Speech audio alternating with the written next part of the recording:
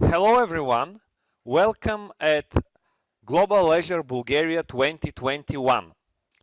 Our team did the best to have one awesome event covering the best parts of newest Azure technologies. I would like to say a big thank you to our partners who support us to organize this event again this year with better content, more speaker, and wider online presence. What exactly is Global Azure Bulgaria? Global Azure Bulgaria is part of Global Azure initiative organized from Bulgarian software community together with organizers of the worldwide event.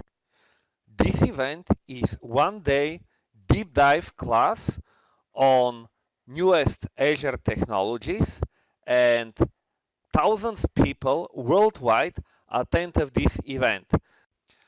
On the Bulgarian edition of Global Azure, we are expecting at least several hundred people, not only from Bulgaria, but also from other countries, so most of the content will be delivered in English. How exactly we started? The first Azure Bootcamp was organized in Bulgaria in 2014. It was in the format of workshop. The next several years, we had both sessions and workshops, but most of the interest were on the sessions. And globally, the event from the last year was renamed to Global Azure. And nowadays, we have mostly sessions on this event. We have one global stream and different streams for different regions organized from the local communities. This year, the global event is probably one of the biggest online streamed IT events. We are online. The whole information about this event is in our website. We have also links to the online streaming, and of course, we have this information in social networks. Another big thank you to our Global Azure Bulgaria team. Our team did the best to organize this awesome event, and we really hope that you will have the best content and will have very good moments in this conference. In the end, I would like to say thank you for joining this event and enjoy the conference.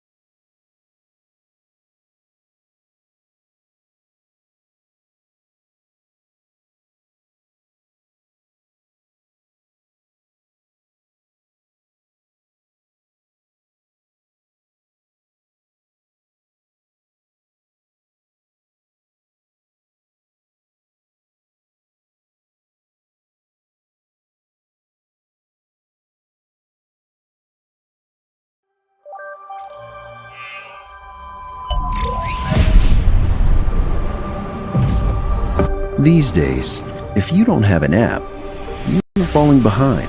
If you are not using your data, your competition is making better decisions. If you are not automating, your work processes are getting outdated. These days, no matter what industry you are in, you need tech R&D to stay relevant. And that wouldn't be a problem if setting it up was easy. Imagine that you could just press a button and have an R&D department spring to life. Imagine that the team already knows each other and works well together. Imagine that ways of work are industry leading, yet the culture is unmistakably your own. Imagine that you have access to an extensive network in an abundant, cost-efficient talent market. Can you imagine how easy scaling would be? Imagine there is a partner that could set it all up for you, operate it until it's up to speed, and then, when you decide, transfer it over to you. A partner that only succeeds when you succeed, that makes costs 100% predictable, gives you access to industry expertise, and makes every aspect of recruitment and HR effortless. Imagine the power of that. At Anthill, we imagined a service that would do all that, and then made it a reality. We think it transforms IT innovation from existential threat to low-hanging fruit, empowering your business to be well-equipped for the age of AI, virtual reality, and the Internet of Things. Learn more at anthill.one.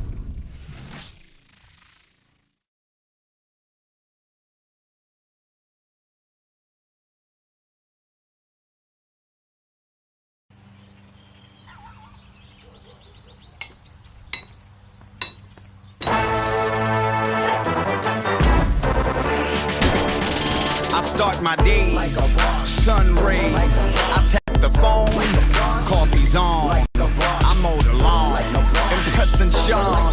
So connected, so effective. I let it drop, clean it up. Heat smart, I do my part. Get in the car. Superstar, they're watching me. IoT, IoT, IoT, IoT, IoT. I check my stock. What a shock. Buy some prawn. My oven's on. Coming home. Future zone. All for me. IoT, IoT, IoT, IoT, IoT. Live like a Bosch, with many connectivity solutions for a smarter future. From Bosch.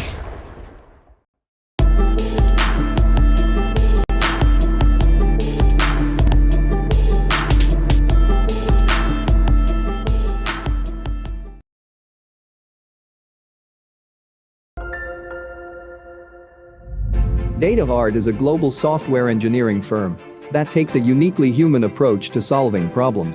With over 20 years of experience, teams of highly trained engineers around the world, deep industry sector knowledge, and ongoing technology research, we help clients create custom software that improves their operations and opens new markets. We integrate our engineering excellence with deeply human values that drive our business and our approach to relationships: curiosity, empathy, trust, honesty, and intuition.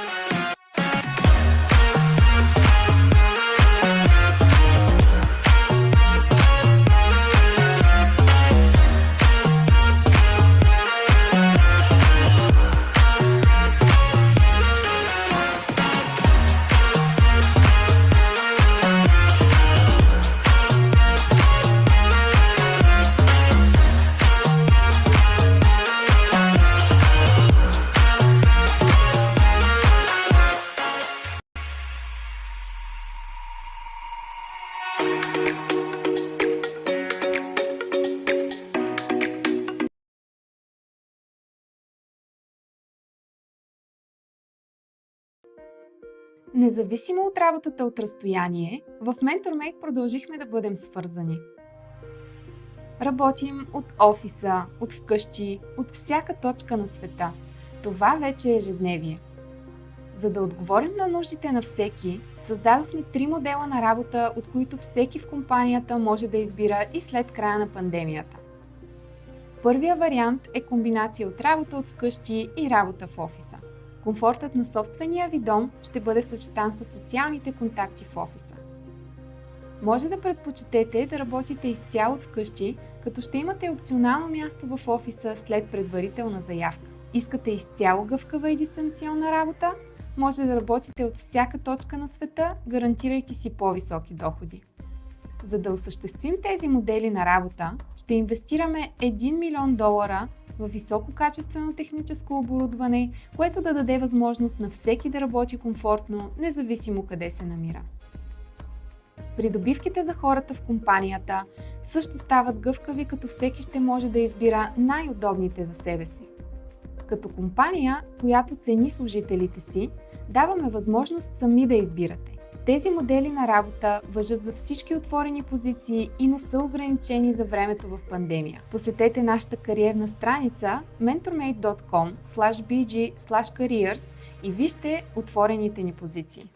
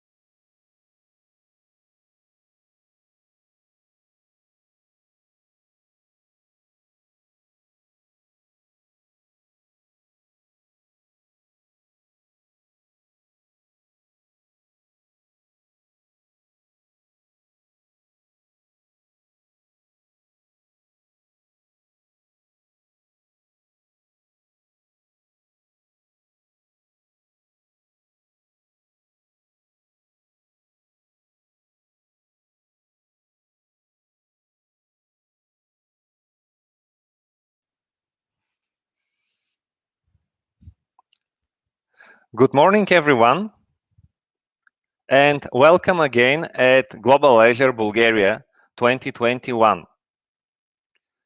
I would like to invite our partners who are very important for us, and we really appreciate the support from the business to be possible to organize this event. Event is staying bigger with several streams, with better technologies.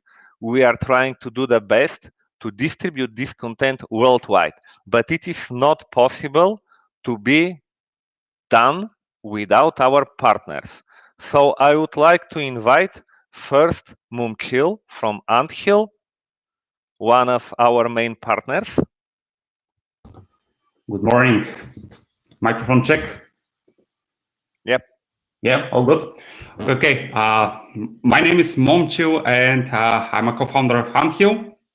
It's great to see a couple of well-known names here, a couple of well-known faces. However, for those who are not familiar still with our brand, in short, at Anthill, we build, grow, and provide highly skilled tech teams, as well as creating and setting R&D centers totally from scratch. And as product and innovation are always a main focus within our project, if I may choose a certain single one goal for our company, that would be definitely to serve as something we call a natural bridge. A natural bridge, a natural connection that links businesses with the innovative, highly skilled, and creative ecosystem in Eastern Europe. And speaking of ecosystem, particularly in Bulgaria, we usually help most of the top product IT companies here, and of course many of the Sofia-based startups helping them to grow. And we are actually very happy, very proud being part of the couple of successful great deals, great acquisitions happening recently in our country, believing more and more are yet to come. And of course, now is the time to, I'd like to thank Mikhail and his team for another great event. Among many others, these folks have organized for us during the last couple of years.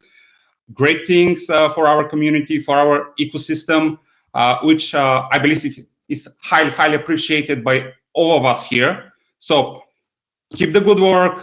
You're definitely on the right track, and you have all of our support here. To all the participants, to the speakers, thank you also for being part of this, and I wish you a great and productive day, which I strongly believe is yet to come. Thank you. Thank you very much, Mumchil, and thank you very much to Anthill for the support. And I would like to invite our partners from MentorMate. MentorMate support us for many years, probably 10 years of different conferences. So thank you one time more. Hello, Misha, and hi, everyone. My name is Svetla, and I'm from the MentorMate team. Just quick words about this Saturday event. We're really glad to sponsor such technical, and we saw really good lectures. We also actually have one by one of our leads here at MentorMate. So he's at 11 o'clock in the second track. I want to also quickly mention, of course, as a software development company, we have more than 650 people, and we have lots and lots of open positions because we have recently got a new business, lots of new business. We're working with the American projects, and right now we have lots and lots of open positions in front end, .NET, Java, and other positions. So I would like you to welcome you to, if you have any questions, just write me in the chat. I'll love to get to know you. And also at the moment, we have 3 models of work, which you can work from home remotely, you can work from the office and from home as a combination, and you can work exclusively remotely from any part of the world. So for this event, we have prepared a special raffle for Global Azure Day Bulgaria, where you can win a couple of really cool practical laptop backpacks and branded t-shirts and other swag. So I'll just paste the link in the chat. And of course, if you have any questions, don't be afraid to reach out to me. Thanks everyone, and have a really great day.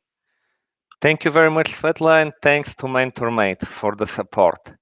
Our event stay more and more international. We have not only international speakers, not only international attendees from different countries, but also some of our partners also will be represented from people who actually can say are international persons traveling, coming from other countries. So I would like to invite Denis Yukno, who is the country manager of Data Art.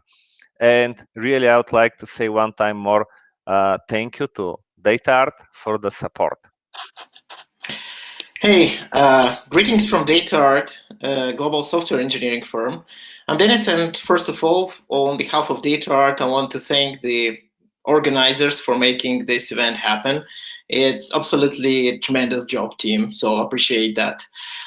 Data Art is a Gold Microsoft partner for more than 20 years, and we are building solutions on Azure platform since 2011.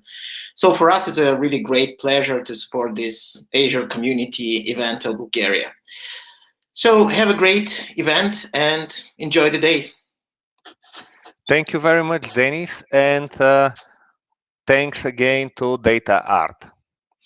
Another very reliable partner supporting us for many conferences related to Azure, IoT, AI is Bosch.io. So I would like to invite Philip, and thanks one time more to Bosch.io for the support. Hello everyone, greetings from Bosch.io. Misho, special thanks for you and for your team, of course, for organizing this great event. We see many incredible sessions throughout the 3 tracks for the whole day, and I think that the weather outside is perfect for having such an online conference with so interesting topics. And from Bosch.io, we are more than 900 people across the world. We create IoT solutions and we make the world a better place. We connect everything, and our goal is really to make the lives of the people better and easier. So I really hope everyone today, all the participants, all the speakers have a tremendous day and learn more about Azure and everything about there is about the new trends and the new technologies. Thank you, Philip, for the support, and thanks to the whole team of Bosch.io. Really, we appreciate our very good collaboration. Thank you. I would like to continue with actually the person who started data platform community in Bulgaria, but nowadays data platform is also tightly related to the cloud and especially to Microsoft Azure. So I would like to invite Magi Naumova as manager of InSpirit, but also as one of the most well-known speakers and lead of SQL and BI user group. Hi, Mikhail, thank you. Hi, guys. Welcome to Global Azure Bulgaria. I'm really enjoying this day. I hope you will come next to my session, which starts in a few minutes. But before that, I would like to mention a few things. I'm not going to talk about the InSpirit company. I believe most of you know already that we are a data platform company. But what is important is actually we are the first time sponsoring Global Azure Bulgaria. We are actually supporting SQL and data platform communities in Bulgaria a lot for many years. But I would say that we feel that our place is in Global Azure Bulgaria as well, because we have experience already. We feel confident that the data platform in Azure is developing fast, and we have to be part of it, and we can support the community in building modern data solution in the cloud, and to help all of you to get there as fast as possible, and to develop your knowledge. So this makes us part of the global Azure community as well. So enjoy the conference, and we are really glad that we can help this event to be as better as it can. Thanks. Thank you very much, Maggie. Thanks to InSpirit and for the whole support which we have from your side. I would like also to say thank you to EPAM. EPAM is supporting our events from a long time, and Dimo, who is also my friend. We work together. We had also many community activities together. Dimo will represent EPAM. Dimo is one of the active community speakers, also manager in the company and mentor, and also community lead. Hi, everyone. Thank you, Misho. I'm glad that I'm part of this event. Yeah, it's a pity that I didn't have the ability to have a session this time, but next time I promise I will have one. So let me tell you a story. My story with EPAM began several years ago, and Misho told me about them. And at that point, I was thinking that EPAM was a software development company. After that, on top, it was added that it is an outsourcing company. But I joined EPAM 6 months ago after talking with people inside, and we decided it's not only that. It's a global company with 41,000 employees, and right now we're trying to incorporate different technologies in the cloud sphere. And yeah, I'm leading the Azure activities in Bulgaria. So I'm glad that we are part of this Azure Global Bulgaria. So good luck to the speakers, and thank you again for the organization. Thank you very much, Dimo, and thanks to EPAM for the support. And now we have one special guest. I really appreciate that Kalin Dimchev, who is General Manager of Microsoft for Bulgaria, and not only for Bulgaria, for the whole multi-country region, including 24, I think, countries at the moment, is here. We really appreciate the whole support from Microsoft, and especially for Kalin from the time when he started this role like country manager here. Welcome, Kalin, and thank you one time more. Thank you, Mikhail. Hello to everybody, all the attendees and the speakers.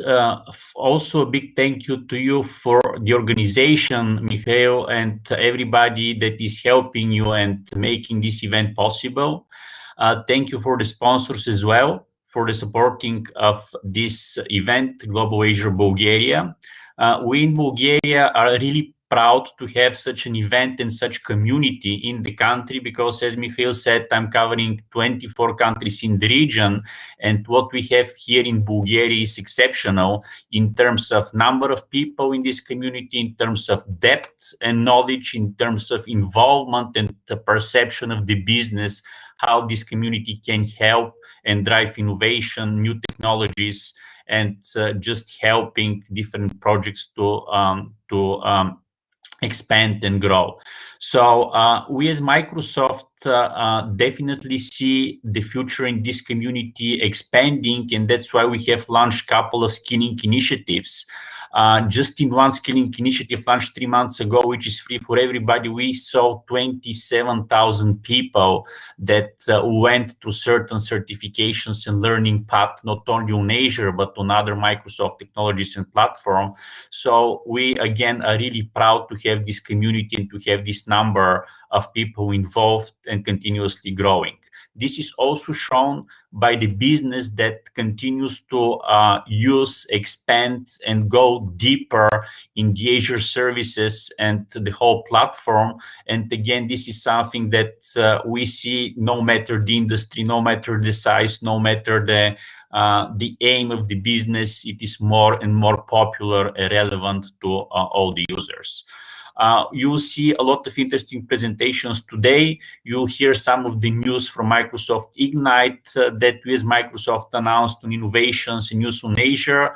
Definitely great stuff like Azure Percept, great platform that includes cloud capabilities and hardware for Azure edge capabilities, meaning that low-code, no-code things with regular hardware you can use and develop new stuff for AI and for machine learning. So I'm sure all the presentations will be interesting. Enjoy the day and support this great community. Thank you. Thank you very much, Kalin, and thanks again to Microsoft. It is time to start with technical sessions. I am really very glad that we have so strong line of speakers now. So we will continue with Magi Naumova in this track. In track 2 will be Georgi Filipov, and Katalin Georgiou will talk about real-time Azure in track 3.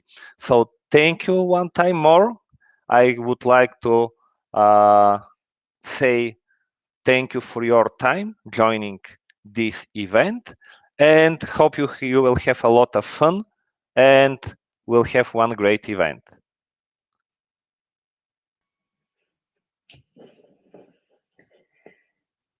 Hi, it's time for the first session.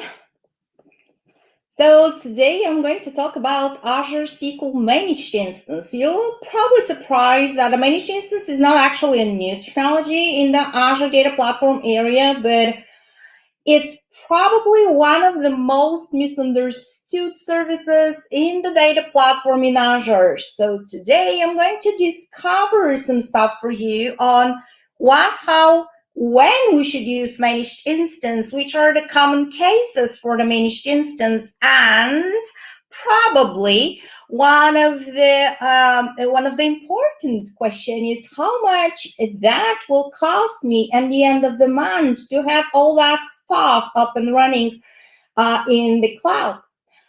So I had a lot of questions coming from our customers in Bulgaria and especially here in Norway because what exactly is managed instance and why is that so like a specific service which is a kind of a mix between SQL Server, Azure SQL Database, and probably it has a touch of Azure SQL Virtual Machine as well. Well, let's answer all those questions today so you will get more familiar on how and when to use managed instance for your data platform in the future. I believe that most of you already got the idea of the companies who are sponsoring that event, including us, so I'm not going to spend too much time on this slide. So let's start by covering the Azure or by getting an overview of the Azure SQL family in order to understand where exactly managed instance is placed. So we got infrastructure as a service, which is actually a really convenient service to use for placing your existing virtual machines that you have in on-premises environment and perform a really easy migration or so-called lift and shift of the entire virtual machine, or you can basically migrate the workloads which require not just SQL engine, but they require, or let's say, integration services, reporting services, analysis services, and you want to keep them in the same configuration as they are in your on-premises environment. You have a full control over your virtual machine. You can add a disk storage. You're responsible for installations, for configurations, for basically everything which is SQL Server related. But that's fine, and that's why it's infrastructure as a service. But when it comes to platform as a service, we have several other options.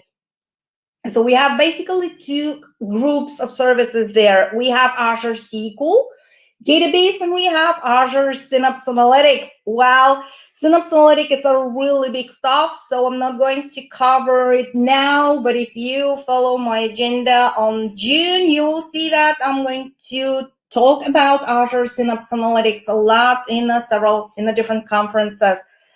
So let's focus on Azure SQL, because this is actually an OLTP offering that we have in the cloud. And we have a single Azure SQL database, and then we have managed instance, and then we have potentially hyperscale.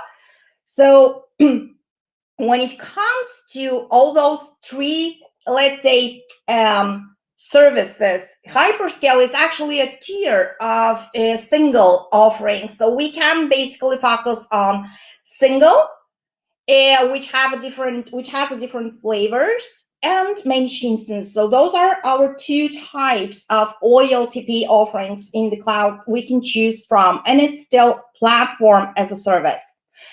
So a single database means you got no connections or no options which are easy to implement or come out of the box for building across databases solutions, like, for example, cross-database queries, cross-database transactions, or even, let's say, running jobs, or some specific configurations like we have in our on-premises environment.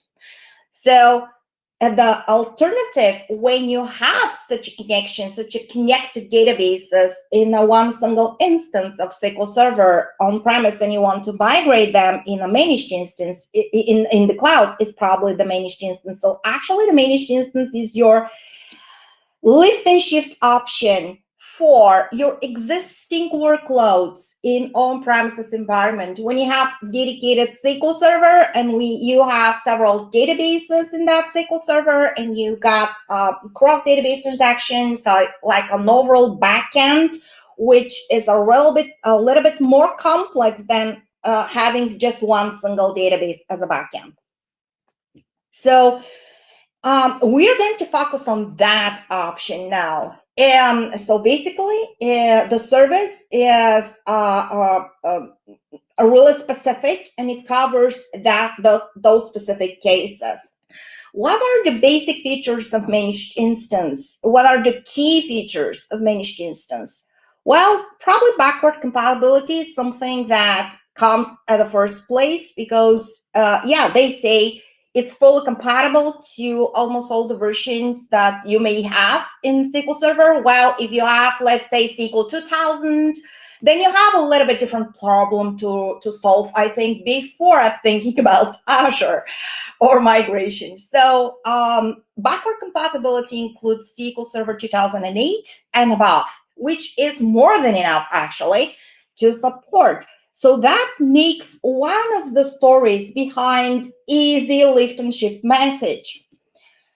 It's a fully managed platform as a service. So you got your instance of SQL, which you can connect to, not via RDP connection though, but connect through the TDS protocol, like the TCP/IP TDS protocol. Then you connect to your managed instance, and you got your platform as a service at the same time, which means you actually don't care about the operating system installation. You don't care about configurations of SQL Server instance. You don't actually install that instance.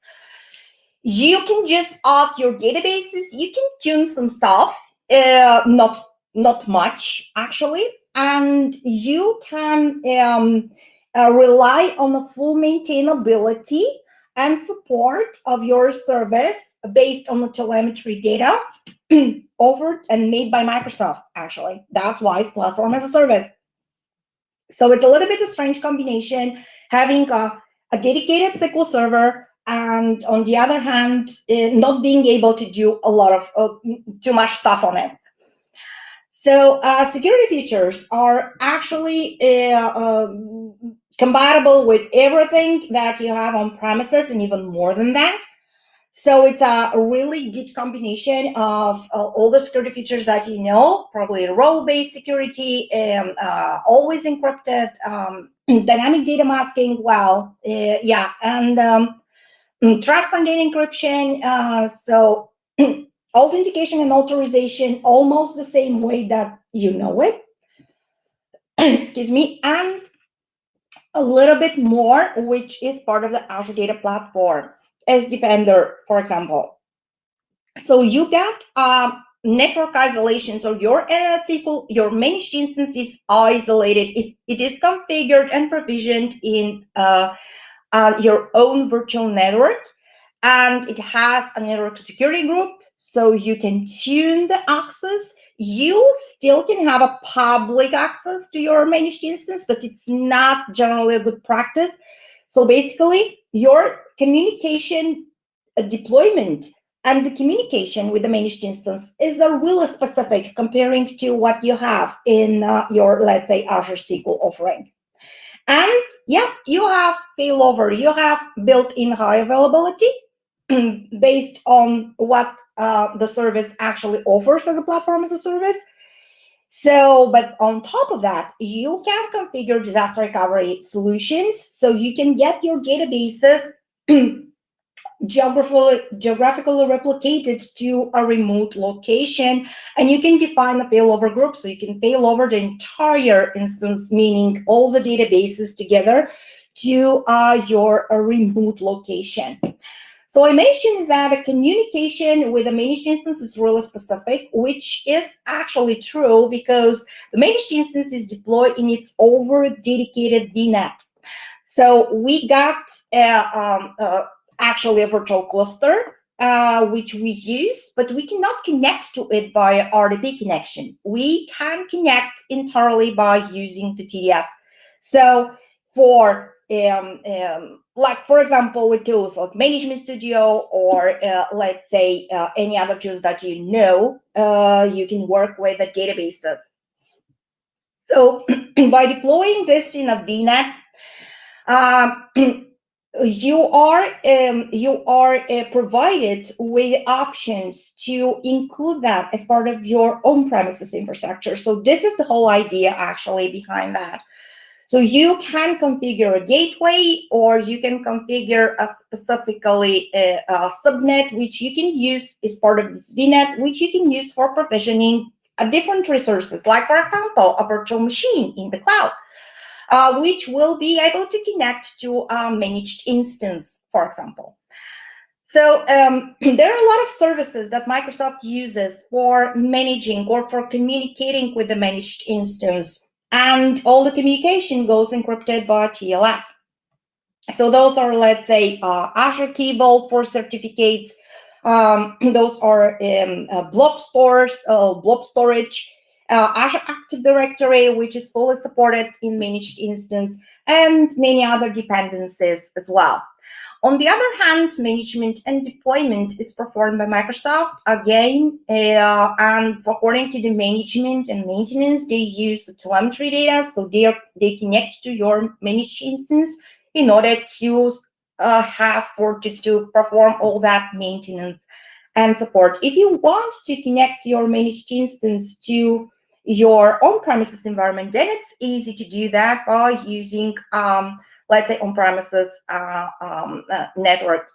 So you can use ExpressRoute with a, let's say you can configure gateway subnet, but in general, your managed instance stays under its own private network.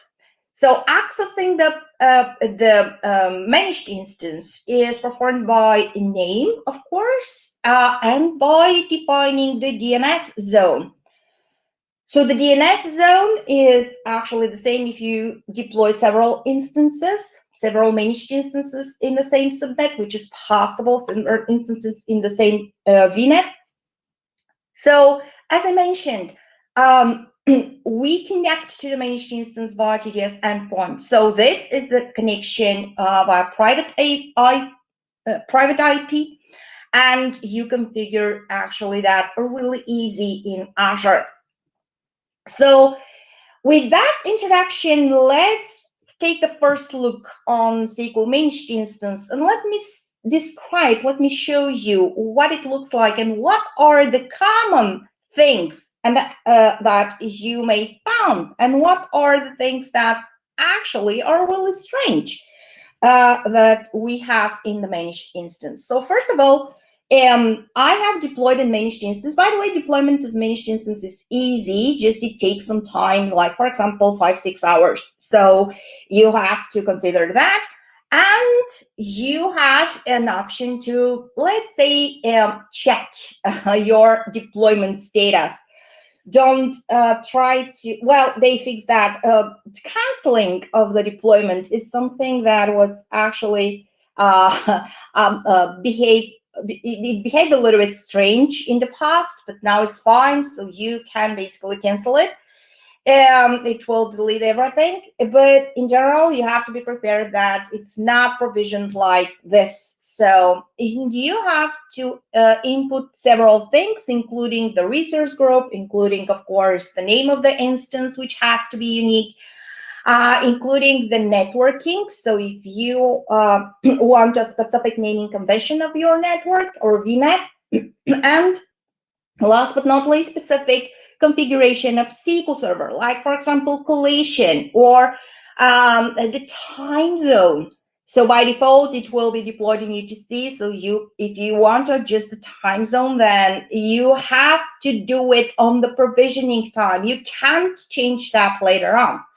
So and last but not least, you have to provide an administrator password. So this will be your single SQL account, which will have an administrative permissions in Azure Managed Instance. So immediately after you deploy your instance, the resource group, which currently has just my managed instance along with the 2 databases that I have created here, the instance has actually, the resource group has several resources. It's not just the managed instance in itself.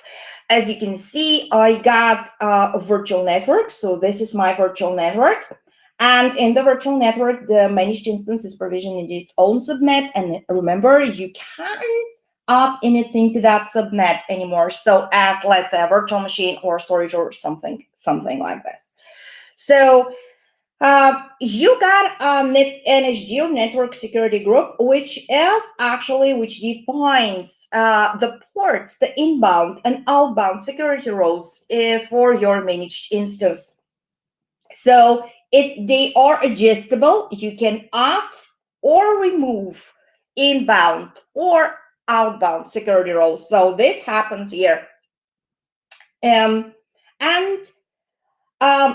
As part of the provisioning, you define to, if you want to provision public, if you want to include a public endpoint to your managed instance. So public endpoint actually is something that allows you to connect to the managed instance by using, let's say, internet. So no additional configuration, no private network, no VPNs. You just have a public address for that. And if I go to, let's say, the overview of my managed instance, and you can see that I got this details about the instance. So I have provisioned really to a data center which is really close to me, like half hour or so. So I'm sure that I will have a good connection. So I got this as a minimum price tier. So Gen 5 as a hardware is the current, the newest one. And this is really the lowest tier that I can get, like 4 vCores. We'll talk about that later on in the presentation, so you will see what kind of tiers and how much I will pay at the end of the month if I keep that up and running. So this is the virtual cluster. I can't connect actually to the virtual cluster, but what I have is I have my host name. So as you can see, I got my name and I got my zone. So if I copy that, this I can use for connecting to my managed instance, but not on the public connection point. So this is just the private connection point. If I want to connect to my public connection point that I have provisioned already, then I will get a little bit different connection strings. So I got this public for the public connection point, and I got this port number. So this is how you connect to the managed instance via public connection. So let me show you that. So I'm going to show you the connection, and here is my managed instance. Here we go. So as you can see, I got my public here. So let me try to zoom it in. Here we go. So I got public, and I really have to specify the port number. So this is actually the way we do it. Here we go. Yep. So how the instance looks like, again, we don't have reporting services, we don't have integration services, because integration services actually runs in ADF, Azure Data Factory in the cloud. So Azure Data Factory can use the SSIS catalog, which it can be stored in managed instance, but we have no other services except database engine service only. So, and we can't connect via RDP. So the connection is like a platform as a service connection. So you connect to the instance in this case. I got two databases in my instance, and I got all the system databases here, and I got actually everything else pretty much, which pretty much looks like as it does in on-premises environment. So I got logins. Yes, I can create logins, and I got some stuff here. And I got server roles. I got audit. Audits are supported, even if you don't actually store audit files in a local store. You store them in the Azure Blob Storage. And you got your SQL Server agent, probably one of the reasons to have your databases migrated or your instance migrated to the cloud, to the managed instance service. But hold on, you have to know a little bit more detail about what that SQL Server agent offers you at the end of the day in order to make your decisions there. So let's explore a little bit of properties of that instance, and let's see what we get here. So here we go. I used some of the scripts on Glenberry, so I believe those of you who work with a data platform and SQL Server, you know that guy. So you use his maintenance scripts to check your server, to check your SQL Server instances. So what we have here is, yeah, this is my server name, again, the private point, engine edition 8. Well, that means a specifically managed instance. For example, on-premise SQL Server, development, enterprise, they have 3 as a number. So it's SQL Azure, it's 12 as a product version, kind of expected. Collation, as I mentioned, you define it on the provisioning of your managed instance. What about the security and other stuff? Yeah, you got Azure Active Directory. So Windows security is not supported. No, it's not HADR enabled in the terms of SQL Server and on-premises environment like failover cluster or availability group. And this is actually the interesting part. So what is that default data path here? Do they actually store my data on a C drive? Oh, really? That doesn't look really good. Well, it's not, it doesn't. So they don't do that actually. So it's just, yeah, it's a default data path, the default log path, and we also have a default path for backups. But actually this points to Azure storage. So yeah, it actually Azure storage. So file stream, in-memory OLTP file groups are supported, but they are supported in the file stream is not supported anyhow. So no file stream in managed instance. File stream group can be created in business critical tier for maintaining an in-memory OLTP if you have in-memory tables. So obviously we got some stuff here, how it looks like if I go to properties, for example, so you can see what we can adjust. Well, you can't adjust too many things. For example, yeah, that's fixed, you can't change it. I believe they know what they are doing, so I'm not going to argue against maximum server memory here. So according to security, everything is just as expected. Well, something interesting, here we go. So what you can do though is you can enable those features in case you are going to use your own custom backups. I'm going to show you that later on. So you can't actually edit the default database locations though. So you can't edit the path. The paths of your data, logs, and backups are forced and fixed on the deployment time. So you can't do anything about that. According to the advanced, yes, you can do some stuff. Like, for example, you can basically or probably do something around max degree of cost threshold of parallelism depending on your workload. So what about the databases?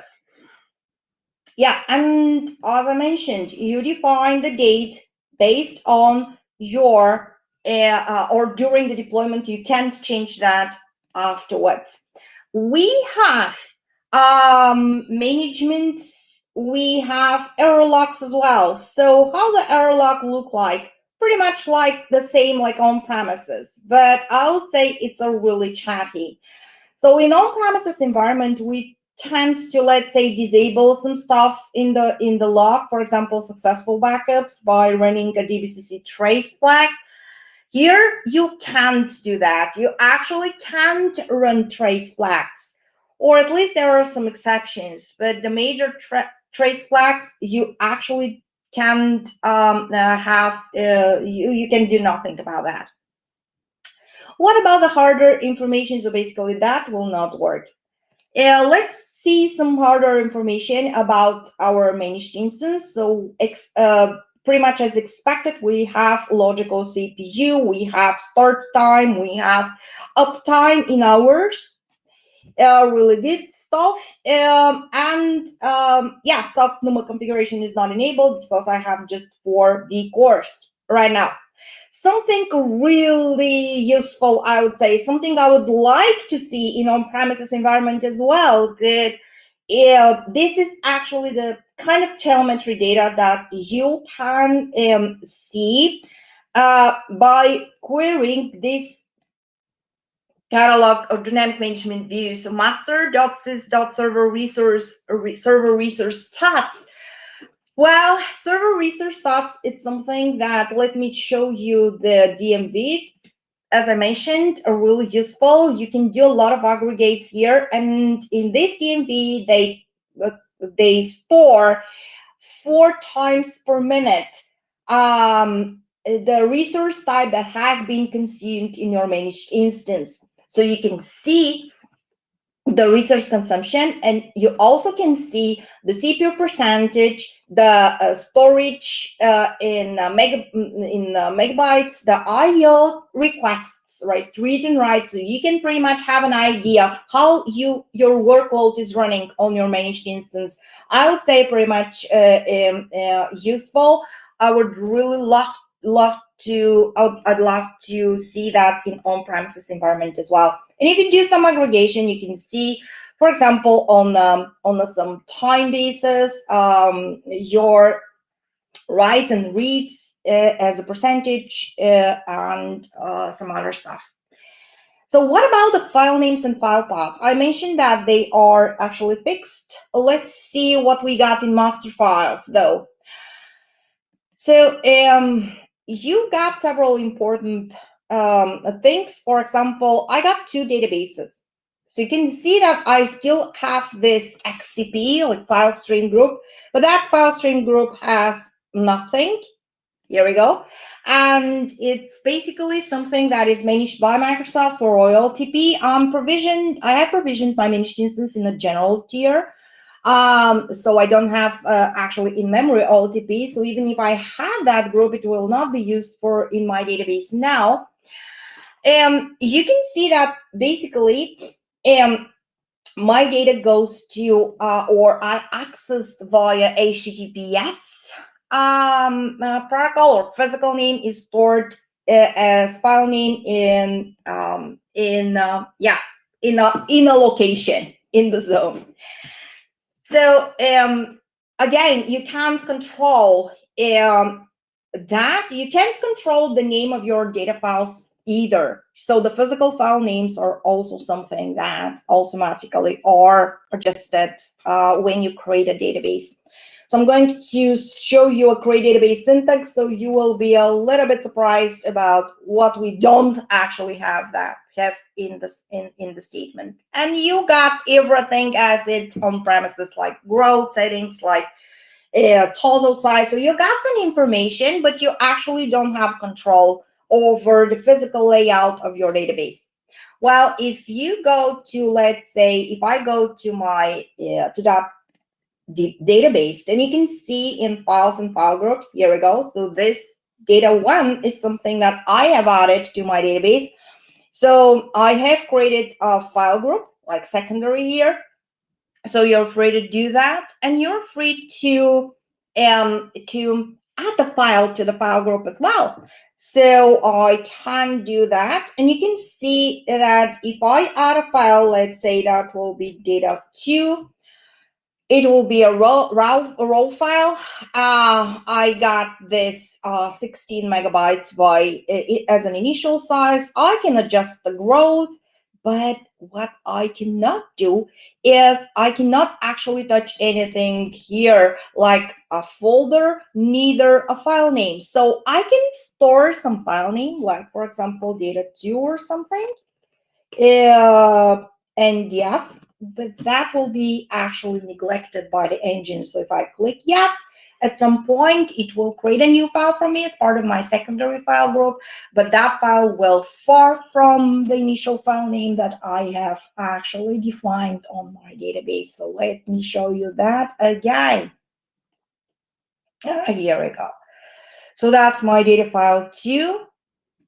As you can see, my data file 2, which is on the second place here, it's actually something that is far from what I have defined as a name. Here we go. So you basically can't do a lot of stuff here. So what about creating a new database and how it looks like to script a new database creation? So when you create a database, I'm not actually going to, I'm running that, but it will take some time. So that will be my demo test database. And as you can see, I actually don't have a lot of choices here. So you have this just options. So recovery model is not something that you can change. It stays on full. Compatibility level, again, from 2008 to 2019. So containment, you cannot adjust the containment during the creation of the database. You can do that later on. And some stuff here, you can, even if it looks like that you can change, it probably you can't. For example, as you can see, auto close is actually removed. That's because you can't change auto close setting. And there are some stuff that is also missing, but let me create that database first, and then I'm going to script the comments so you can see how it looks like. It's a little strange. What about if you have to, let's say, restore a database from on-premises environment to your managed instance? I'm going to show you that in a little bit later in the presentation, but you will see that actually the names and everything will be adjusted according to the rules that I mentioned. So here we go. These are the files, as you can see. So basically, all the stuff that I've shown you, and let me now script the database is create, so you will see, you will see how that will look like. Here we go. Yeah, so this is my create database statement. So this is all you can do in to create a new database in managed instance. So that's it. Nothing else is actually supported in the create database statement. Yeah, full text search is not supported either, and some stuff that you can and you cannot actually adjust. So as you can see, there are a lot of stuff that it's it's actually part of the database creation, just in case they want to make sure that we will not do something stupid as some database options. What is important though is that there are some options at a database level which we can't actually change. Like, for example, we can't change auto close is fine, that we can change, but we cannot change the status of the database, so it goes in a multi-user only. You cannot perform, let's say, you cannot switch the database to a single user mode. You cannot do anything which changes the database online mode in general. Query store is enabled by default. So this is what we got at the database level. So what about the system databases? Well, when it comes to system databases, we got all of them basically. And we got our TempDB here. So what about TempDB and its configuration? So TempDB is configured by default. We don't care about that. We have just some of the limitations. And the limitations actually say that, we got about 24 gigabytes per core as a maximum size of the database in a general tier, and basically unlimited in the business critical tier. So we got two flavors in managed instance. I'm going to mention that later on in my presentation. So those are configured. You cannot change anything. And hopefully that your TempDB will be up and running really fast. And this is basically something that Microsoft takes care of. What about the security? So I mentioned that actually security is something that it's aligned, or it's something that you got as a platform as a service, and because it's Azure, so it should be configured with, it should be aligned with Azure Active Directory, and it is. So basically, the security schema is the same. So you create a login account, you map a login account to your database, for example. So you basically create a login account in really the same way, like you do in your on-premises environment. So if you have to migrate your existing databases from on-premises, and you have your login accounts in on-premises environment, then you can use a regular scripting for scripting out the login accounts along with their SID security IDs to preserve passwords and everything. And you actually transfer those in your managed instance. So they behave as they are, nothing special about that. Well, there is a special additional option that we have. So Windows accounts are not supported. So you cannot create an account from Windows as you can in on-premises, but you can create an Azure Active Directory account. Before being able to create an Azure Active Directory account, though, the managed instance should be enabled for Azure Active Directory authentication, which is not performed during the provisioning. So in order to be able to work with Azure Active Directory accounts, you have to go to the portal, or you can use, of course, any type of scripting language in Azure. So you can use PowerShell, Azure CLI. So, but you have to actually define an Azure Active Directory administration account. So defining administration account requires several steps. So the first step is to, so let me just zooming a little bit in order for you to see that. Here we go. So first of all, managed instance needs to have the permissions in Azure Active Directory in order to be able to query the Active Directory when you create a new account. That's a really common, and you actually define the authentication in the same way like you do in Azure SQL, let's say. So I'm granting the permissions to managed instance, which is the first part, and the second is to set an admin account. So I'm going to set myself, like my account, here we go, as Azure Active Directory administrator of the instance. Here we go. And it will take some time to actually promote that. So I'm saving that configuration. And once I got my admin account, this will allow me to create an account in my SQL, in my managed instance. So this is valid not just for managed instance. This is the procedure that you have to perform in Azure SQL database as well. So you have to have rights in Azure Active Directory. Of course, you have to have a permission. You have to be a global administrator in order to promote that and to enable that. So yeah, there is a reader role, which also is possible to use recently as, here we go, as a way to promote an account. How do you create an account?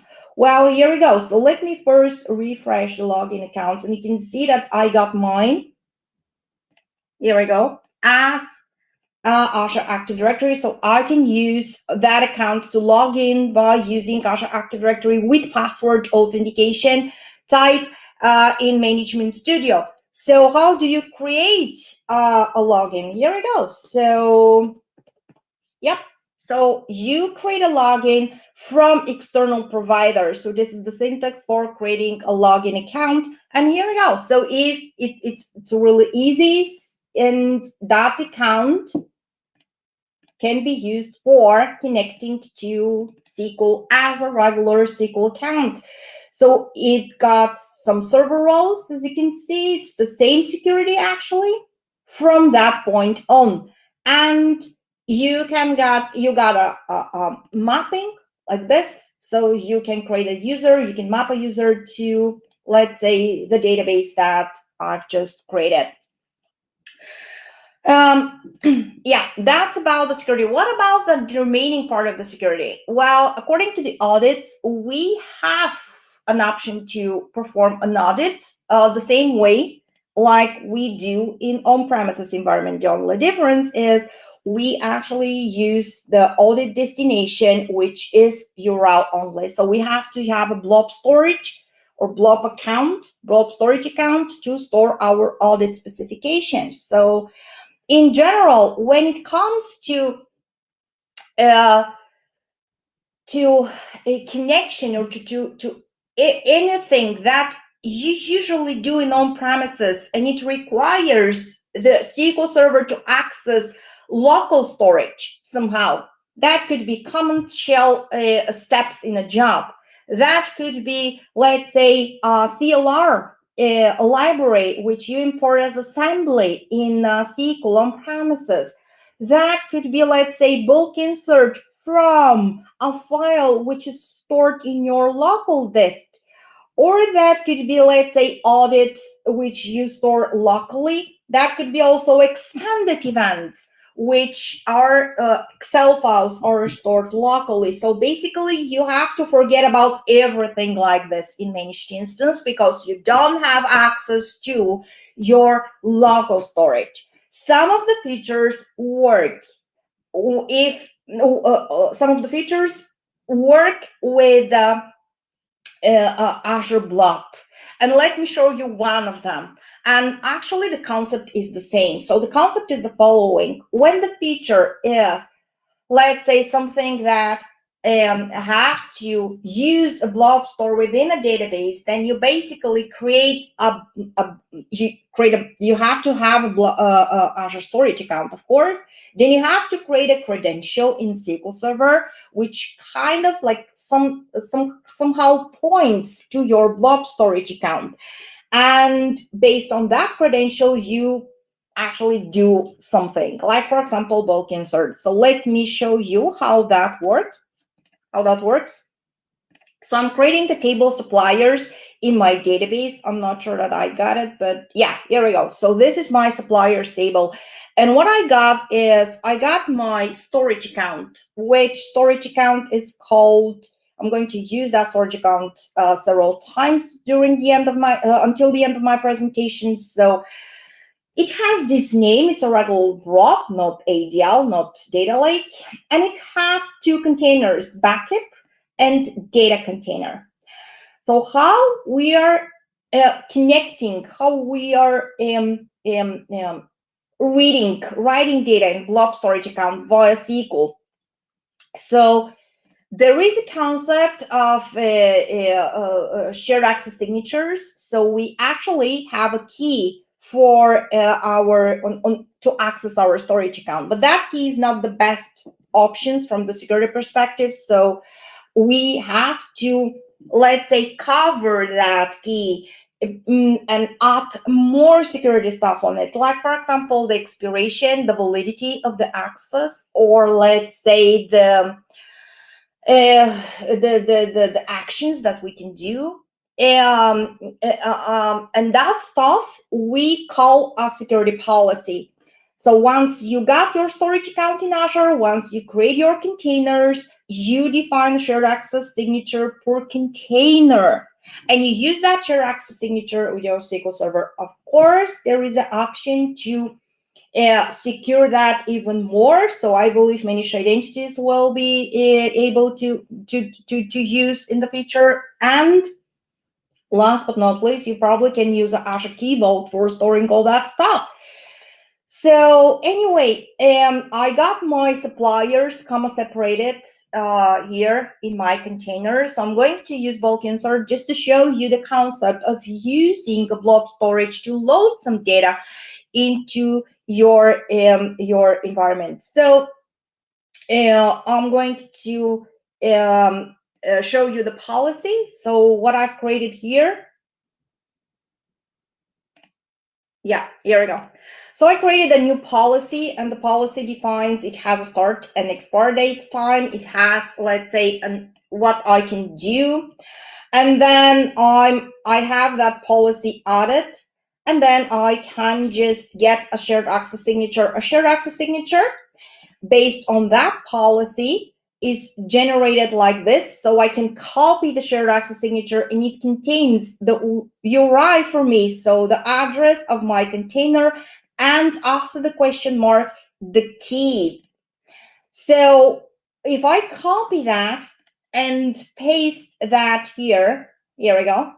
So I'm dividing that in two parts. So first part is before the question mark, which is the address. And the second part is after the question mark, which is my secret. So don't copy my secret now. So what I'm creating now is, because it's a database and I'm going to use that in a database, I'm creating a master key encryption by password, and I have to do it once. So then I'm creating a database scope credential with a name. This credential is based on the shared access signature, and it actually puts the secret here. So I'm creating that. Here we go. yeah, it already exists actually. So let me see if that's in the database. Yeah, so here we go.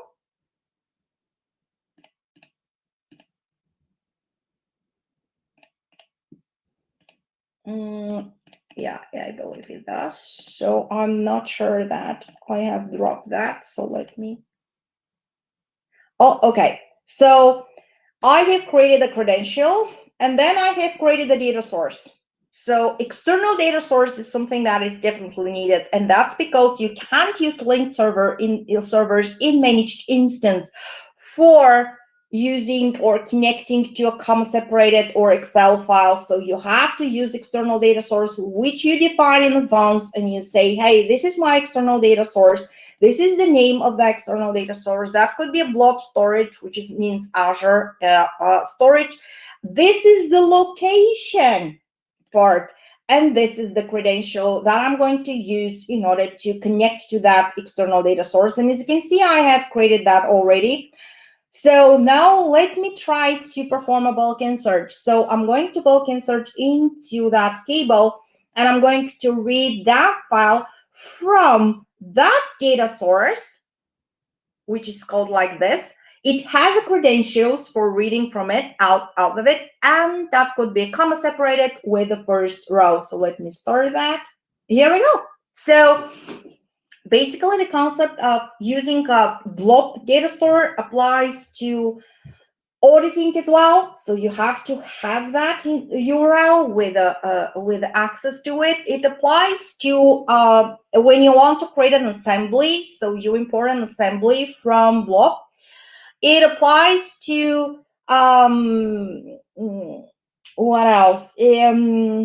I think those are the most common, and the backups, of course. So if you want to restore from backup, then this is actually something that you can do based on the blob data.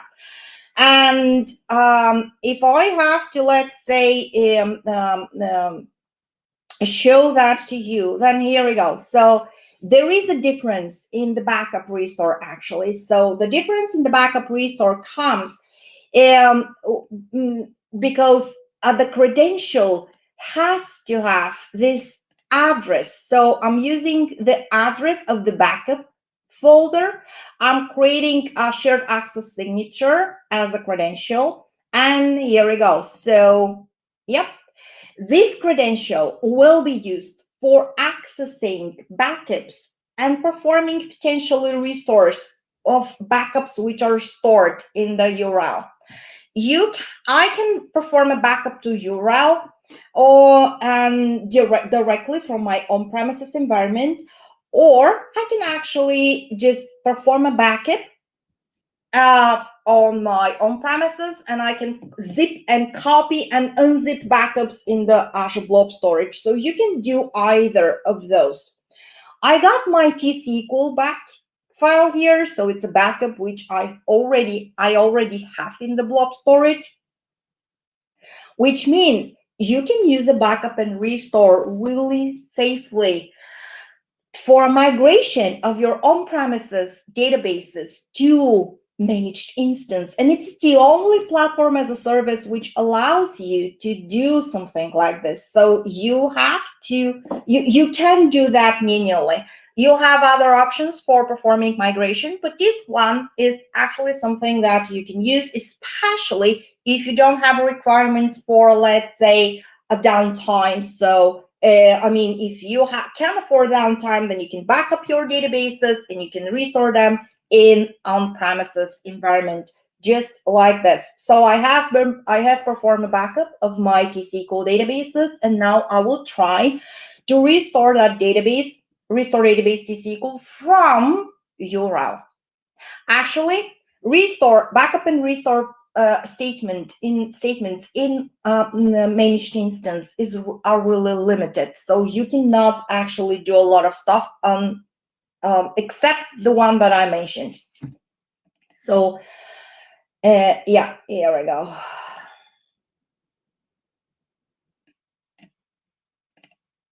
Yeah, it has to be able to connect. I'm not sure I did the credential actually, but Anyway, let me see if I created the credential, because I'm not sure I have it. No? Yeah, I have it. I run that. Okay. So now, here we go. I got my database restored from blob storage. Again, I'm creating credential. It's a little bit different than the one for bulk insert, but that credential is used for restoring the database. And now I got my database migrated from on-premises to the cloud. Here we go, to my managed instance. Can I perform a backup? Well, that's another story. So if I want to perform a backup to URL, then a backup is something that is a little bit tricky to perform manually. Let me run that. So by the way, I'm going to run that with copy only option, because in the only option that you have to perform backups in managed instance manually, is to use a copy only option. Well, I'm going to use a copy only option, and let's see what I got here. No. So the backup option for a database with a service transfer data encryption is not supported. Yeah.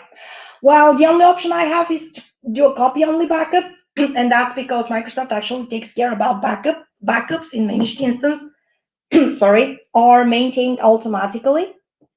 So they run automatically. You can't have a lot of control over that. And the manual backup in general are not needed, unless you really want to restore that database to another managed instance. So you probably know that even if you manage to perform a backup in a managed instance like this, you cannot use that backup for restoring the database back in on-premises environment. So no, not at all.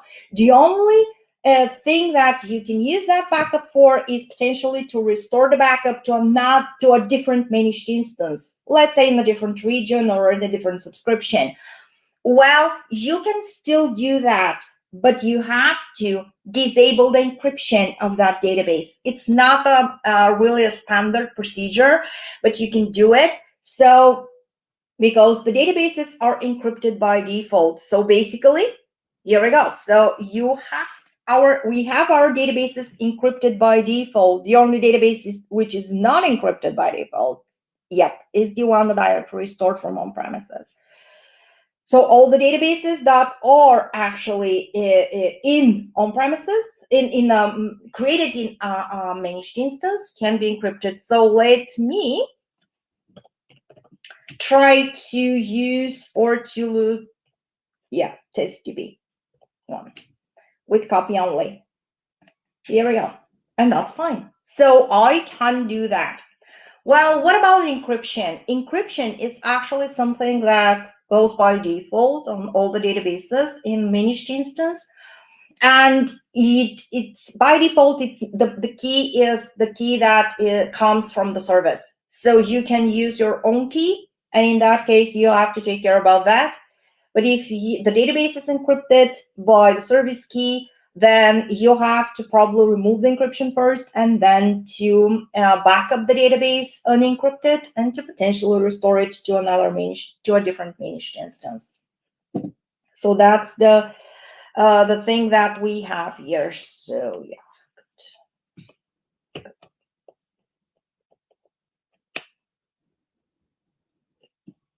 Okay, I lost my mouse for a while.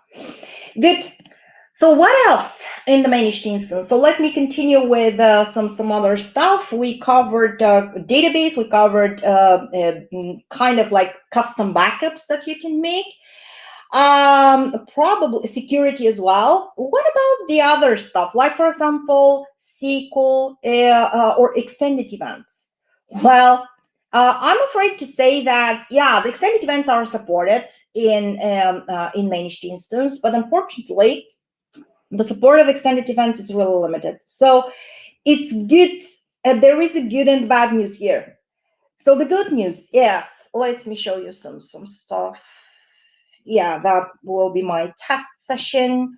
And I'm using the wizard just to show you the events, some stuff.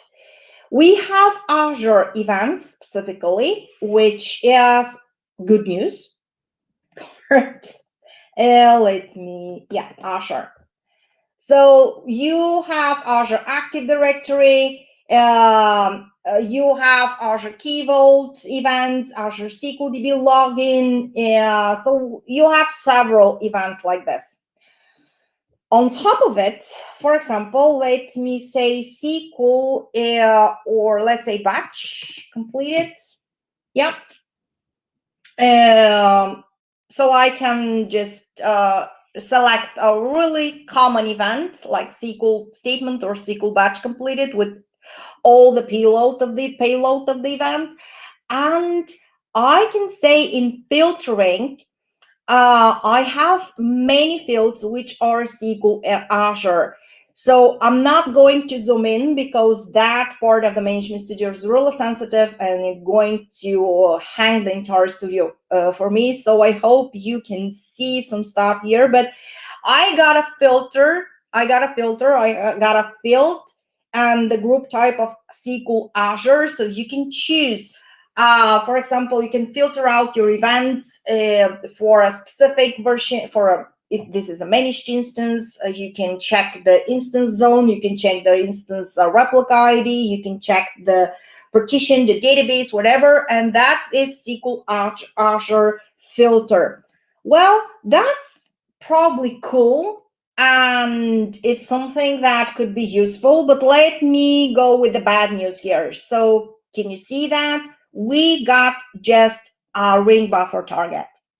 So event target, even event target is not supported in Azure SQL Managed Instance. That's really bad, I would say, because it's kind of like something that we have in Azure SQL Database. So let me show you the same stuff in Azure SQL Database. In Azure SQL Database, well, basically, this is the session that I already have. And I'm going to go to data storage. So this session is just the data storage. Yeah, and as you can see, I got a file here, but it actually is not correct because you can see that I got file name on server. Really? It's no. So it's something that you have, but it actually doesn't work. So just to compare, this is my Azure SQL database. No, this one up there. Here we go. So this is my Azure SQL database, single database offering. In a single database offering, I got extended events. They are part of the database. And if I go to extended event session, you can see that I can define an extended event session with all that stuff. And actually, I got my, let me show that.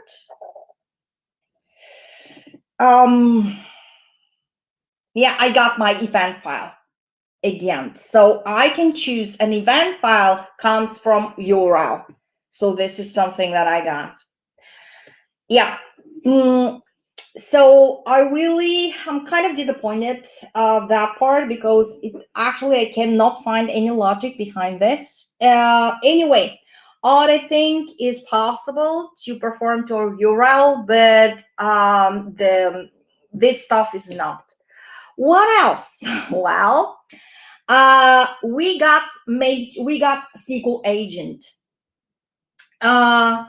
We got SQL agent in managed instance, but SQL agent in managed instance is actually something that, yeah, it's a sales point for going to managed instance, but you have to be careful though, because there are some really important limitations here. Let me go to agent, and that will be actually something that this will be my last part of the demo. So you can see that agent is up and running all the time. That's fine, but what is missing here? So there is a single point missing, single object missing, and this is alerts. So we don't have alerts yet, or I don't know, but we don't have them. You have jobs, only specific limited job types. You have notifications. Well, you have to define a database mail configuration, and you have to use an SMTP, which is a custom solution. It's a really well documented. You can use SMTP, and this is something that it's really cool. So in general, we have a lot of stuff in managed instance, and they said it's nearly 100% like SQL Server, but in general, there are a lot of stuff which we don't have in managed instance. So linked servers are really limited. Database layout I mentioned, extended events are limited, distributed transactions are limited. So distributed transactions are actually no MSDTC support. Distributed transactions are in a preview, and currently between instances will be managed only between two managed instances. So you don't have any other options to run distributed transactions in managed instance. According to the linked servers, only linked servers which are defined with Microsoft SQL environment are generally supported. So you cannot define a linked server with a, let's say, Oracle. So those two are really limited. So make sure that you are well informed what you have in your on-premises environment before considering a lift and shift. Agent is something that is also impossible. So I mentioned backups. And you have a backup in a managed instance. I'm not diving into that anymore, but you have an automated backup which you cannot change as a schedule. You have retention in 7 days, which you can configure to 35 days. I mentioned the migration, so just a few minutes to define or to mention all that stuff. Managed instance, you can migrate by backup and restore, and there is a service, database migration service, which you generally use for migration if you want to perform them from on-premises to cloud. Data migration service is really cool. You can perform offline and online migration. You have a lock replay service. So lock replay service is in a preview, which gives you more control over migration, or you can use APIs. So how much that it costs? Well, the total cost is something that is really, it's expensive. You got, I would say, but it really depends what we are going to run. So the total service cost is the cost of the engine, the cost of the additional storage, because you got the first 32 gigabytes for free. Then you got a backup storage as a price, and optionally you can have an availability. So basically, if you use your Azure Hybrid Benefit license, then the cheapest option for vCore in a general tier, not business tier, but general tier, is that amount per month that you pay no matter what you're going to use on this, because it's not a serverless, you cannot stop the service. So you can start from that if you have a license. If you don't, you start from that number. Then if you use 80, then you pay that much of money per month. I believe it's worth it if you have that workload though. But anyway, on top of that, you pay for databases and the storage that you consume. This is the price. And you got a backup payment as well. So backup price is something that you cannot avoid. So you have to count that, and it's really hard to estimate that in advance. So, and if I have that formula, if I can give you an example, like for example, 4 cores, 20 gigs of RAM, really? I think that's, like for SQL, it's too low, but anyway. Database sizes, several databases with a total size of 500, with Azure Hybrid Benefit and local redundancy backups, then this will actually cost you 500 and around 550 euros per month. Well, I made some assumptions, of course, according to backup storage. But actually, you can see the backup storage price. Well, yeah, it's a common service, but there are limitations, as I mentioned. So consider using the service for specific cases, common cases like lift and shift, for the instance, with multiple databases, when you have across database queries and transactions, but not distributed queries and transactions. You have jobs, but just you don't have alerts by default. Some jobs are not supported, and you can use SSI's catalog actually. So this is a really good use case, and you really have to check if it fits to all the limitations. So you can do that by running that data migration assistant in on-premises. So I'll be here around if you have more questions. Use the chat, please. Thank you for your attention and enjoy the next session in this track.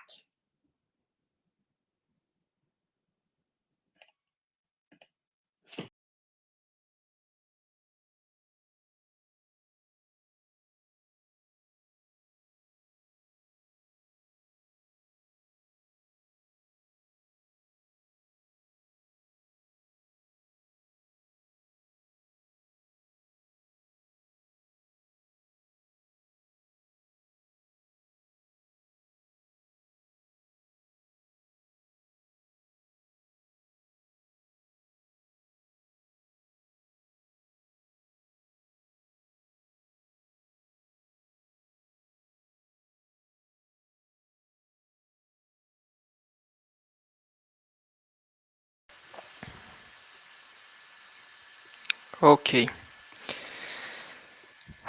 Then it's my turn now, I guess.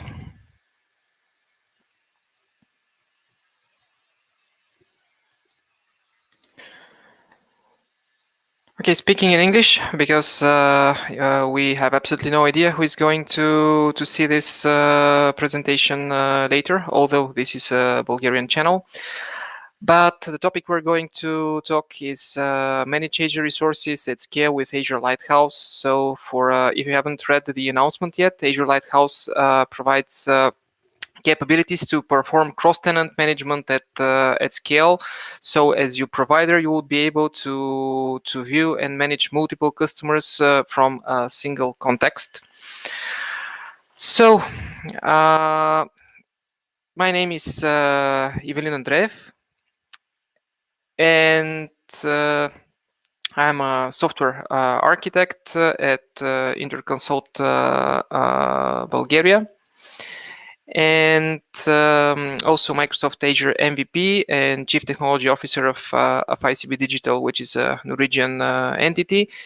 I'm also an external expert for multiple programs where we are reviewing innovative proposals before they are being funded. Our sponsors is a thing which we shall mention it, of course. And this event is free for attendees, and the sponsors make it possible. In this case, things like advertising, recording, streaming. Most of these companies have been our partners for many years, and we are thankful. And if the event was in person, hopefully it will be in person next year. It would have been coffee, beer, lunch, and other things like that. So what are we going to talk today? The first thing is the cloud dilemma thing, which we all know about, to go to the cloud or not, and the challenge is just a single slide to get through the main issues of customers and providers in this context. Hopefully, you will find something for yourself here. Delegated resource management, and what is it? What are the benefits of a provider and the customer? Then we'll go for the two different options: marketplace versus template deployment, the limitations, and how access is granted. So Azure Lighthouse is a service which is mainly for managed service providers, but you could also, as an independent software vendor with cloud product offering, make use of it. That topic, I'm sharing the topic because I personally needed to get into it because of our own product. I'm not getting into details and making any marketing and sales presentation of our product, but we were there, and we wanted to publish our product as an offer in the marketplace, but be able to scale and manage multiple environments in a convenient way. Before we get to the real part of the session, no matter whether you are looking later on this video in YouTube or Facebook, or you are a participant, I would appreciate if you could just give feedback on something here. A session on which topic would be most interesting for you in the near future. In my head, I was just wondering between the current session and these three I mentioned here: Azure Cost Optimization, which is a kind of a deep dive of tips and tricks to optimize Azure resource spendings, or Azure Quantum. I wouldn't say that you could make a lot of use of it, but yes, it's interesting to touch the future. It is deep. Azure Quantum is the world's first full-stack public cloud ecosystem for quantum solutions. And Azure Confidential Computing is something quite relevant to the present topic, because there are ways to encrypt your data at rest and while data are in transit. But confidential computing is giving you a way to protect and give some confidentiality and integrity of data while data is being used. It happens with a virtual machine, DCSV2 virtual machine, and an open enclave SDK, which unfortunately is written in C and C++. Okay, so as I promised, no jibber jabber about our software, but what was the problem?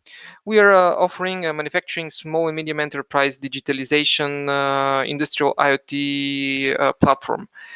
And we are putting it in Azure, and the way we have designed it, one way or the other, is one customer matches one subscription. So we want, of course, to build a scalable business model, and this would bring us closer to success. The pros of the concept with one customer equals one Azure subscription is, for the customer, it's giving them a kind of a sense of ownership. This is my environment, the software is deployed there, it is mine, I'm paying for it. So it really it's a thing happening in the mind of a customer. There is still a barrier making these kind of decisions. It's also fair distribution of cost, because if it is in the subscription of this customer, all the cost generated by that customer goes to this Azure subscription and is paid by that customer. So you don't have to manage, okay, that one is using more data, then he needs to pay much, but the next month is vice versa, and it's difficult to predict, and you have to manage it by yourself. The cons of this approach is that you have to update, make installations, and set up environment by environment, one by one. And with monitoring and problem resolution, it's really a pain, because you would have to switch from one environment to the other, and dig in there, change user every time, and it's not that handy, especially when you're having more and more customers. And of course, all of us, we want to have this, to have a scalable business. One of the major issues as a pros here, which is unbeatable, is that the customer is having complete control over the access to own data. We're having manufacturing enterprises that are saying, okay, I'll never put my data into the cloud. But when it is not a software as a service solution, but a solution where all the data rely in their subscription, they're more eager to go for a decision like this. There are lots of researches and statistics available online for the customer challenges, and this is the essence of the cloud dilemma. You want to use the greatest and latest, but at the same time keep full control. So you both want to have the cake and eat it. So you have to compromise at some point. So the customer challenges are mainly with the security, with the privacy, with the vendor lock-in. From the other side, the provider, they want the providers, and also I'm going to be on that part of the table. The provider is having the will to use the state-of-the-art technologies, the most recent stage in the development of a certain product. And if you have to manage tens of cloud resources, just imagine if you have to switch. Then the individual customer management problems, you require a guest account typically. You make it with Azure business to business integration. Also, it takes time. And we have been there because in the initial setup of the platform, you want to have admin consent on some things. You switch different users, you request users with different permissions. It is back and forth with the administrators from that organization. How is this typically done? Typically, you may know that, of course, I have no idea to know the background of you people, but you should know that a subscription belongs to Azure Active Directory tenant, and a user identity also belongs to Azure Active Directory tenant. So a user within this Active Directory tenant is having certain access to a subscription within the Active Directory tenant. The first option to control the resources of your customer is to have a new user in the customer Active Directory, but this is unmanageable in scale. Then the other one is to have a user from your organization invited as a business-to-business Azure Active Directory B2B in the tenant of the customer. And the option 3 is external, is the lighthouse approach, the thing which we're going to talk about in this session. So the delegated resource concept is not a new thing, and for those who are historically curious, somewhat about 3,700 years ago, the Pharaoh of Egypt told to Joseph, "I'm placing you in charge of my entire land of Egypt." So now, 3,700 years later, it sounds like the customer is saying to the provider, "I am placing you in charge of my entire Azure subscription." So what is this delegation? The delegation is a logical projection of resources from one tenant to the other. The managed service provider is I am in the role of a managed service provider, and most likely some of you are also or going to be in this role. This is a company that manages remotely the customer infrastructure or a system or an application. And these organizations are having some pains, which we already discussed to some extent. But imagine you are having 50 tenants. Hopefully, you're having that customers for your platform and even more. And imagine if your administrator quits, then you have to recreate 50 business-to-business account invitations or create 50 new users. Then it is a burden to have a context switching. Then each of these organizations could have different security policies, some requiring multi-factor authentication. You're not having a way to have an aggregated view of all these subscriptions. So it is a nightmare for one organization to manage that many subscriptions. If you have realized already what the problem is. So as a managed service provider, how could you benefit from a Lighthouse? If, of course, we have not already discussed what Lighthouse is, but I'm somehow hopeful that you start getting into the area and understand the problem.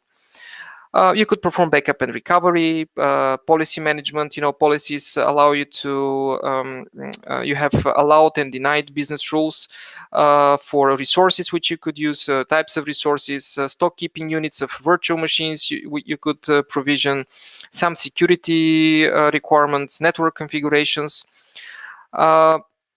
Then you could manage Azure infrastructure, do some optimization of the environment, managing the security infrastructure. You could perform some automation, like an update of the environment. You could use some cross-tenant management Azure services like Azure Monitors, Security Center, and Sentinel. If you haven't seen what Sentinel is, probably as a software provider or a developer, you wouldn't be that much interested, but it is an AI-based security management solution which monitors and responses to threats in near real time. So we get to the core here. What is Azure Lighthouse? So Azure Lighthouse is a cross-tenant management service. It's a game-changing. So there is light in the darkness of the problems we discussed, and it allows delegating resources from the customer to the provider. The foundation of Lighthouse is these delegated resources. So the delegated resource management concept, which we discussed in the beginning of the session. For the provider, the customer resources appear like the same way as own resources. And of course, the provider is granted certain permissions over these resources. So the provider is not having full access, full permissions, but some certain. For the customer, there is no guest account to be created. The customer can select the provider manually and even select among multiple providers. Each of these providers could have different access rights. And for the provider, he could monitor and manage without changing and switching accounts and context. And this is done by creating a managed service offer and placing it on Azure Marketplace. The Microsoft Commercial Marketplace has 2 online stores. Frankly, this was something which was quite interesting to me when I initially I wasn't aware of that somewhat a year ago. So the first option is you could, as a provider, you could publish a managed service offer in the marketplace, which is available to generally to multiple customers. The difference between the 2 online stores is App Store is you could think of it that it is more for business decision makers, and the Azure Marketplace, the one which you see when you go in Azure portal and search at the top, the Azure Marketplace is for developers, for IT professionals. This is the main difference, which could give you orientation in which direction to go. The second option is probably more interesting to you if you're a regular developer, because you don't have to have access to the Microsoft partner portal to publish this offer. You could experiment. You could integrate Lighthouse with your customers with just using a template. If you are familiar with Azure Resource Management templates, it's just using such kind of a template. So we're going to discuss the 2 options: how to publish through the marketplace and how to make a manual template deployment. So with option 1, which is the marketplace offering, you first need to be a Microsoft partner with gold or silver competence. Then you need to be a commercial marketplace member. And of course, within your organization, you need to have sufficient access and rights to work in this portal.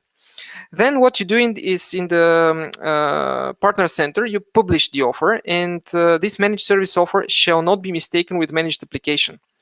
Managed application and managed service offer are 2 different things, and managed application is different in the sense that you deploy resources to a customer subscription in a resource group. The customer does not have access to this resource group. Typically, this resource group, in the case of managed application, not service, application, is for a single app, and it is purchasable in Azure Marketplace. Then you select the plan. So once again, you're publishing a service offer. service offer means lighthouse. You select managed service provider plan. You set some standard things like title, description, billing model, whether it is going to be a license-based custom license, which means you are tracking in your CRM somehow, contacting these people, sending invoices over email or physical mail, or it could be a percentage of Azure consumption. It's interesting here because if it's a percentage of Azure consumption, Microsoft are typically holding part of this percentage, while if it is license-based model, you are doing this by yourself, so you're paying Microsoft only for the resource usage. So there are two types of plans, public and private. For public plans, these are visible to anyone, and for private plans, you list subscription IDs, and only users within subscriptions are having access to the offers. And then you publish, and of course, you have to wait a couple of days for that to be published. From the customer side, with what the customer does, he opens the marketplace, browses, and adds the offers.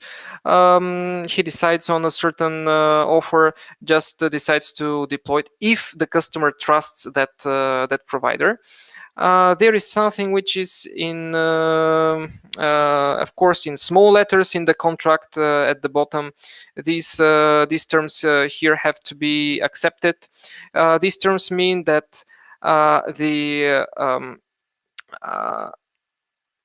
customer trusts the provider, and in addition to this, the customer acknowledges that Microsoft is not monitoring the provider, so it is absolutely the customer's responsibility to track this if the provider provisions a resource that costs $20,000, for example, so which is kind of considered a kind of a high cost.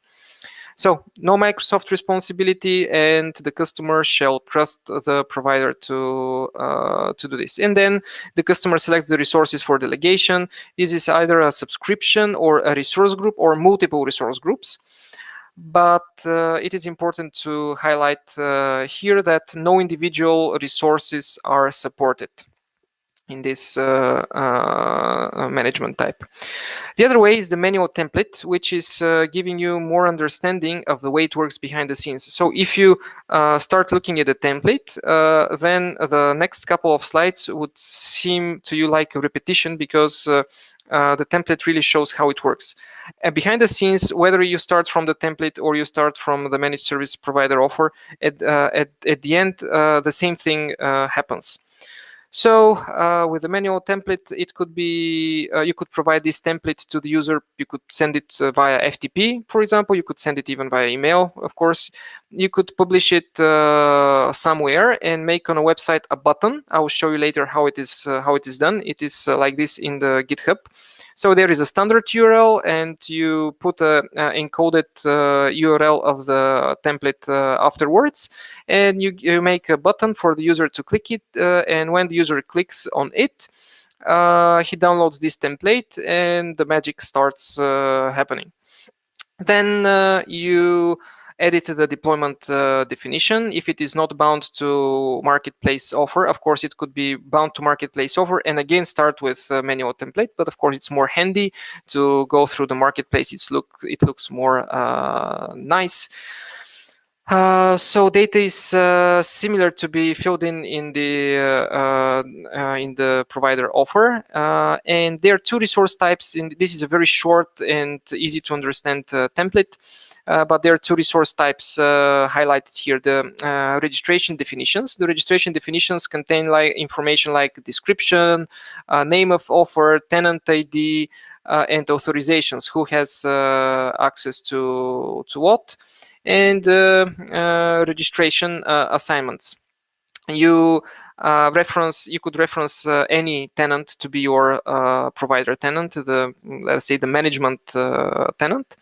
And one important part here is exactly these authorizations which we mentioned. Behind the scenes, you know that things usually are not that complicated.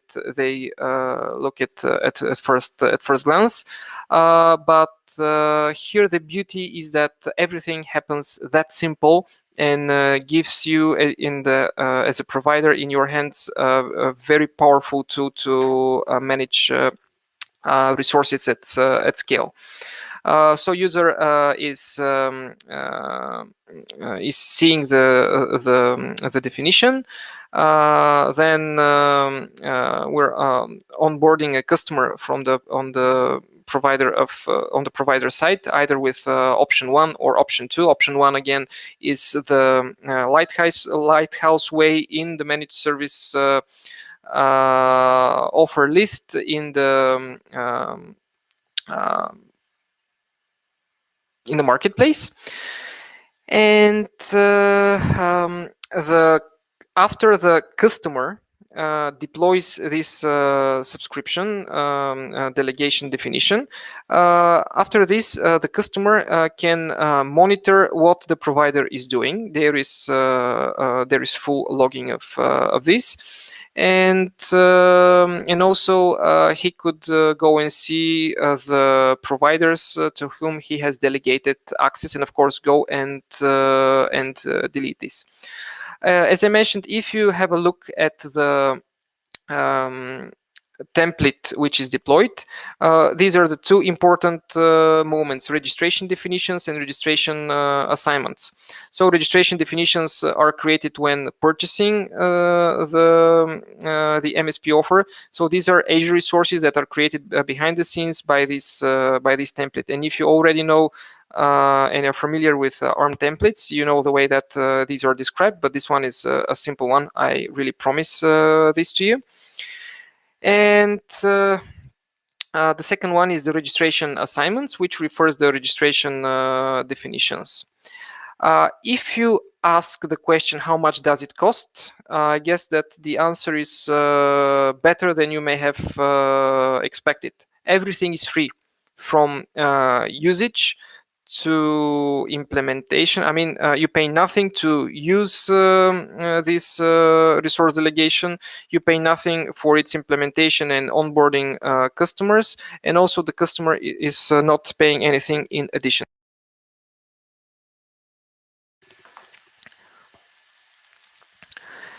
What about the access rights?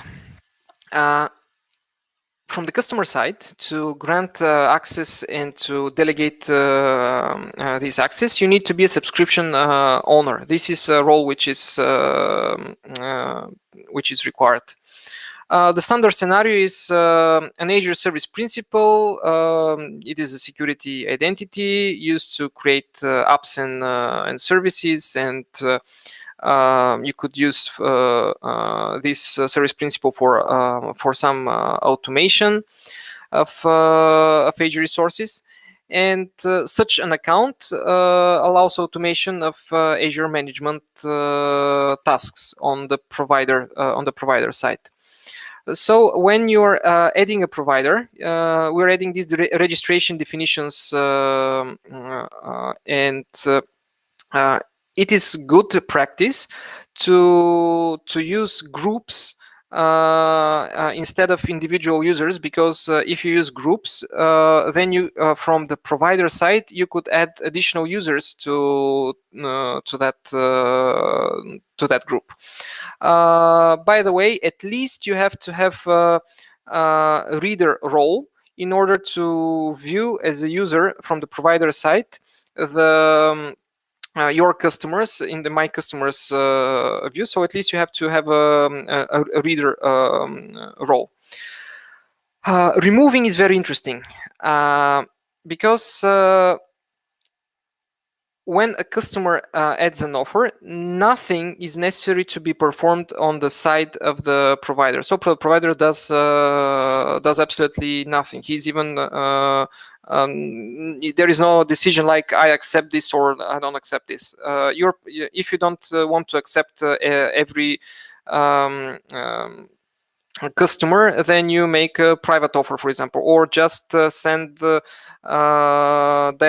the template to certain customers. But the problem is, if you want to, if from the provider side you want to delete this, what happens then? There is a managed service registration assignment delete role, which you it is a standard one, and there is here is it. It's GUID. You should ask permissions for that role if you want to be able to delete this. These assignments from the provider side. This is your only way to do so from the provider side. Of course, as always, there are some limitations. All the delegations work with the built-in airbag roles. Probably you know this. There are about 120 and even more built-in roles in Azure. No classic administrators would work here. So if you are account administrator or service administrator or co-administrator, this wouldn't work. You need to have ownership. Of course, if you're account administrator, in addition to this, an owner, it would work. But if you're just an account administrator, it wouldn't. You could not, of course, this is for safety reasons, you could not ask the customer for ownership role assignment on their subscription. So this is not allowed. And if you want in future to have access to add additional permissions, you need to ask for user access administrator. But if you ask for such, you shall list explicitly the roles to which this user access administrator would be able to add new users. In terms of the actions which you could perform, there is a thing which is probably at least it is good to know at this stage. There are two planes with the operations: control plane and data plane.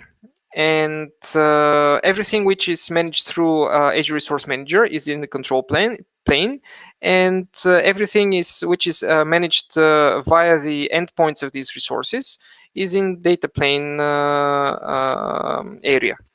So Azure Resource Manager handles all control plane requests, and requests for data plane operations are sent to an endpoint that is specific for the instance. And in some cases, like Key Vault and storage accounts, you will not be able to manage all aspects of the service. You'll be able to manage just some of them. There are some subscription resource locks that are not applied to the managed service provider, but me myself, I haven't encountered that as a problem. And last, before going to the demo, the question is, okay, what can we do with this? So as a provider, you go into the My Subscriptions list. You can view the subscriptions to you have delegated access, and you could perform any types of management that can be performed with subscription with the role you have been granted using PowerShell, the management REST APIs, but you could deploy templates with ARM templates with the create custom deployment templates, and deploy or manage resources, or have some management task which runs in the context of the provider and is enumerating the subscriptions and performing some actions there, and doing everything like this remotely. In the takeaways and credits, I would like to thank Stan. Stanislav Zhelyaskov is one of the Bulgarian MVPs. He's quite competent, and he's a cloud and data center management MVP. Actually, he inspired me to start looking into this direction when I shared my my problems, and actually he supported me in front of a couple of other MVPs who were thinking, okay, why would you need to do anything like this? We're using guest accounts and we're doing fine. And obviously these guys are working per project and having a small amount of subscriptions to manage. And in Stan's case, his organization is managing multiple of such subscriptions, and yeah, it makes sense for their case and for us as well.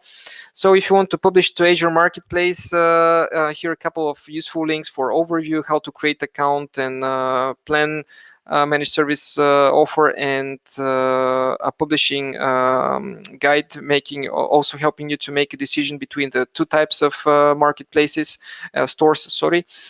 A link to Lighthouse samples and templates, delegate resource management template and the way to create it with a button, and two resources. One YouTube video, which is from Ingram Micro, which is an American distributor of information technology products and services. They are quite large in terms of revenue. And yeah, it's a good overview and a jumpstart article. So I'm jumping to demos now, and the scenario is as follows. Now I'll close the presentation, and this is what we're having in the scenario. I'm going to log in with 3 subscriptions. The first one is going to be my provider subscription. This is my Azure sponsorship account. The second one is going to be the one which I'm going to emulate the customer, and the third one, which is a login to access a member as a member of a security group in the context of the provider subscription. So here it is, my Azure sponsorship subscription, and that one, and that one. Okay. So I'm logging. Just forget a little bit. This is a Firefox browser, and this is my let us call it the provider, and this is going to be the customer.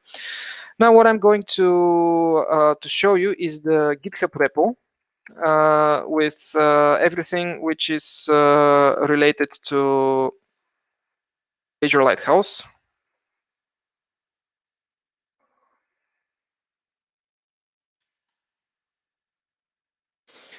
So this is the Azure Lighthouse repo with some examples. Now, mind these buttons here. We can go to the template, but if the user clicks on this button, see what happens. As mentioned, it is going to open to download the template, to download the parameters for this template, and we start making the deployment from here. I have created such a template for myself, but as a user, I'm once again, this is in the context of the customer.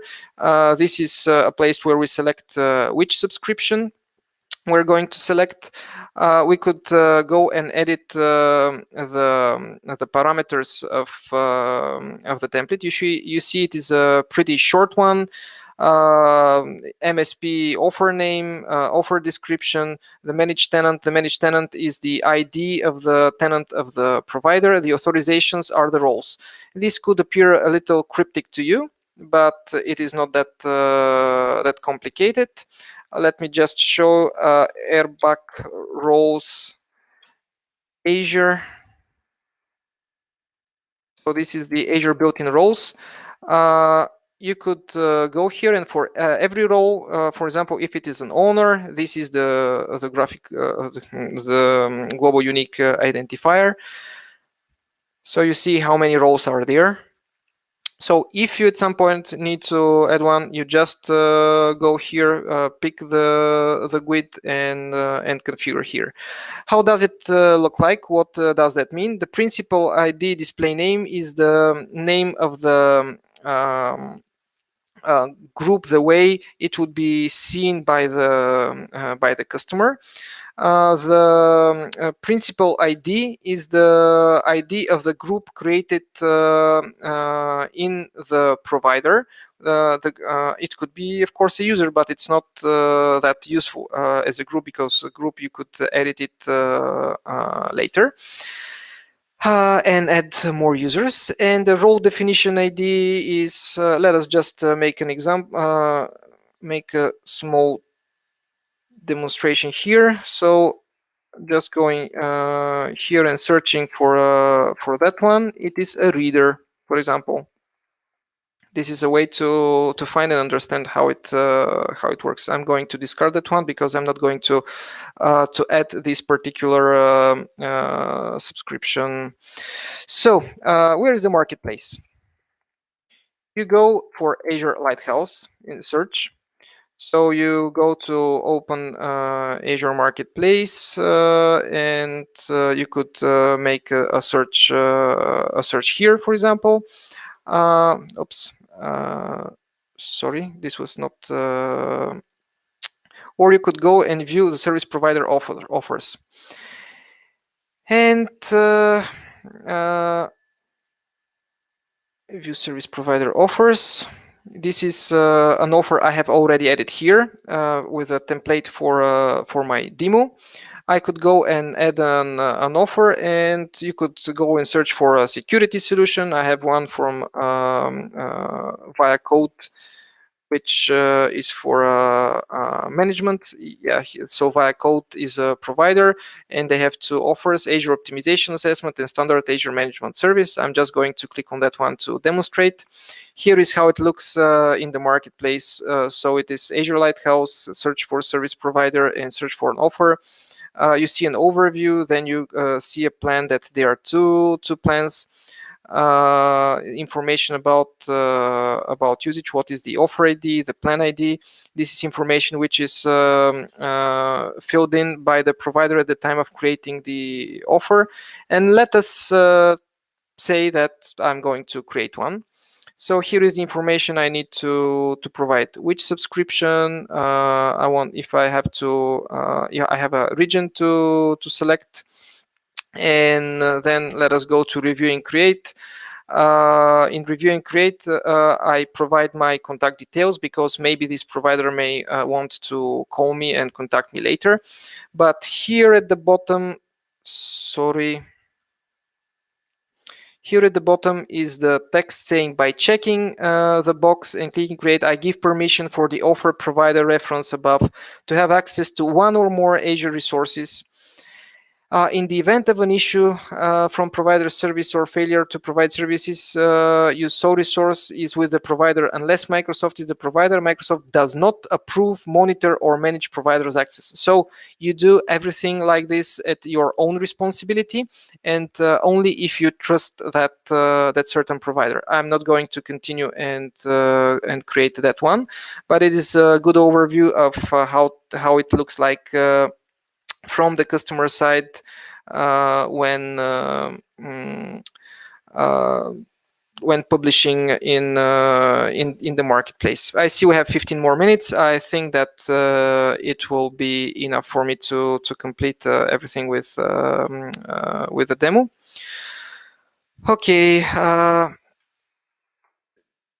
The Azure Lighthouse samples, which we started with. Now, here you have, if you want to deploy with Azure buttons, we already demonstrated how does it work. But I'm just going to copy the link address here. So everything starts with that standard interface, the standard part of the URL. And after this, there is a link to URL encoded path to the resource management template. You could click and see the template for delegated resource management. Here, the other one was subscription deployment, resource group deployment. For resource group deployment, you could jumpstart with this with a single resource group or multiple resource groups.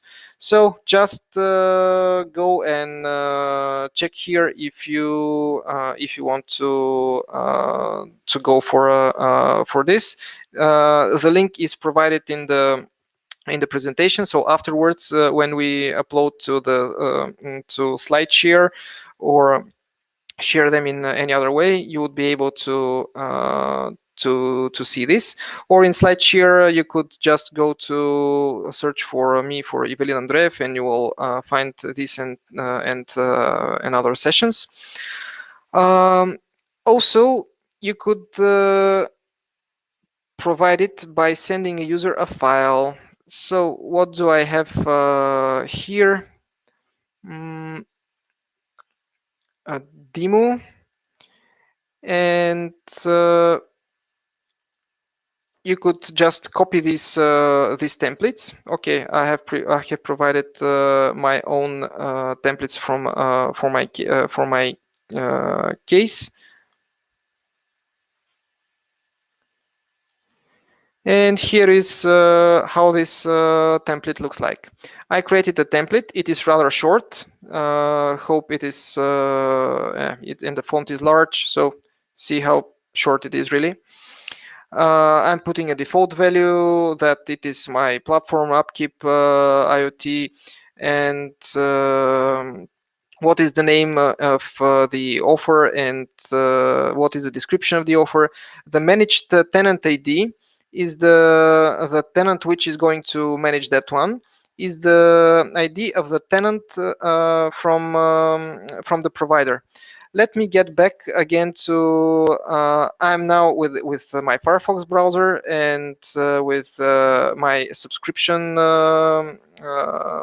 here for the provider. You go on the Azure Active Directory, which is the one of the tenant of your provider, and this is the tenant ID, D4F2 in this particular case. So that is that one. In the authorizations, you describe who has access to what.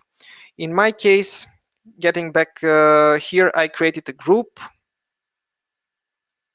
These are two groups, upkeep security and upkeep support, with where I added users in upkeep security. I add people who can add additional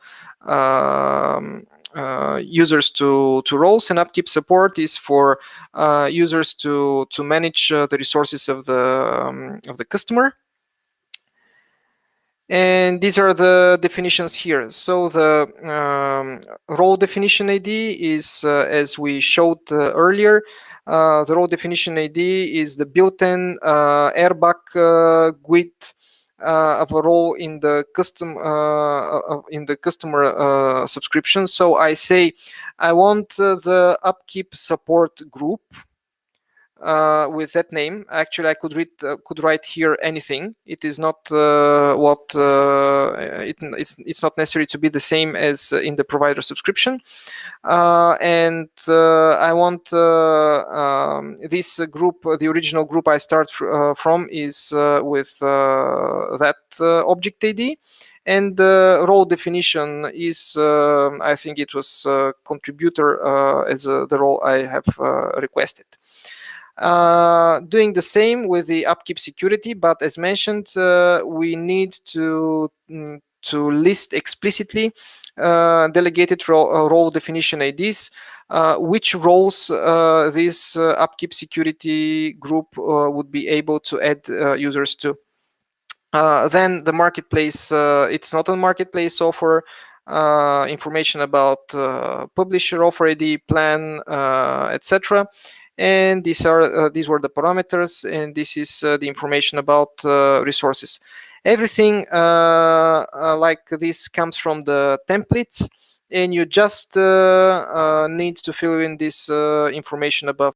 Probably you would need just some time, like 5 minutes, for that part with the authorizations, to go and find the IDs of roles and principals. And as I mentioned, with the roles, just Google about Azure Airbag, and you will find the roles and the GUIDs there. So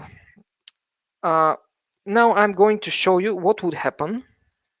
I'm having a link here to my GitHub repo. And in the GitHub repo, I have uploaded this template, this ARM template. And now, in the context of the user, the customer, sorry, I'm going to open. Imagine it. It is set as a hyperlink in a button like that one. There are instructions how to create such a button, and I'm opening it. So the magic happens. Everything is preset from this subscription, and I have the only thing I have done. I have provided the user with that link, and that's everything you need for the magic. It's quite impressive. Everything with the complexity happens behind the scenes, and you just enjoy as a provider with the ability to manage. If you need to change anything, you go to edit parameters and in the template, and you could set some new parameter values, or you could get the template itself, copy edit it, never mind. But yes, this is what the user would be prompted to perform. You also have access to see these authorizations. After installing such, it takes a minute or two. It's not a big deal. After you do so, in the customer, you search for providers. Okay, it's not exactly providers, but service providers. Okay, here it is.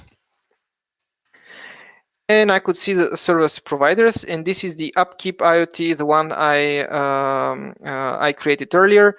I have one subscription delegations. I could click on it and see the information, which is the subscription, what was the description it was created with, and you also have a good overview of the security groups that were added and what kind of access these security groups have.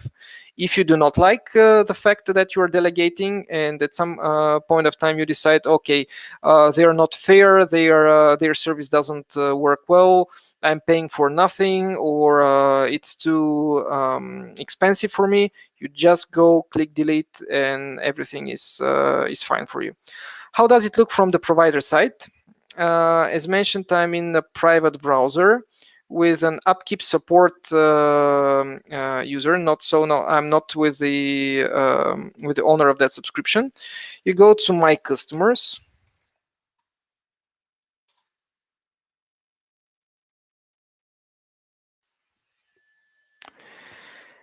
And in My Customers, there is a list of customers. And here it is. This is the name of the Evelyn Andreev, because this is the other user as a customer. It's Evelyn Andreev, and it's with Outlook email, so that is the name we have put in there. So I click on it. I see the subscription. This is my customer. I see the subscription. I can click on the subscription. I see everything here. Then I could click on the resource groups of this subscription. and I see all resources within that resource group. Actually, we're having each of our environments is created in 2 subscriptions. So this is just one part, let us say. By the way, it would be interesting to, it may take a little time, but yes, we're having 7 more minutes. So as a customer in Chrome, I will once again open that link.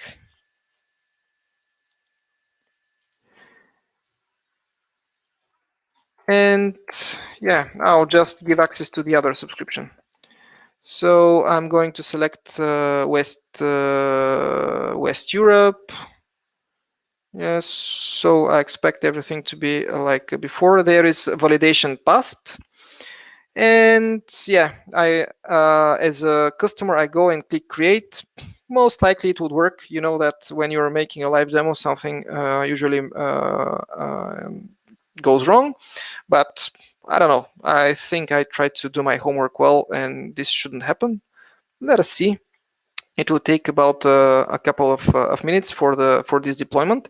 So imagine now a link is being created between my tenant as a provider and the subscription of the customer. Now I'm running this template on behalf of the customer.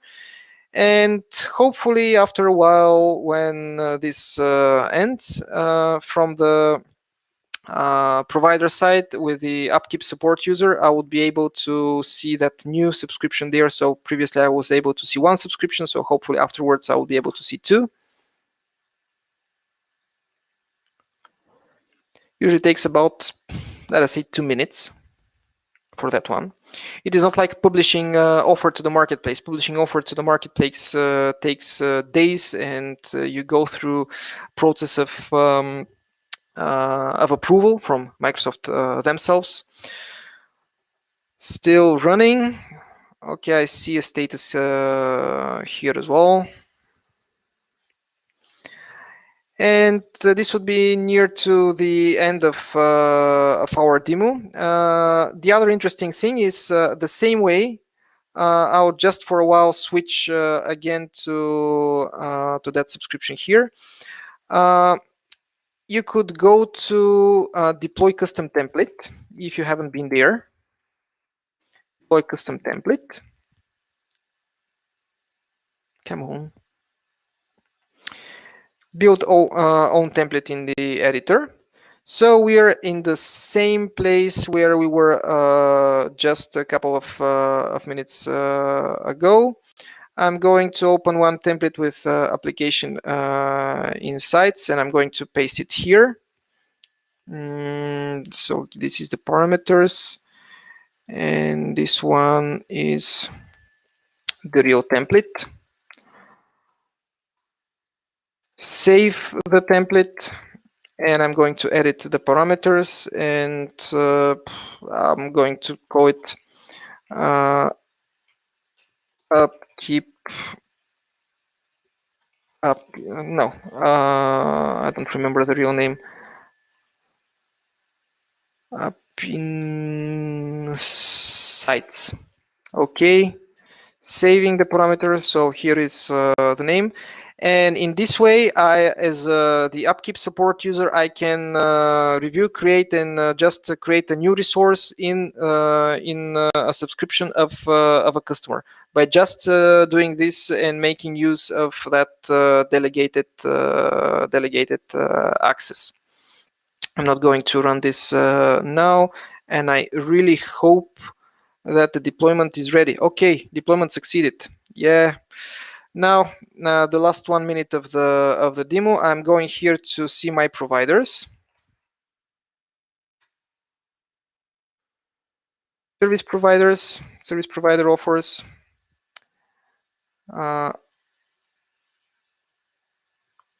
Yeah, here it is, the second one. So I'm having 2 upkeep IoT on 2 subscriptions because I'm having 2 subscriptions here. So everything is fine from the customer side, and from the side of the provider, I just go to my customers.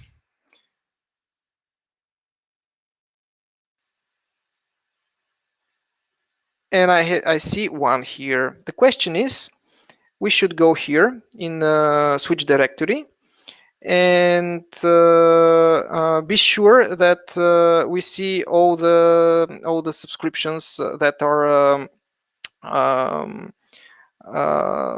that all the subscriptions are listed here. Most probably, it may take some time for this to appear for the provider, but yeah, finally it will. Okay, and if I go to manage, no, create custom template.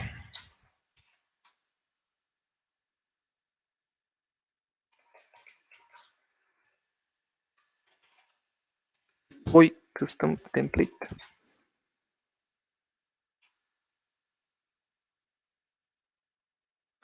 I'm always forgetting this deploy a custom template, and building my my own save here. I see just one, but yes.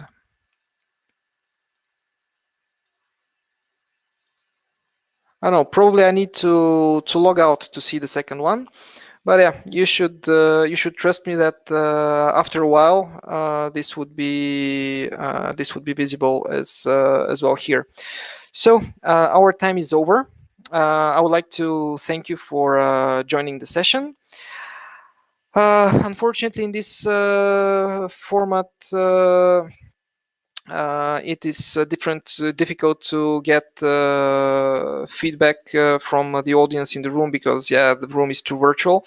But you could approach me in LinkedIn or one of the other channels which I showed on the first slide of the presentation.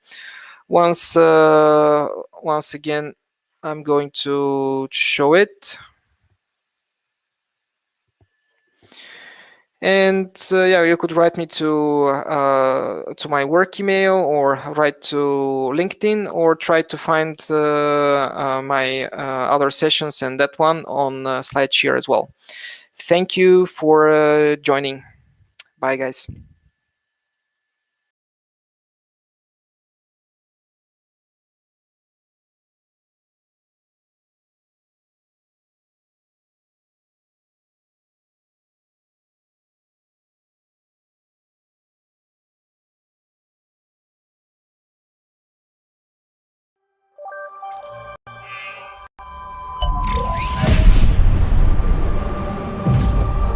These days, if you don't have an app, you're falling behind.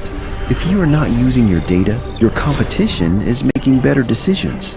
If you are not automating, your work processes are getting outdated. These days, no matter what industry you are in, you need tech R&D to stay relevant. And that wouldn't be a problem if setting it up was easy. Imagine that you could just press a button and have an R&D department spring to life. Imagine that the team already knows each other and works well together. Imagine that ways of work are industry leading, yet the culture is unmistakably your own. Imagine that you have access to an extensive network in an abundant, cost-efficient talent market. Can you imagine how easy scaling would be? Imagine there is a partner that could set it all up for you, operate it until it's up to speed, and then, when you decide, transfer it over to you.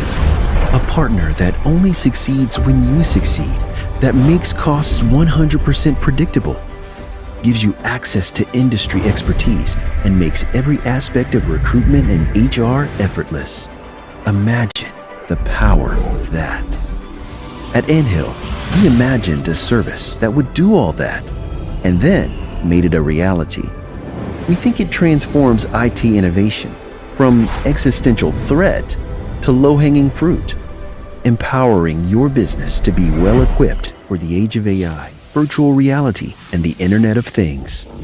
Learn more at anthill.one.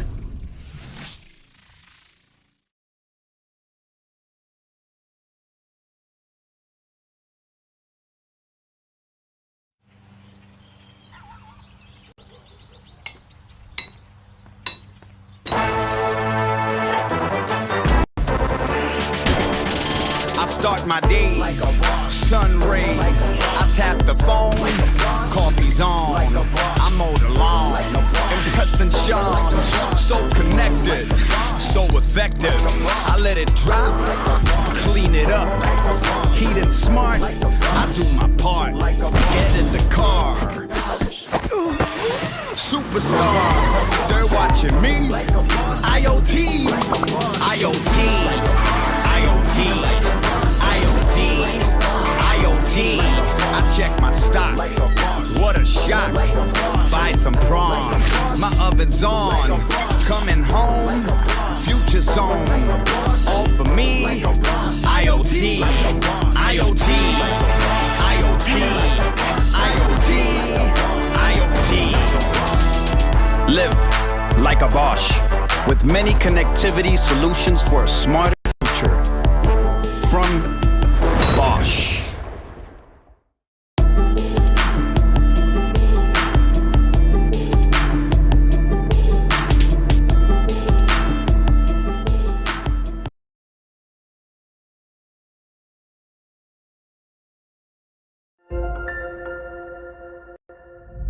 DataVard is a global software engineering firm that takes a uniquely human approach to solving problems. With over 20 years of experience, teams of highly trained engineers around the world, deep industry sector knowledge, and ongoing technology research, we help clients create custom software that improves their operations and opens new markets. We integrate our engineering excellence with deeply human values that drive our business and our approach to relationships. Curiosity, empathy, trust, honesty, and intuition.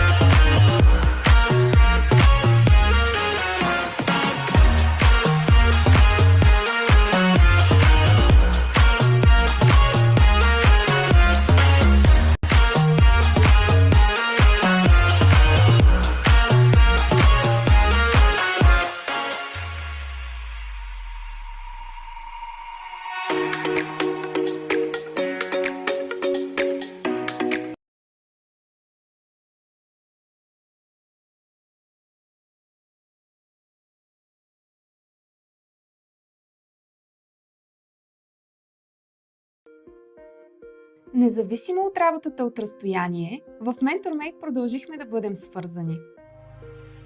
Работим от офиса, от вкъщи, от всяка точка на света. Това вече е ежедневие. За да отговорим на нуждите на всеки, създадохме 3 модела на работа, от които всеки в компанията може да избира и след края на пандемията. Първия вариант е комбинация от работа от вкъщи и работа в офиса. Комфортът на собствения ви дом ще бъде съчетан с социалните контакти в офиса. Може да предпочетете да работите изцяло от вкъщи, като ще имате опционално място в офиса след предварителна заявка. Искате изцяло гъвкава и дистанционна работа? Може да работите от всяка точка на света, гарантирайки си по-високи доходи. За да осъществим тези модели на работа, ще инвестираме $1 милион в висококачествено техническо оборудване, което да даде възможност на всеки да работи комфортно, независимо къде се намира. Придобивките за хората в компанията също стават гъвкави, като всеки ще може да избира най-удобните за себе си. Като компания, която цени служителите си, даваме възможност сами да избирате. Тези модели на работа важат за всички отворени позиции и не са ограничени за времето в пандемия. Посетете нашата кариерна страница mentormate.com/bg/careers и вижте отворените ни позиции.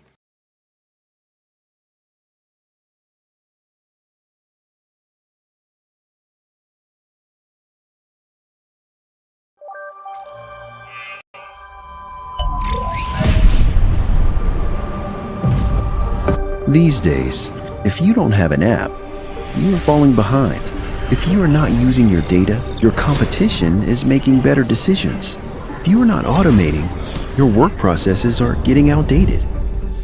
These days, no matter what industry you are in, you need tech R&D to stay relevant. And that wouldn't be a problem if setting it up was easy. Imagine that you could just press a button and have an R&D department spring to life. Imagine that the team already knows each other and works well together.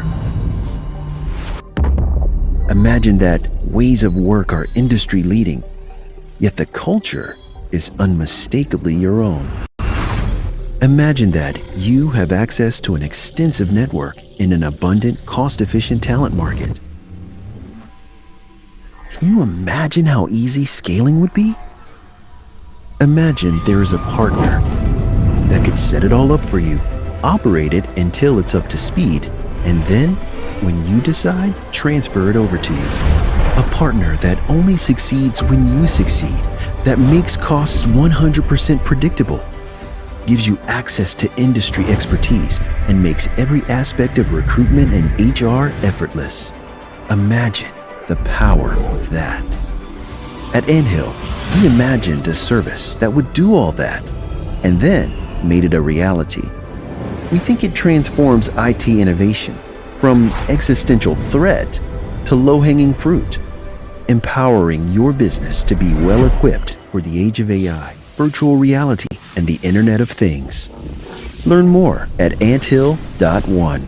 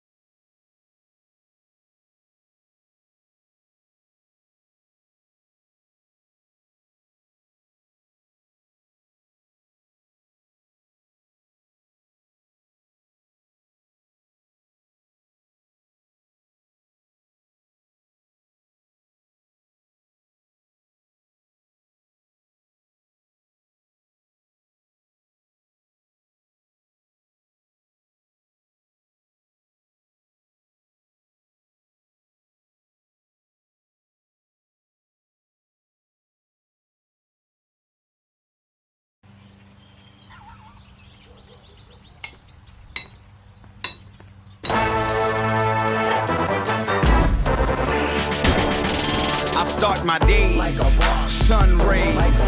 I tap the phone, coffee's on. I mow the lawn, and cuss and Sean. So connected, so effective. I let it drop, clean it up. Heat and smart, I do my part. Get in the car. Superstar, they're watching me. IoT, IoT, IoT, IoT, IoT. I check my stock. What a shock. Buy some prawn. My oven's on. Coming home. Future zone. All for me. IoT, IoT, IoT, IoT, IoT. Live like a Bosch with many connectivity solutions for a smarter future. From Bosch.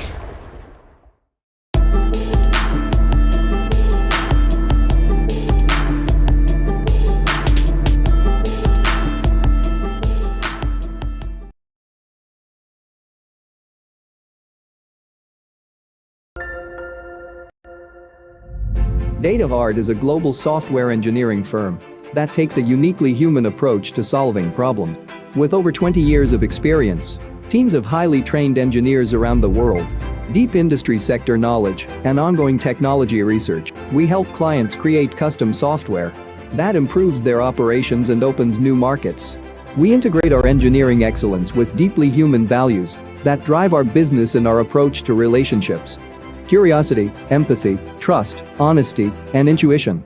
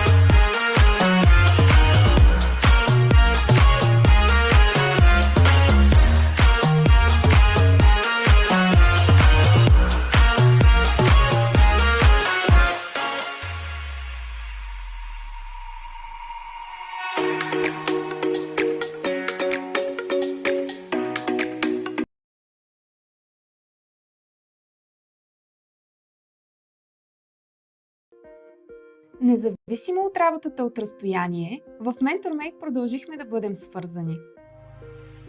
Работим от офиса, от вкъщи, от всяка точка на света. Това вече е ежедневие. За да отговорим на нуждите на всеки, създадохме 3 модела на работа, от които всеки в компанията може да избира и след края на пандемията. Първия вариант е комбинация от работа от вкъщи и работа в офиса. Комфортът на собствения ви дом ще бъде съчетан с социалните контакти в офиса. Може да предпочетете да работите изцяло от вкъщи, като ще имате опционално място в офиса след предварителна заявка. Искате изцяло гъвкава и дистанционна работа? Може да работите от всяка точка на света, гарантирайки си по-високи доходи. За да осъществим тези модели на работа, ще инвестираме $1 милион в висококачествено техническо оборудване, което да даде възможност на всеки да работи комфортно, независимо къде се намира. Придобивките за хората в компанията също стават гъвкави, като всеки ще може да избира най-удобните за себе си. Като компания, която цени служителите си, даваме възможност сами да избирате. Тези модели на работа важат за всички отворени позиции и не са ограничени за времето в пандемия. Посетете нашата кариерна страница mentormate.com/bg/careers и вижте отворените ни позиции.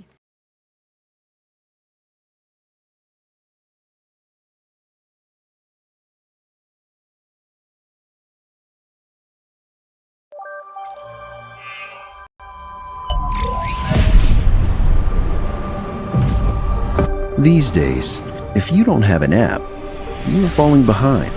If you are not using your data, your competition is making better decisions. If you are not automating, your work processes are getting outdated. These days, no matter what industry you are in, you need tech R&D to stay relevant. And that wouldn't be a problem if setting it up was easy. Imagine that you could just press a button and have an R&D department spring to life. Imagine that the team already knows each other and works well together. Imagine that ways of work are industry leading, yet the culture is unmistakably your own. Imagine that you have access to an extensive network in an abundant, cost-efficient talent market. Can you imagine how easy scaling would be? Imagine there is a partner that could set it all up for you, operate it until it's up to speed, and then, when you decide, transfer it over to you. A partner that only succeeds when you succeed, that makes costs 100% predictable, gives you access to industry expertise, and makes every aspect of recruitment and HR effortless. Imagine the power of that. At Anthill, we imagined a service that would do all that, and then made it a reality. We think it transforms IT innovation from existential threat to low-hanging fruit, empowering your business to be well-equipped for the age of AI, virtual reality, and the Internet of Things. Learn more at anthill.one.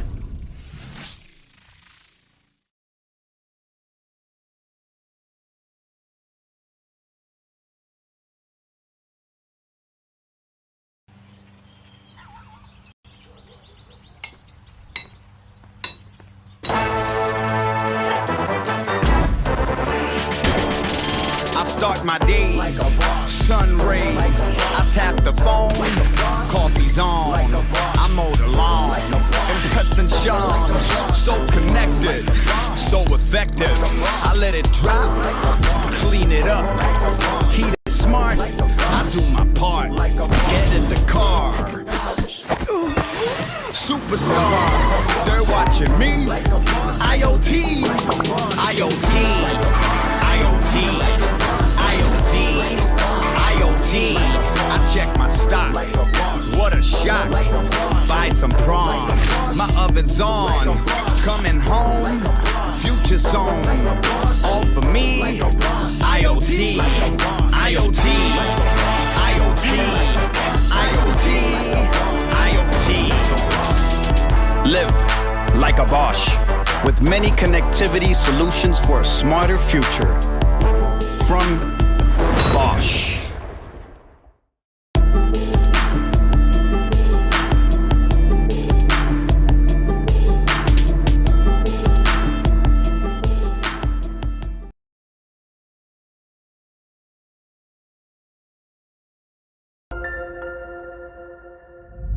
DataVard is a global software engineering firm that takes a uniquely human approach to solving problems. With over 20 years of experience, teams of highly trained engineers around the world, deep industry sector knowledge, and ongoing technology research, we help clients create custom software that improves their operations and opens new markets. We integrate our engineering excellence with deeply human values that drive our business and our approach to relationships. Curiosity, empathy, trust, honesty, and intuition.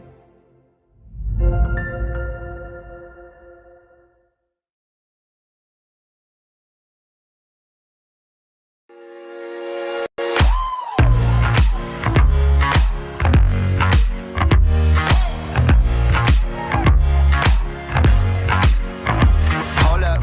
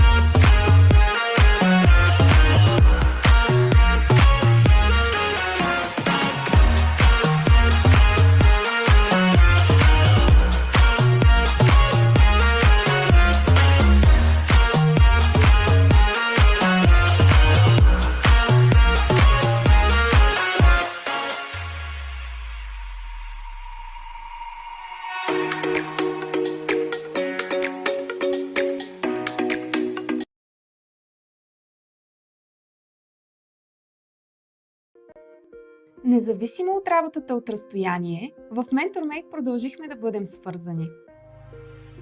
Работим от офиса, от вкъщи, от всяка точка на света. Това вече е ежедневие. За да отговорим на нуждите на всеки, създадохме 3 модела на работа, от които всеки в компанията може да избира и след края на пандемията. Първия вариант е комбинация от работа от вкъщи и работа в офиса. Комфортът на собствения ви дом ще бъде съчетан с социалните контакти в офиса.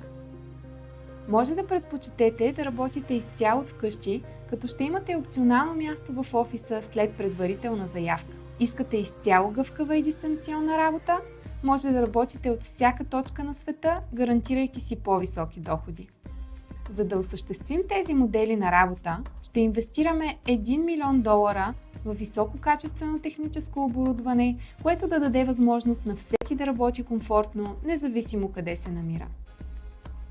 Придобивките за хората в компанията също стават гъвкави, като всеки ще може да избира най-удобните за себе си.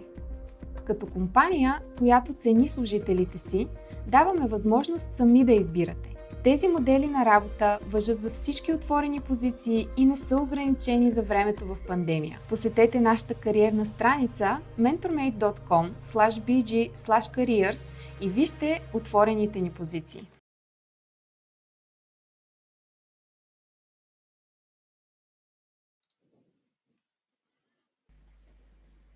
Привет, тестваме, чуваш ли ме? Чувам те, да. Ти чуваш ли ме? И аз те А чувам. от този микрофон ли излиза? Да. Добре. Супер. До след малко. До след малко.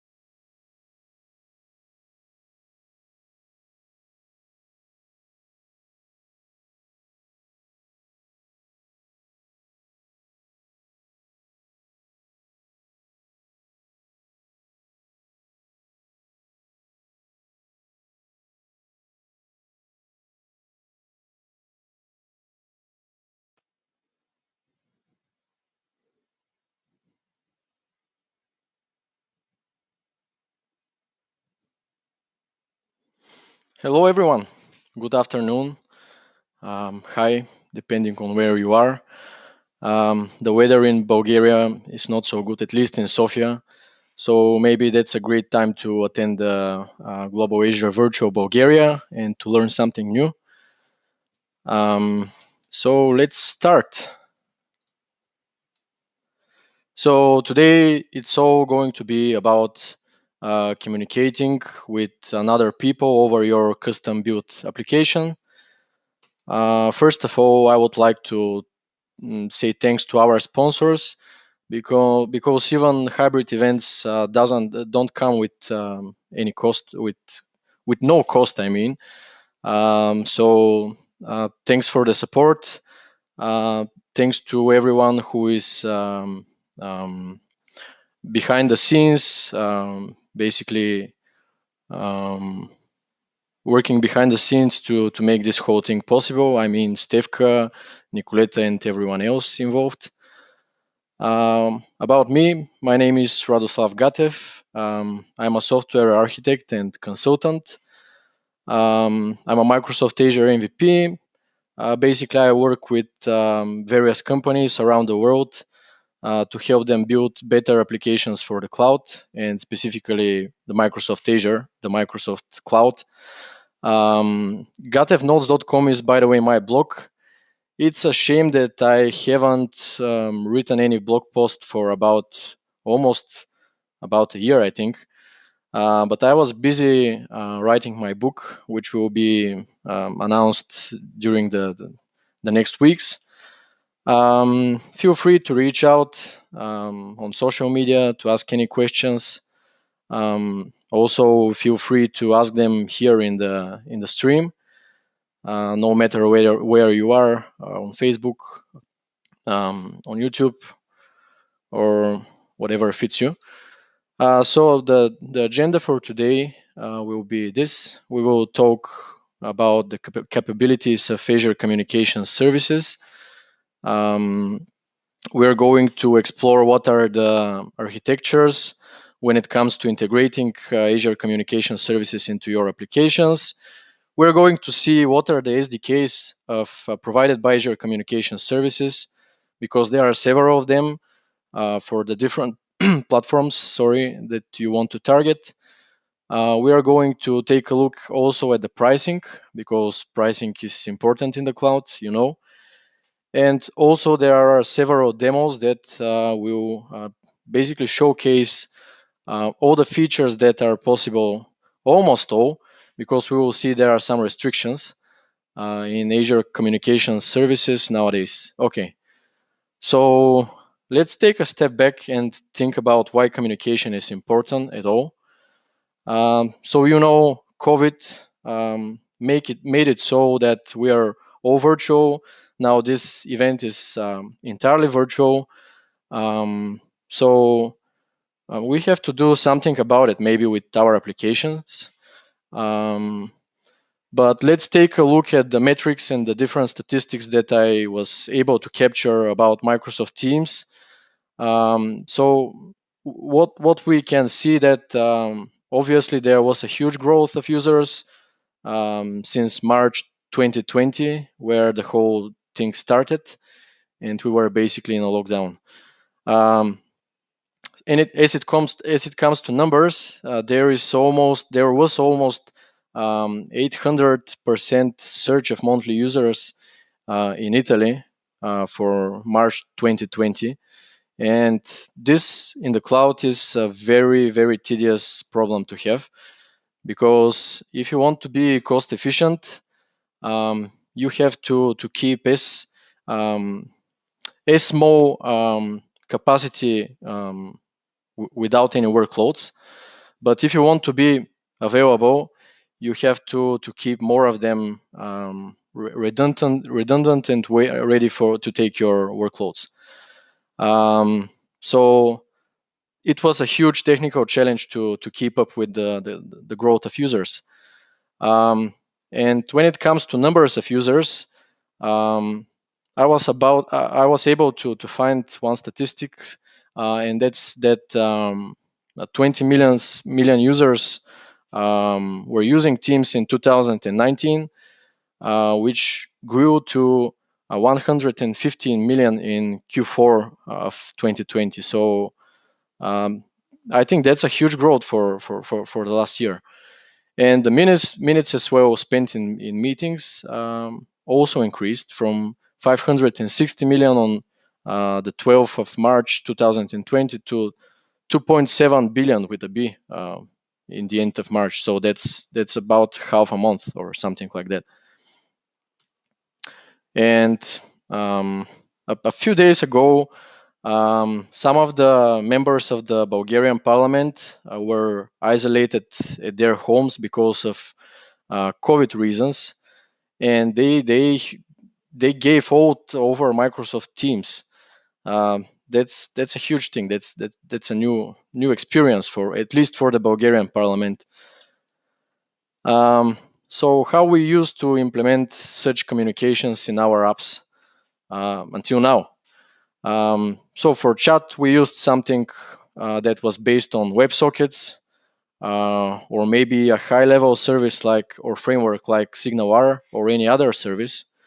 For video, the standard is common, so it's WebRTC, but still you have to find the proper framework and technology that will enable you to put video on your custom applications.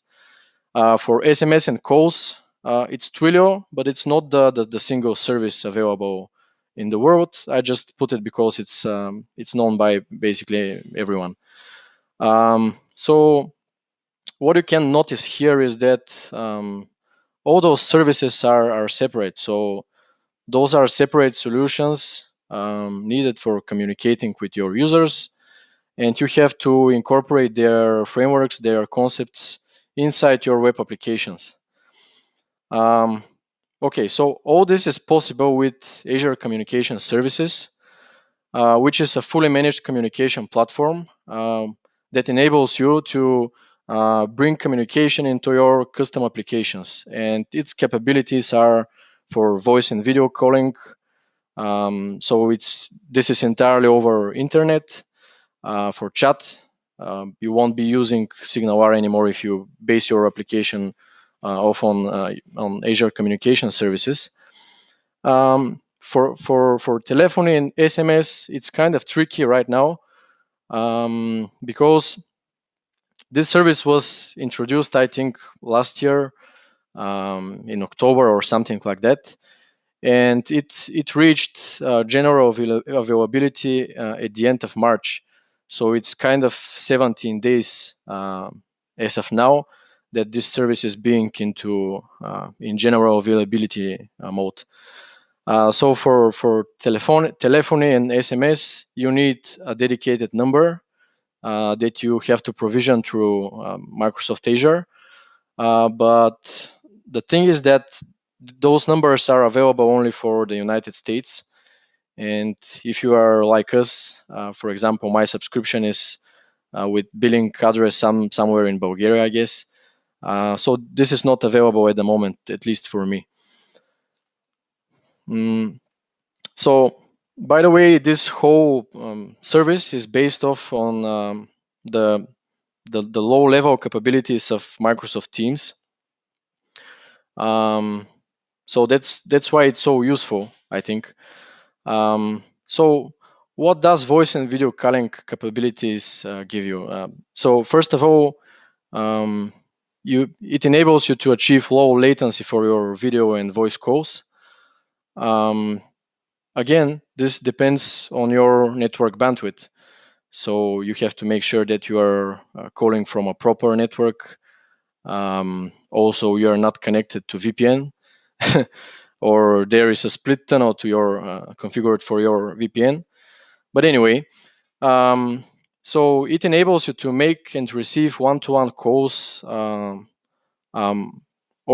making group calls, which are capable of hosting 350 participants. Of course, there are some restrictions on how many video streams you can have inside, but generally 350 people can speak with each other.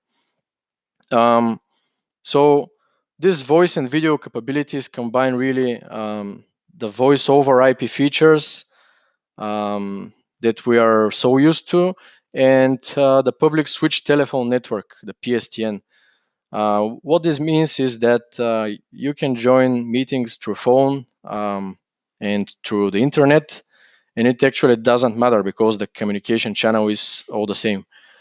So it supports MPEG-4 video compression, which is basically the most widely used format nowadays. Also, it supports up to Full HD quality, 1080p. But again, this depends on your bandwidth and the device you are joining from. So next, what about the chat capabilities? This enables you to have one-to-one or group chats with up to 250 participants, with read receipts, with typing indicators, and things like that. But the important thing is here is that if your channel, if your thread is joined by more than 20 participants, read receipts and typing indicators are going to stop working, because it doesn't make sense to monitor the whole thread of 200 people. It's not so useful. Anyway, you have also a chat history. So basically, the service itself retains the whole history of your chats that you perform, as long as the chat thread is not idle. So if all participants leave the meeting, or the chat thread rather, basically the thread itself will become idle, and after 30 days, all your chat history will be deleted. You have also some ways, some means of doing push notifications with the help of other services as well. We will see about that later on. And emojis. Emojis are very important. You cannot express yourself without using emojis, I guess. So what are the SMS capabilities? You can send and receive SMS messages.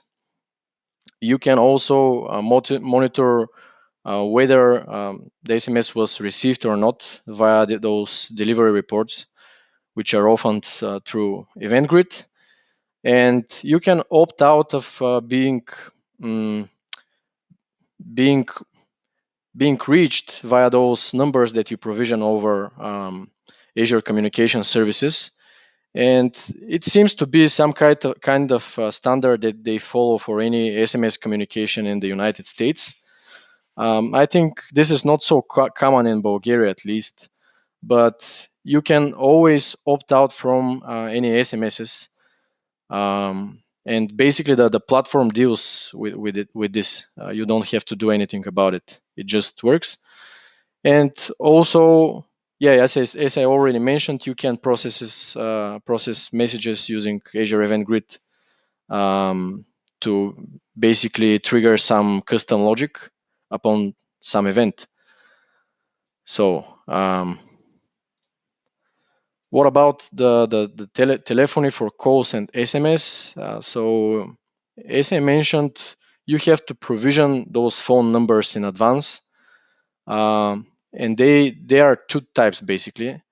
There is a local phone number, which is geographic. It depends on the location that you want to provision that from. And of course, the codes are changing depending on the geographic location that you want to provision this number. So they are used for outbound calling, and they are typically assigned to users.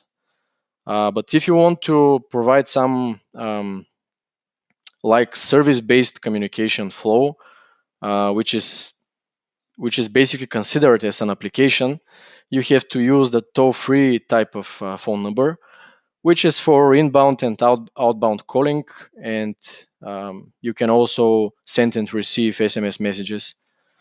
Soon in Azure Communication Services, there will be an option to integrate an existing on-premises equipment, and carrier networks with the SAP interface, which stands for Session Initiation Protocol.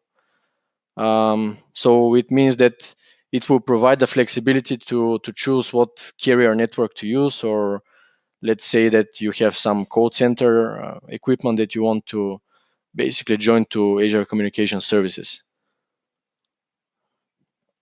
And as I already mentioned, phone number availability is subject to the billing address of your subscription and the data location of the service itself. So both of them should be based in the United States. So when I say ACS, don't confuse that with Azure Container Services, because this was an old service and it's not used anymore actually. So, but for the people that have more than a number of years of experience, maybe ACS will ring the bell for Azure Container Services.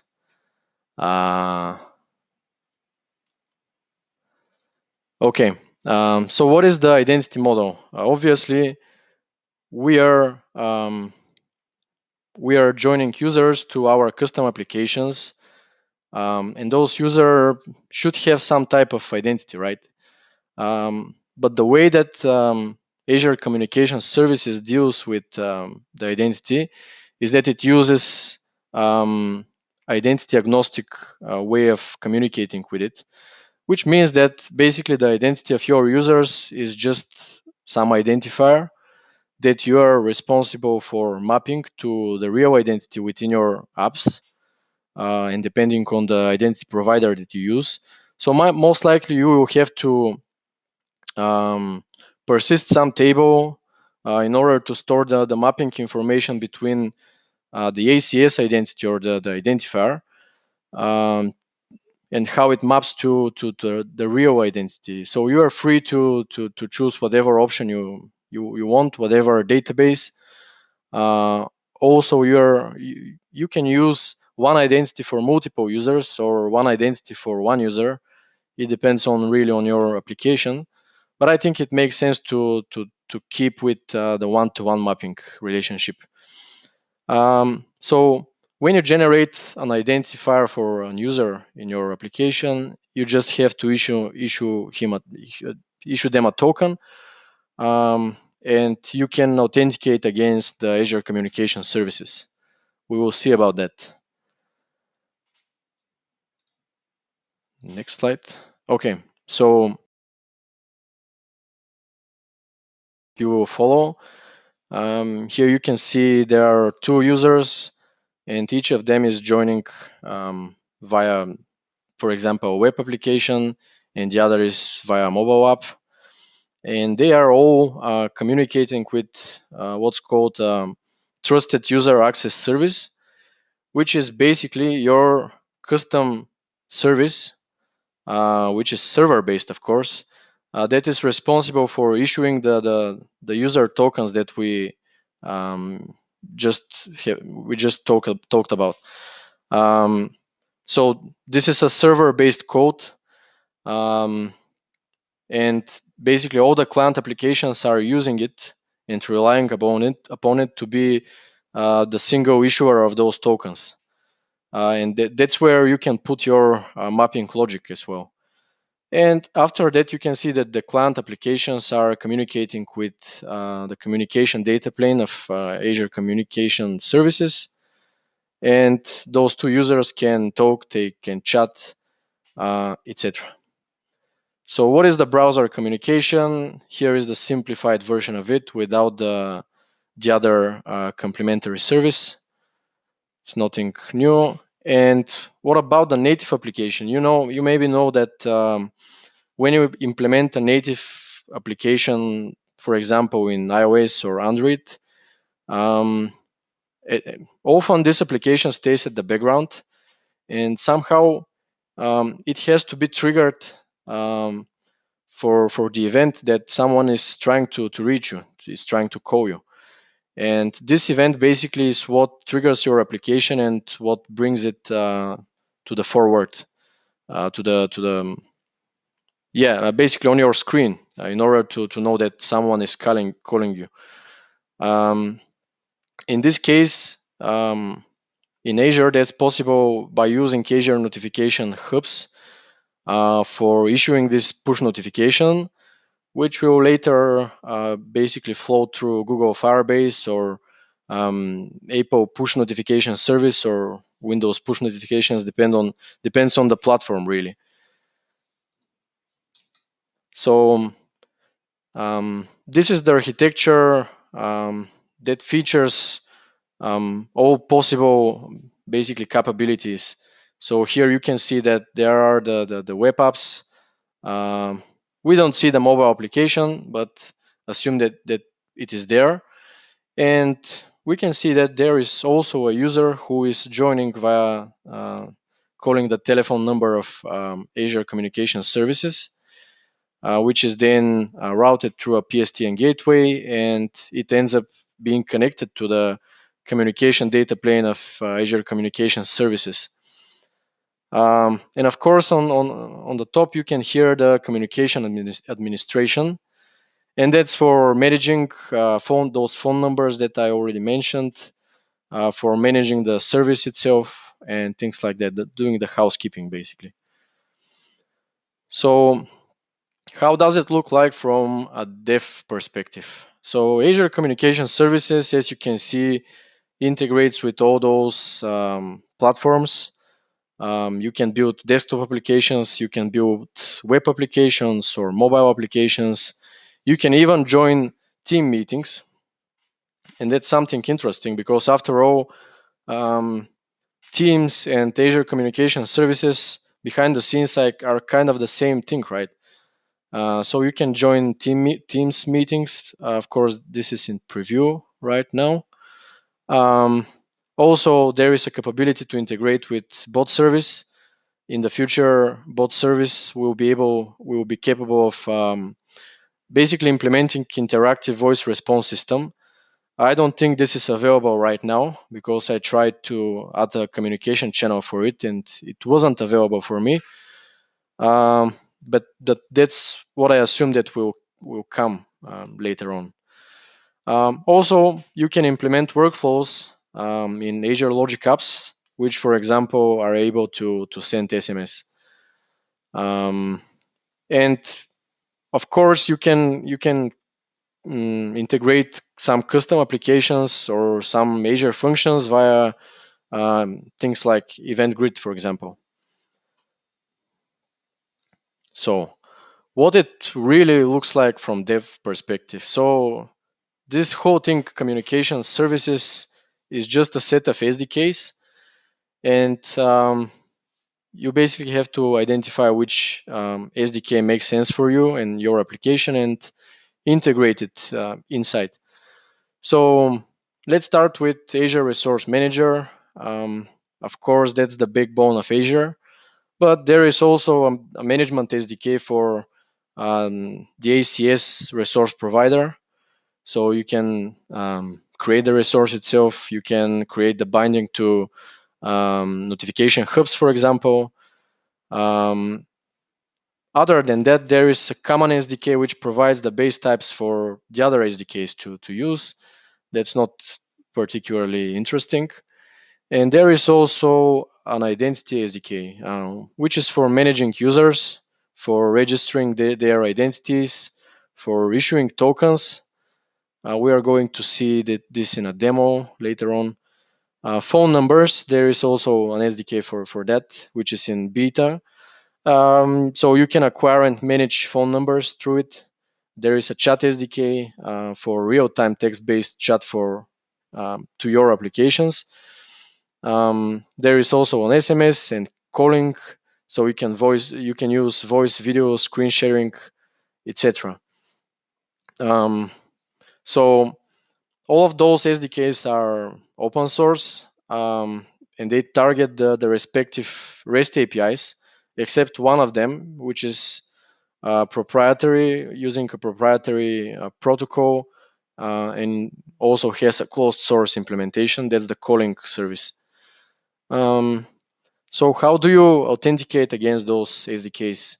So for example, identity, phone numbers, and chat, you can use the access keys of the service, or you can use managed identities. And for chat and calling, you can use the user access token, which is issued by the identity SDK. Because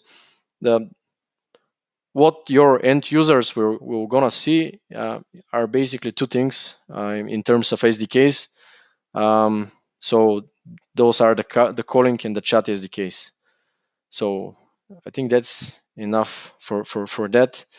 Let's jump to a demo that will show just the basic things of Azure Communication Services.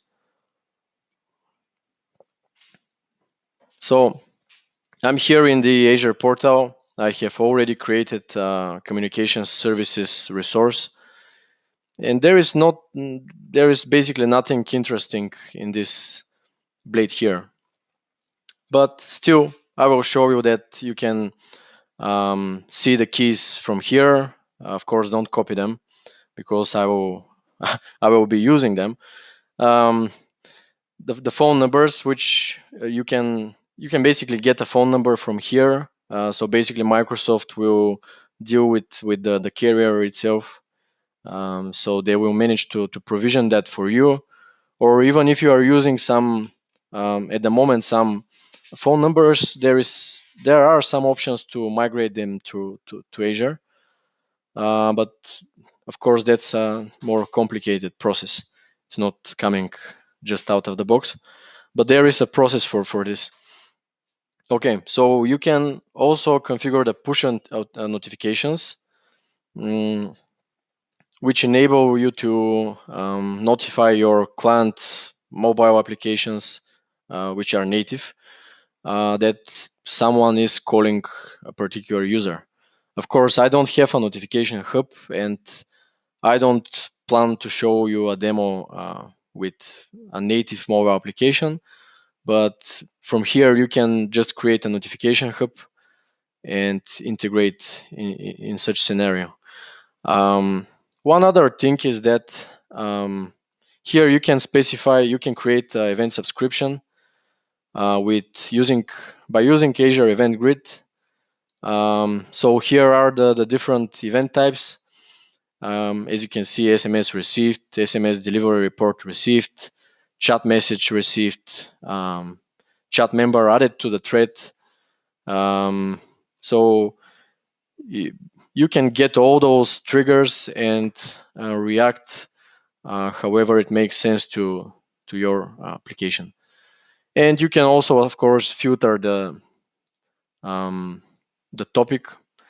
So I think you can use you can filter by user, for example. But this is just one of the examples. Anyway, so I have already copied the access key and rather the connection string to this application here. So let me start it and show you how it works. It's a Node.js application, by the way.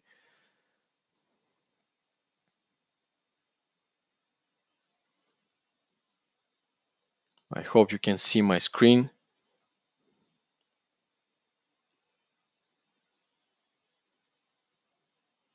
It's kind of slow because I'm streaming from this machine. Okay. So let's look at some code samples here. Let me zoom in a bit. So what about the user provisioning? Let's see this in practice. Of course, first of all, you have to specify the connection string to your Azure communication services.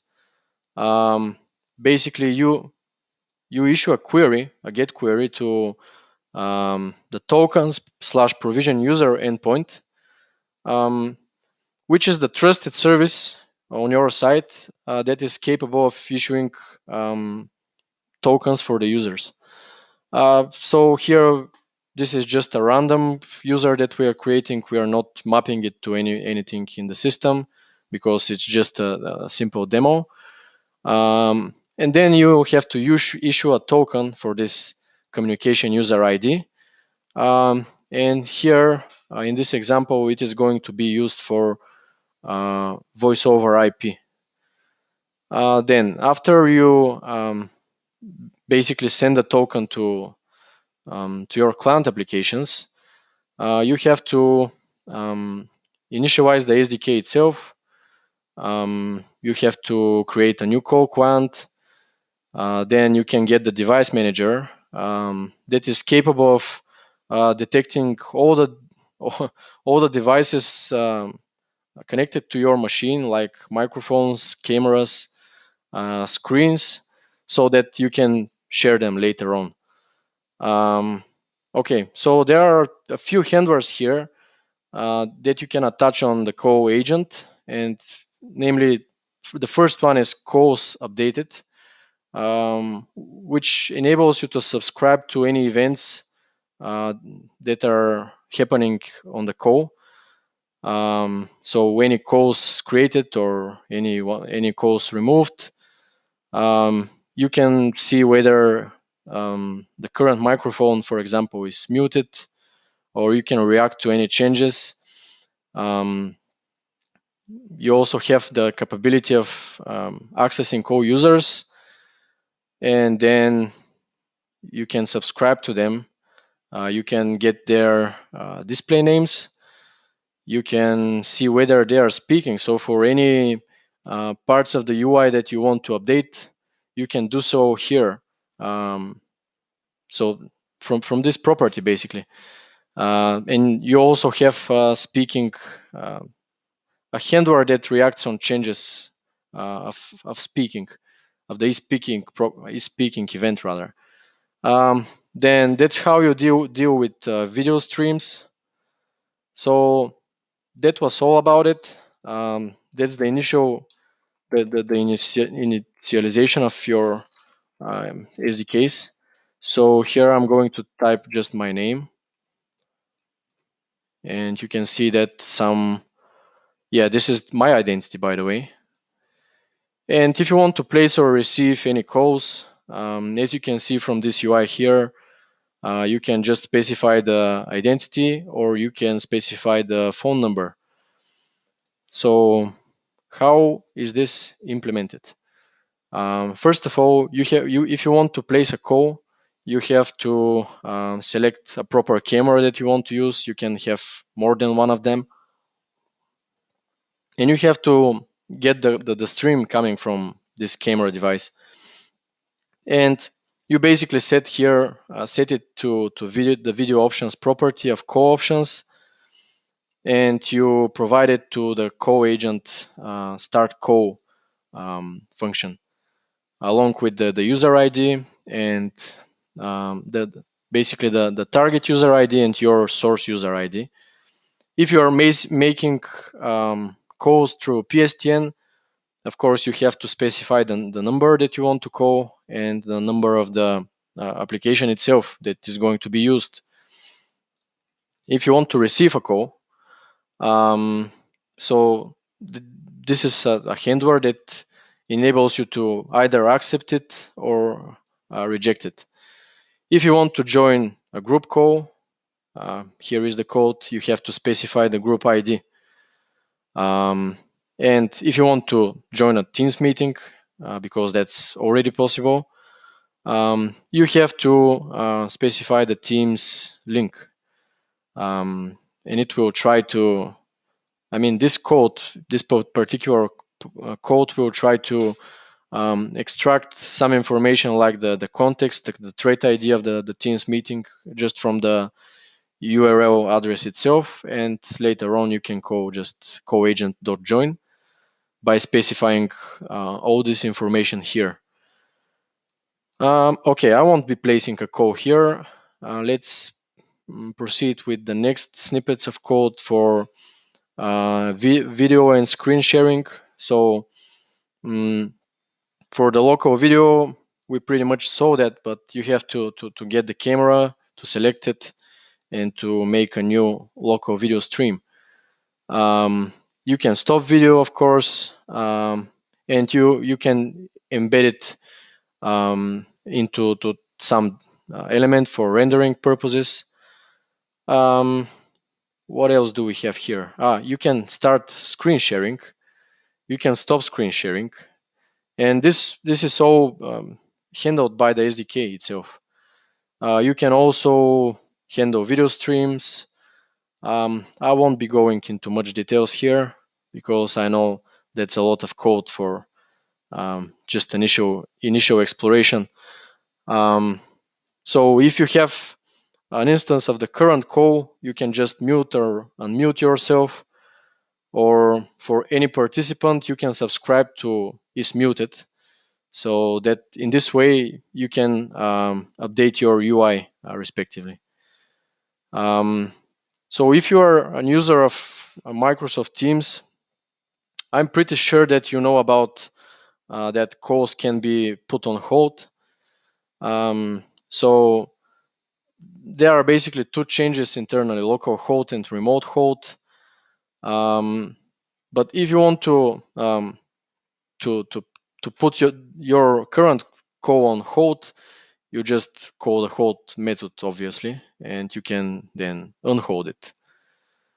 And when it comes to devices, as I said, you can get cameras from the devices manager. You can get speakers, microphones, and configure it however it makes sense for you. Yeah, you can choose the selected speaker. You can also handle the microphone changes and things like that. I hope I shed some light on how you initially start with the SDK itself for Azure Communication Services. So feel free, by the way, to ask any questions at any time. Don't wait just for the end of the presentation. Okay, so until now, we saw how to basically work with the low level SDKs. So we didn't see anything about any particular UI because you're always free to provide some custom UI that basically makes sense for your applications. But there is a UI framework that is provided by Azure Communication Services that is basically following the Fluent design language, the Microsoft Fluent UI. And it contains a production-ready set of React components. So those components can be split into two categories. The simplest possible component that you can get is called basically a base component. So that's something like the input field for typing your message, or we will see that in the next slide. But there is also another type of components which are called composite components, and as of now there are only two of them supported, and those are group chat composite and group calling composite. So those two components incorporate some of the base components in a predefined manner. So components are just initialized using an Azure Communication Services access token. And let's see a comparison between those pre-built composite components and the base components. So as you can see, here is a thread component, here is a participant configuration component that allows you to configure the name of the group. There is also an input field, and in the pre-built composite, they are just provided out of the box, pre-configured.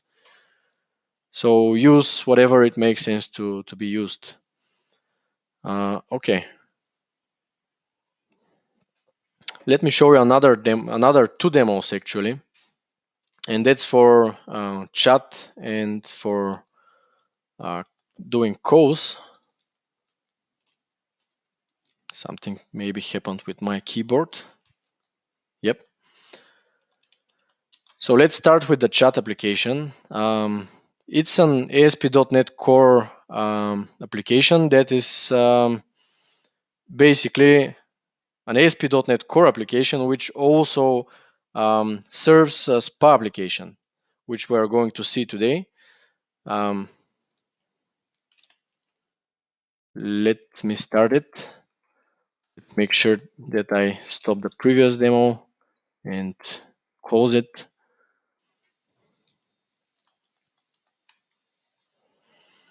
So we are waiting for it to load. In the meantime, let me show you the controller and the trusted access service.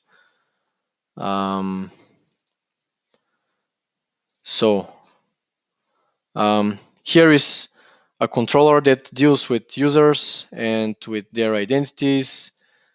There is a handshake controller that is basically capable of generating the initial topic GUID, and it can validate whether the thread you try to provide via the URL is valid or not, because it uses some in-memory store. And it can also add users to the thread, or maybe I should zoom in a bit. Yep, I hope you can see this. So you can add a user to a thread. It doesn't make sense really to expose this kind of functionality to your end clients, because this is kind of a system action.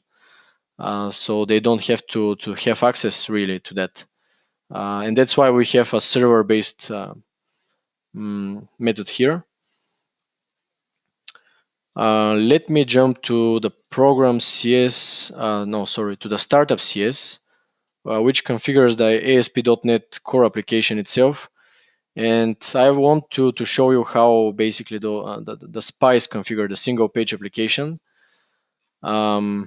So here you can see that add SPA static files method is called on iService collection, and you basically configure the root path, and you also enable the static files, the SPA static files, and you specify that the source code of your single page application is stored here in the client app directory. And it basically goes and calls your npm start in order to bring up also the other server for the single page application as well, which is configured here in package.json. Here you can see the start. So it just calls React script starts. By the way, this is a React-based application with Redux. And let me show you what it looks like. So what you can see here are just React components. Of course, they are bundled by the application itself, but they are providing via the SDK, the UI libraries for the SDK. So let me choose a proper avatar. And okay, my keyboard is, I think, that. You are able to see my autocomplete. Yeah, my name seems like very long. And if I want to join via another browser, I can do so.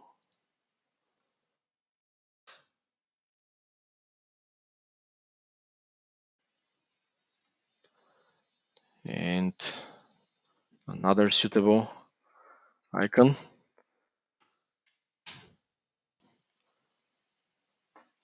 And I can hit join chat.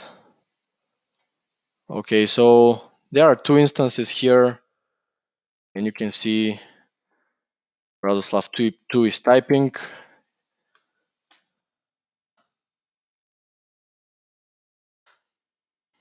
So here we can see that the base components for showing you people, the people.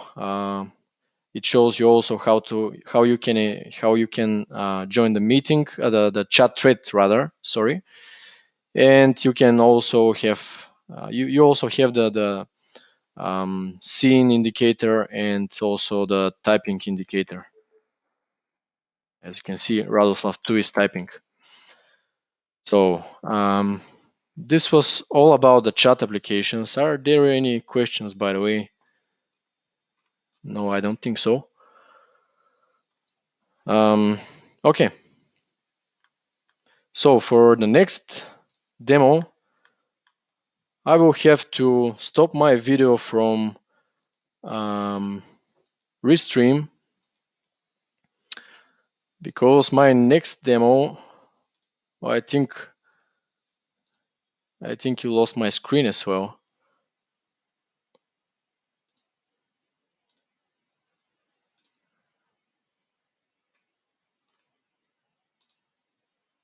That's not so good.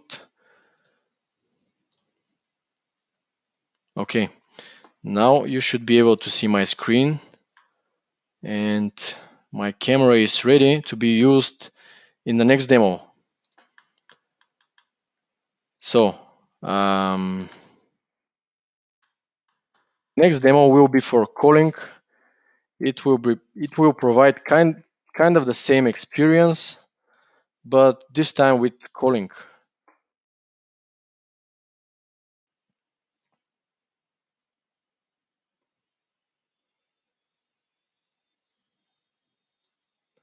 And here we see that it is running.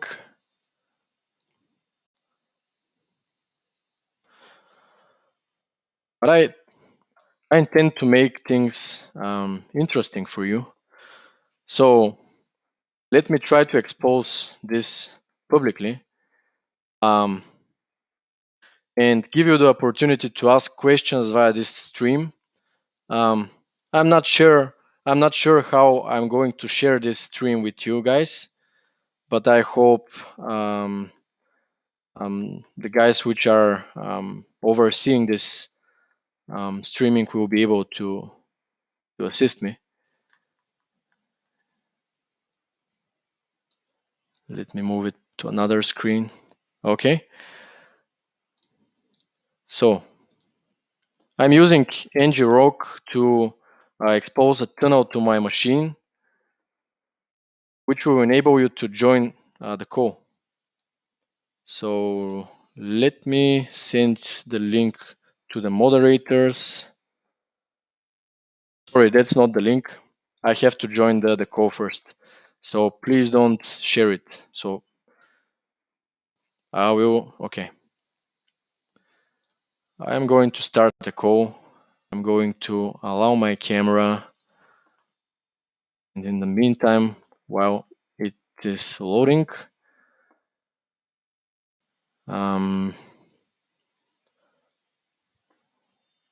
yeah, let's go ahead. So here you can see kind of the experience that you get from Microsoft Teams.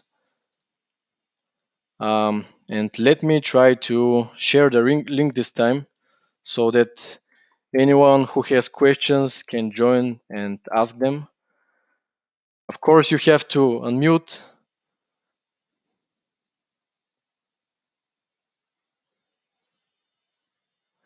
Okay, so yeah, I was just notified that this link was shared into the public chat so that you can join and ask any questions.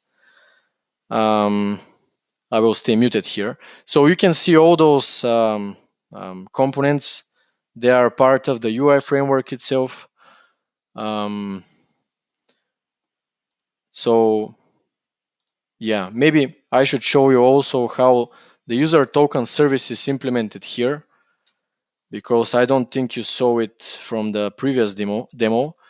So the user token service basically has just one method, and that's for issuing a token. So first of all, actually it creates a user and it issues a token at the same time. As you can see, the scope is for voice over IP, and then the idea is to pass this token to your client applications. Like for example, currently here, this web application, this single page application is using this token. And I'm not seeing anyone who wants to join.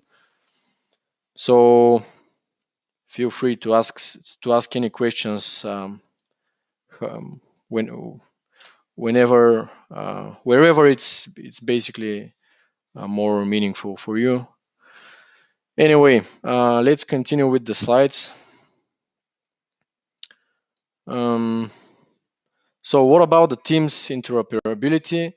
We saw some certain the certain ways to join a meeting, but what you can do also is to schedule a meeting in your via Microsoft Teams, and also leverage the Microsoft Graph API in order to get the details of this meeting. So basically, you can in this way you can parse what comes from the Microsoft Graph API and basically join the meeting via Azure Communication Services. By the way, this comes at no additional costs for any users who are using Microsoft Teams. And all those persons are joining kind of the same stream of video and audio, no matter whether they join via Microsoft Teams or via the phone or via voice over IP. So the basic features like the meeting's core audio, the video, the chat, the screen sharing capabilities of Microsoft Teams, you will be able to access them. But for things like raised hands, together mode, breakout rooms, which are Microsoft Teams specific, you won't be able to use them. But still, you can connect all people from the same place.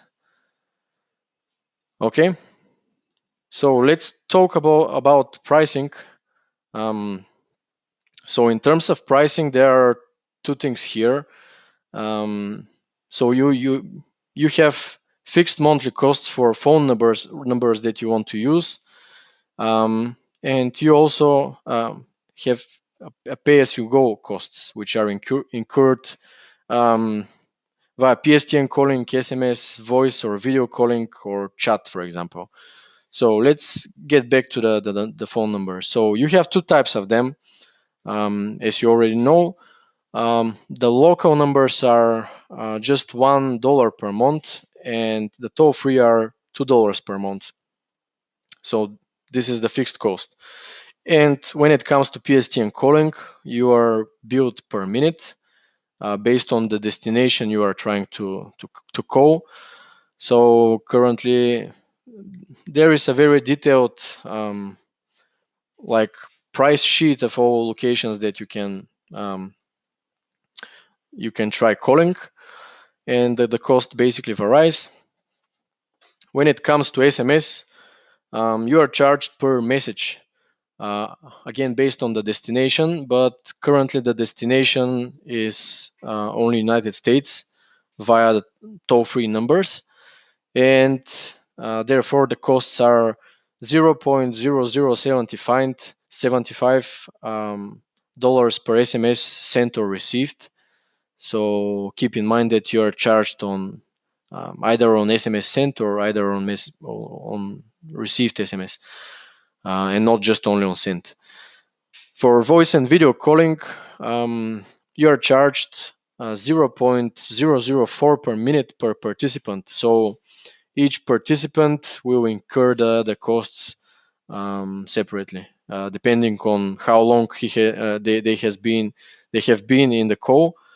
And no matter they were sharing voice or video, the cost is the same.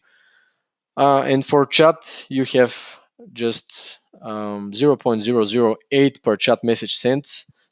And of course, this is subject to change. The costs I'm sharing right now are basically as of now. So that's what that was all about it, folks. You can learn more about Azure Communication Services from the official documentation. You can also find the source code of the demo applications I showed today on GitHub. So it's Azure-simple/communication services dash something, depending on the application that you want to access. And from the Azure communication repo, you can also explore the timeline of the Azure communication services. I hear there is someone, user 304. If you want to unmute, yeah, he's gone. So let me show you just real quick where is this roadmap. So here it is, Azure/communication, and you go to projects and you open the roadmap, and here you can see some of the items that are planned or are in progress right now. So it's time for questions. Do you have any questions?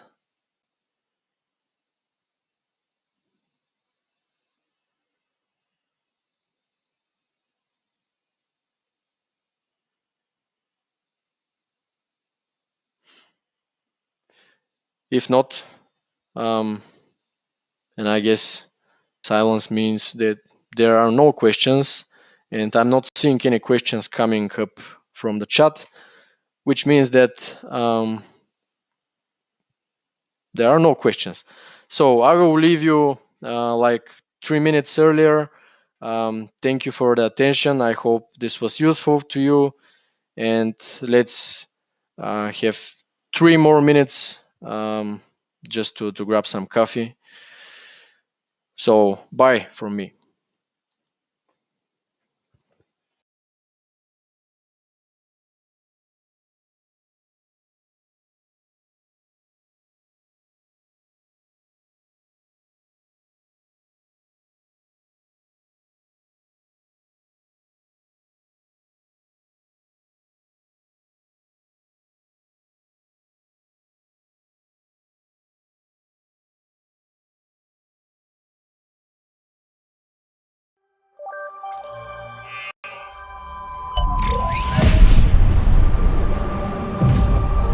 These days, if you don't have an app, you are falling behind.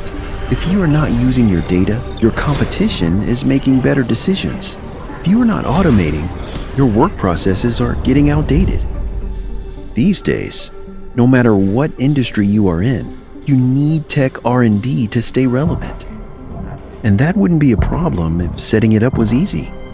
Imagine that you could just press a button and have an R&D department spring to life. Imagine that the team already knows each other and works well together. Imagine that ways of work are industry leading, yet the culture is unmistakably your own. Imagine that you have access to an extensive network in an abundant, cost-efficient talent market. Can you imagine how easy scaling would be? Imagine there is a partner that could set it all up for you, operate it until it's up to speed, and then, when you decide, transfer it over to you. A partner that only succeeds when you succeed, that makes costs 100% predictable, gives you access to industry expertise, and makes every aspect of recruitment and HR effortless. Imagine the power of that. At Anthill, we imagined a service that would do all that, and then made it a reality. We think it transforms IT innovation from existential threat to low-hanging fruit, empowering your business to be well-equipped for the age of AI, virtual reality, and the Internet of Things. Learn more at anthill.one.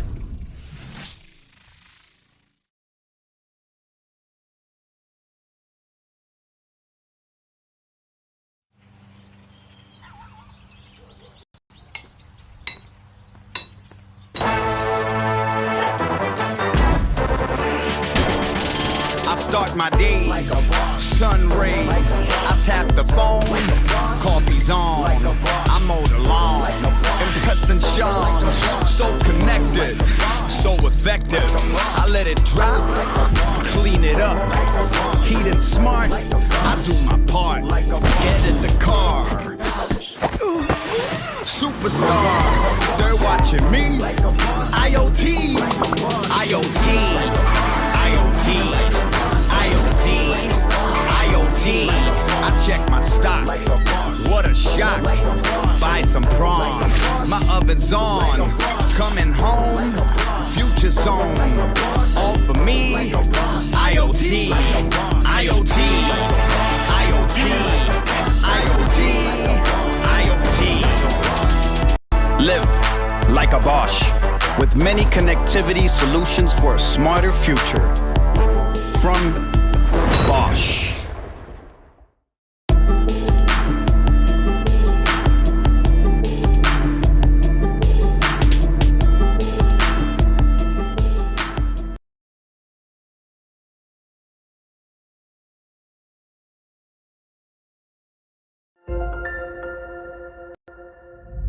Datavard is a global software engineering firm that takes a uniquely human approach to solving problems.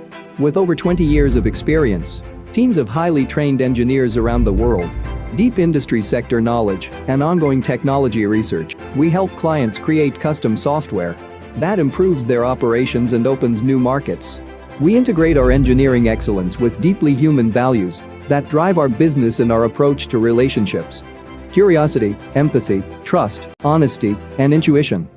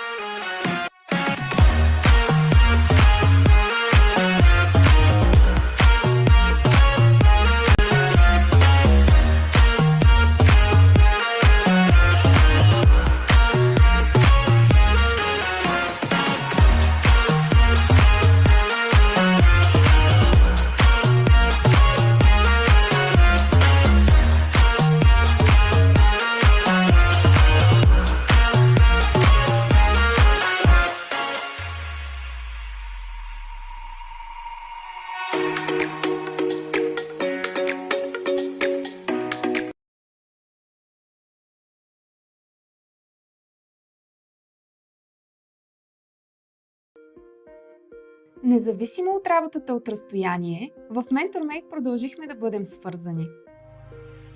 Работим от офиса, от вкъщи, от всяка точка на света. Това вече е ежедневие. За да отговорим на нуждите на всеки, създадохме 3 модела на работа, от които всеки в компанията може да избира и след края на пандемията. Първия вариант е комбинация от работа от вкъщи и работа в офиса. Комфортът на собствения ви дом ще бъде съчетан с социалните контакти в офиса. Може да предпочетете да работите изцяло от вкъщи, като ще имате опционално място в офиса след предварителна заявка. Искате изцяло гъвкава и дистанционна работа? Може да работите от всяка точка на света, гарантирайки си по-високи доходи. За да осъществим тези модели на работа, ще инвестираме $1 милион в висококачествено техническо оборудване, което да даде възможност на всеки да работи комфортно, независимо къде се намира. Придобивките за хората в компанията също стават гъвкави, като всеки ще може да избира най-удобните за себе си. Като компания, която цени служителите си, даваме възможност сами да избирате. Тези модели на работа важат за всички отворени позиции и не са ограничени за времето в пандемия. Посетете нашата кариерна страница mentormate.com/bg/careers и вижте отворените ни позиции.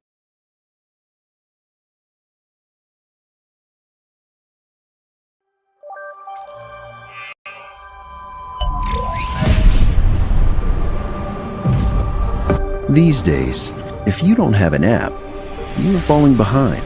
If you are not using your data, your competition is making better decisions. If you are not automating, your work processes are getting outdated.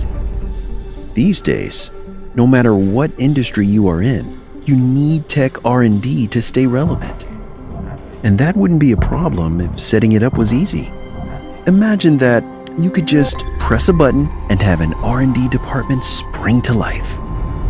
Imagine that the team already knows each other and works well together. Imagine that ways of work are industry leading, yet the culture is unmistakably your own. Imagine that you have access to an extensive network in an abundant, cost-efficient talent market. Can you imagine how easy scaling would be? Imagine there is a partner that could set it all up for you, operate it until it's up to speed, and then, when you decide, transfer it over to you. A partner that only succeeds when you succeed, that makes costs 100% predictable, gives you access to industry expertise, and makes every aspect of recruitment and HR effortless. Imagine the power of that. At Anthill, we imagined a service that would do all that, and then made it a reality.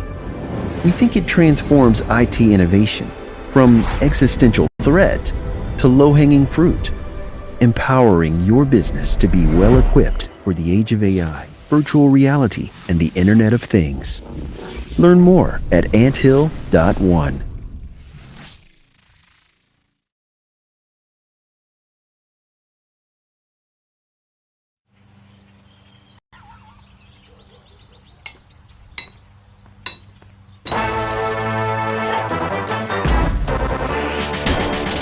I start my days, sun rays.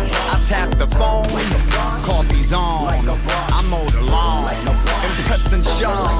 So connected, so effective. I let it drop, clean it up. Heated smart, I do my part. Get in the car. Superstar, they're watching me. IoT, IoT, IoT. IoT, I check my stock. What a shock. Buy some prawn. My oven's on. Coming home. Future zone. All for me. IoT. IoT. IoT. IoT. IoT. Live like a Bosch. With many connectivity solutions for a smarter future. From Bosch.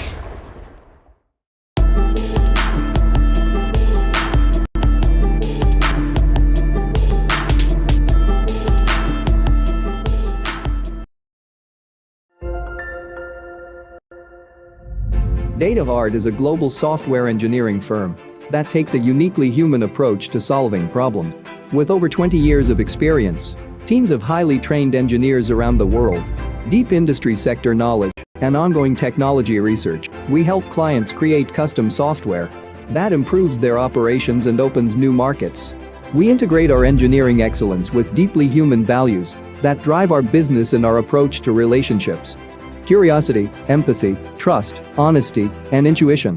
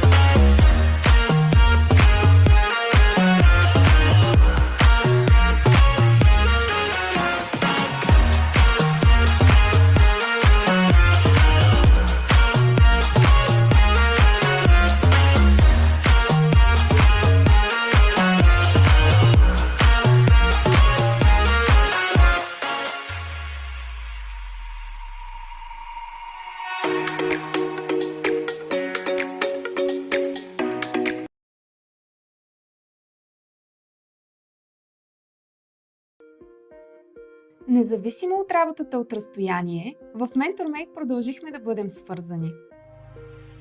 Работим от офиса, от вкъщи, от всяка точка на света. Това вече е ежедневие. За да отговорим на нуждите на всеки, създадохме 3 модела на работа, от които всеки в компанията може да избира и след края на пандемията. Първия вариант е комбинация от работа от вкъщи и работа в офиса. Комфортът на собствения ви дом ще бъде съчетан с социалните контакти в офиса.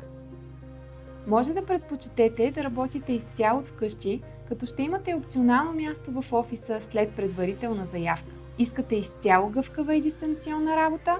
Може да работите от всяка точка на света, гарантирайки си по-високи доходи.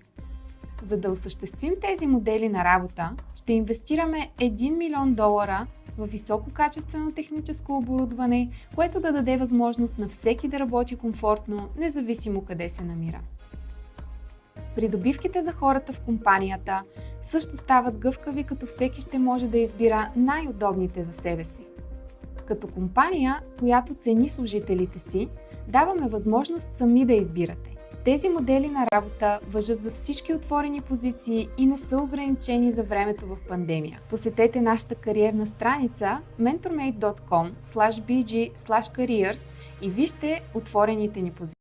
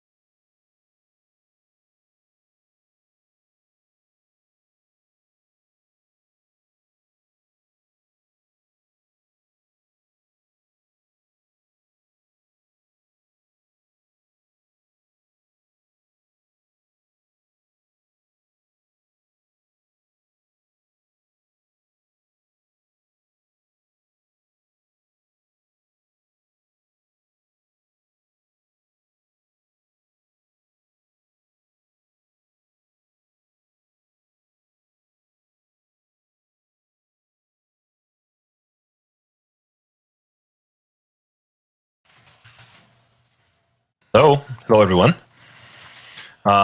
It's a pleasure for me to be here. It's a pleasure to me to join the event, and it's a particular honor to be here also as both a presenter and a representative of Hill, and which is the company that pretty much stays behind some of those things I'm going to explain today.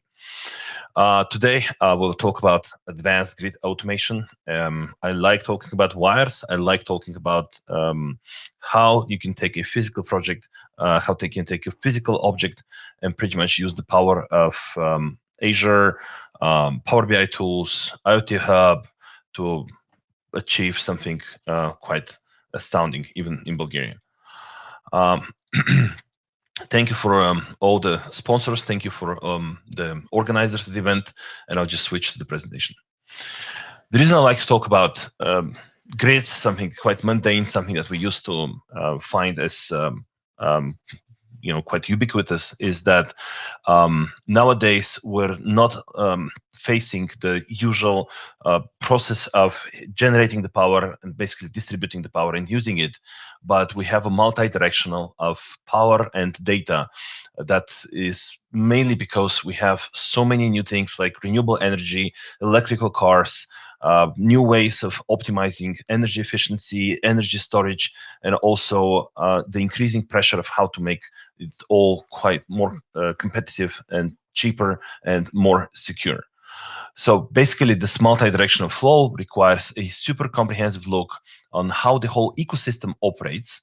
And lately, in the past 5 years, it evolved so badly that it now cannot be comprehended by the use of human minds. And this is why, thanks to the development of artificial intelligence and machine learning algorithms, we've started making simulations, and we started talking about a new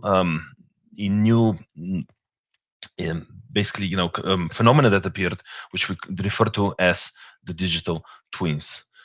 The digital twins is something that's been relatively new. The tools, the processes, the knowledge, the experience, the experts, they don't really have a lot of experience to draw upon, and we're still in the exploration stage, and we're still trying to figure out what is the right balance between cost, technology, what are the advantages, and basically now we sit behind the understanding that it's not only clear to understand the nature of the assets and how different elements of the asset intercorporate with each other, but also how those things relate to each other, not only on the level of a single object, but also how do they interconnect with all kinds of different items and objects and events, so we can not only track how they operate, but also predict how this will happen in the future.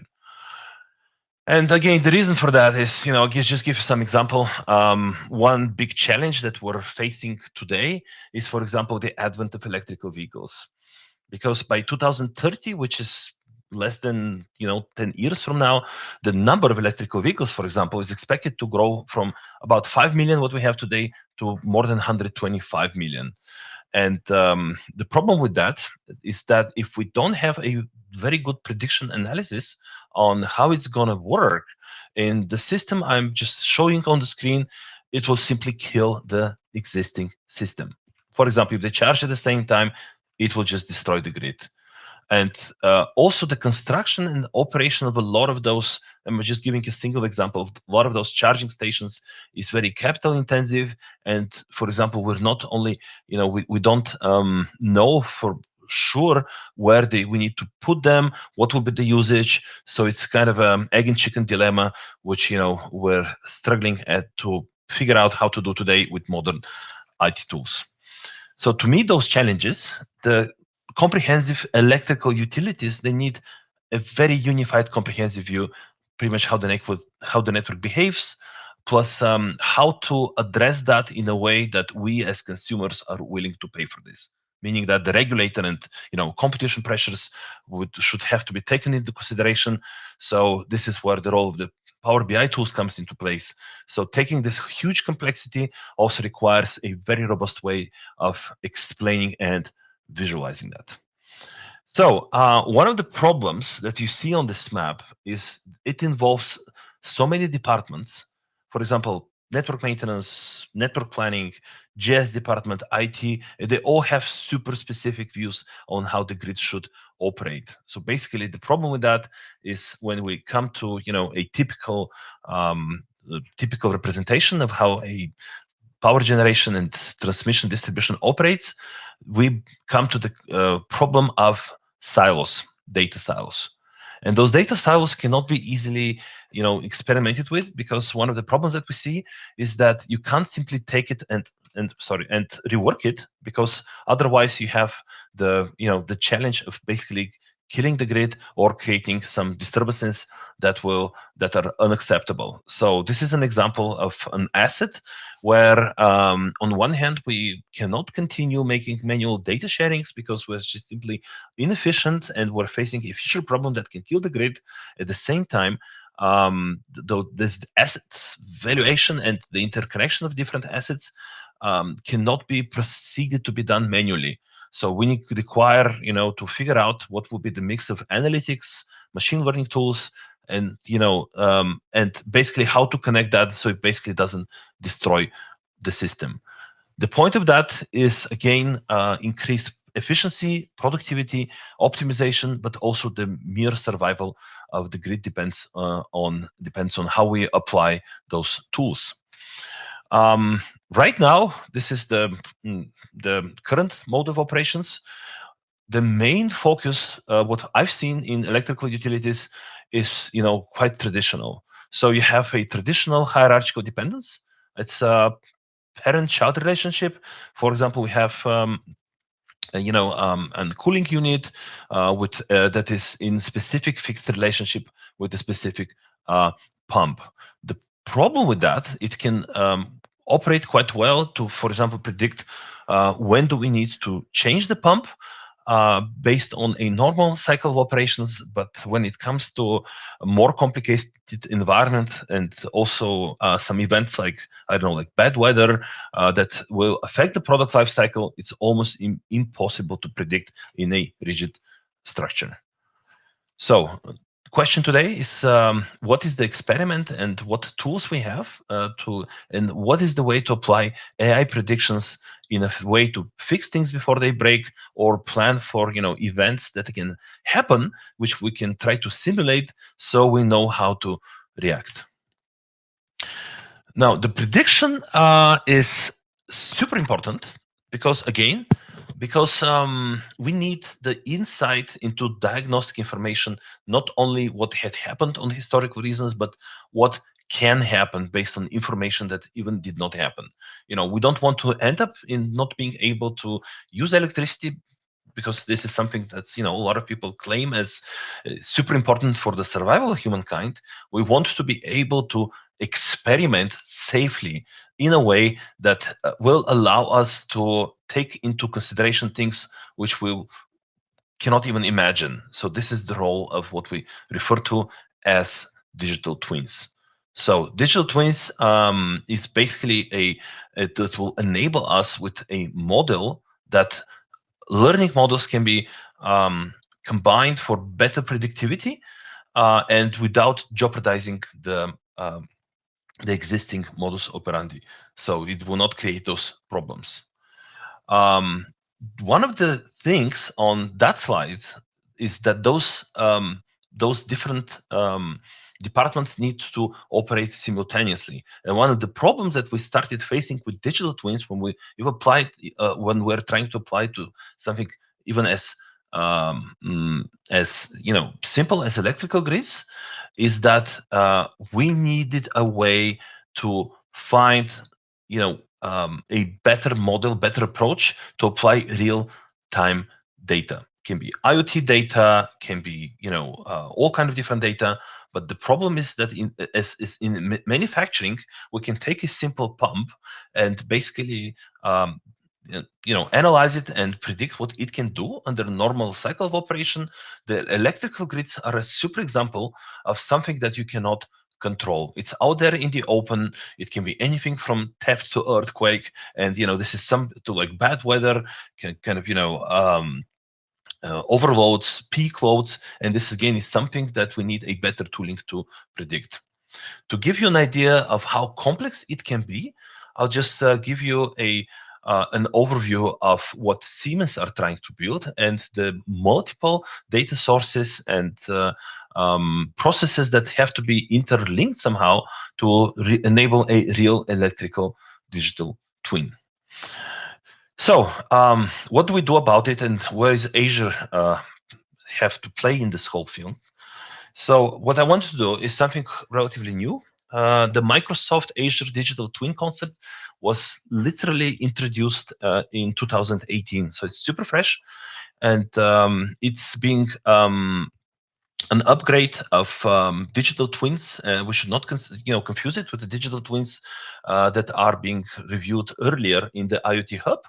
So the point of the digital twins in something as small as a part of the whole human society as energy is to connect it across the different spectrum and figure out the tools that would enable us to connect to things like healthcare, real estate, legal, education, finance, so we can have not only better prediction but also a better robust model how to create it and how to implement it.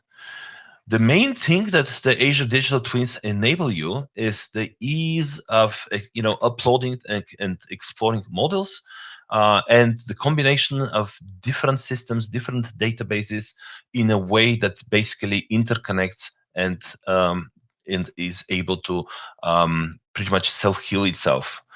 And the most important thing of the Azure Digital Twins, which is the platform as a service, is basically it helps you prevent this biggest obstacle to digital twins creation, which is on one hand the silo data across the ecosystems.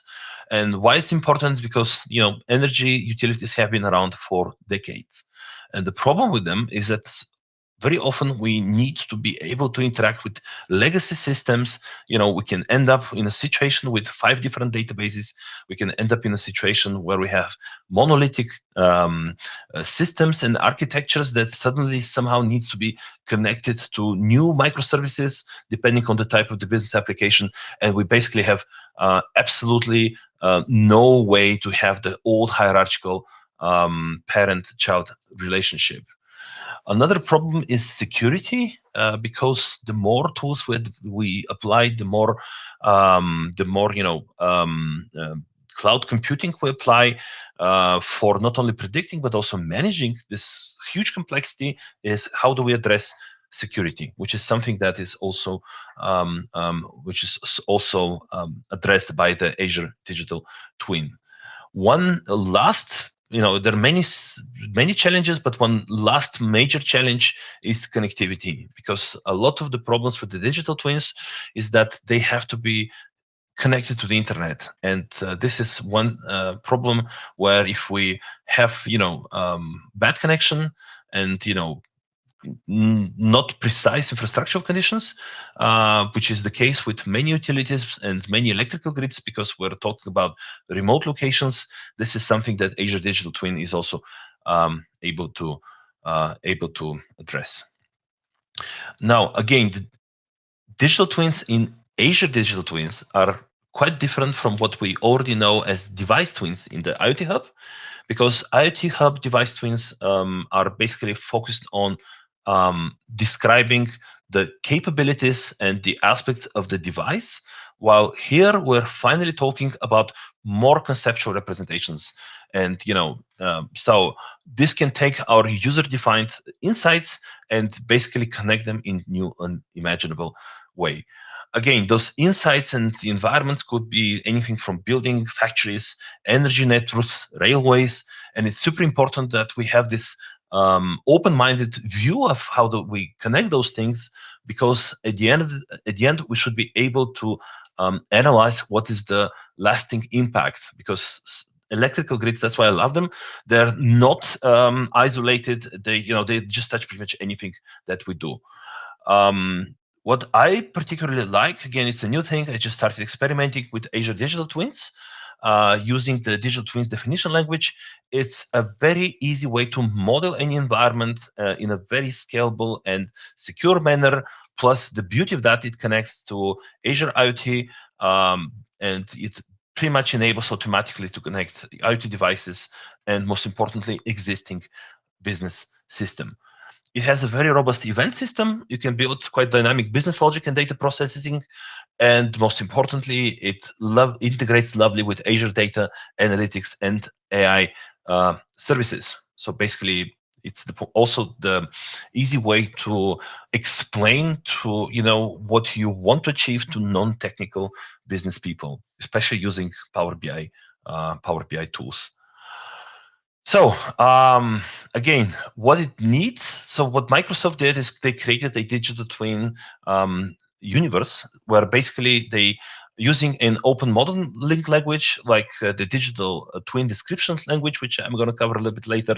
You can take automatically any input from any system and pretty much define how you output it and make it super automatic. So once you make a minor change somewhere in the system, it will automatically recalculate. A note on DTDL. So the digital twin definition language. It's a very simple, super open JSON programming language, and it's super actually programming language independent. It's not exclusive to Azure Digital Twins. So the benefits are that it's super flexible. Basically, it can cover any model, any vertical, and it's something that Microsoft is particularly well known about is having a very limited learning curve, how to learn to model complex relationships in a physical works. Most important, what is from my perspective, it basically finally enables you to create a neural network data structure. So basically, it lets you, it allows your digital twins to employ higher order analytics, machine learning, and conduct complex computations, especially if you have combined access to cloud computing. So you can pretty much optimize your solution to be at any complexity, any speed, using something that's programming language independent and something that is super open and super easy to understand. So it basically takes our human knowledge of the physical world and translates into a common data ontology so you can connect to anything you want. What is important is that a digital twin definition language based data structure is focusing more on not on parental child hierarchy, but it basically offers sort of a neural network that can help you dynamically map the complex relationships between pretty much anything. Instead that we have like the standard relationship, let's say cooling tower and a specific pump, it basically looks at it as a complex system of interconnecting relationships. And then we can, basically, this is the only way in most cases to identify the specific root cause of the problem. And once we apply AI predictions, we can ideally fix things before they break, or we can simulate an event which basically is intended to break the electrical grids, such as, for example, a severe wind snowstorm. And it's like like moving through like a complicated brain in a very similar way. To give you an illustration how it's done in the real world, I'll run a short demonstration. This is actually a demonstration using Azure Digital Twin by a company called Bentley in Korea, and specific application covers wind farm. And I'll continue my presentation.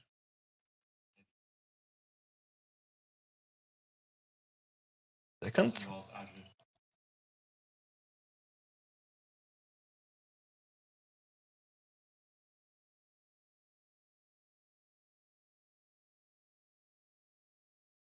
Operations demo earlier this year. This also involves Azure Digital Twins and I-20. And what this does is it allows engineers to do some to monitor and predict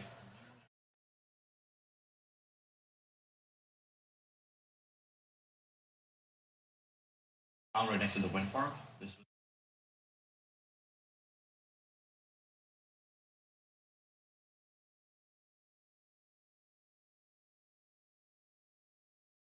live power produced by each live power come from, the live data. Have an Azure Digital Twins.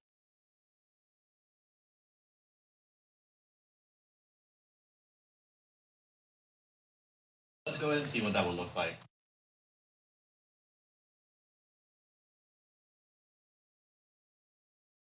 You can see the overall power being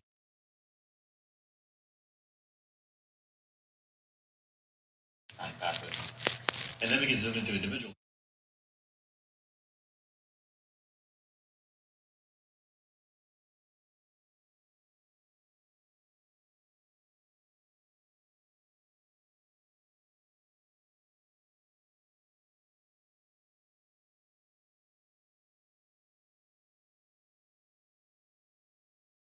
Values are based on different predictions.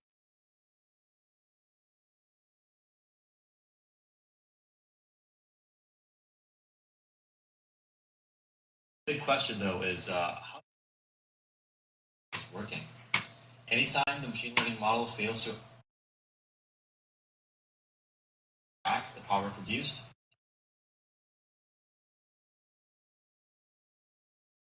algorithm or with the turbine.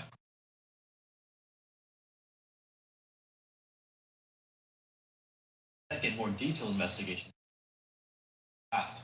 All we have to do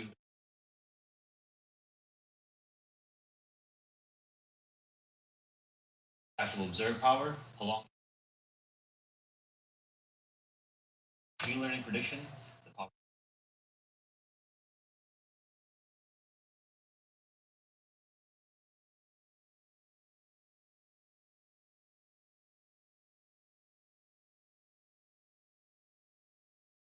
And with that, we are ready to move on.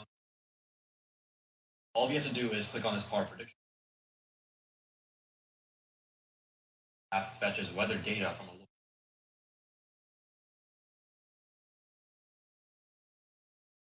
is flying right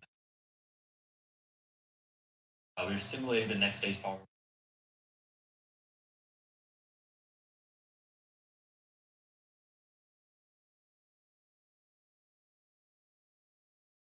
That sums up all the features of the app.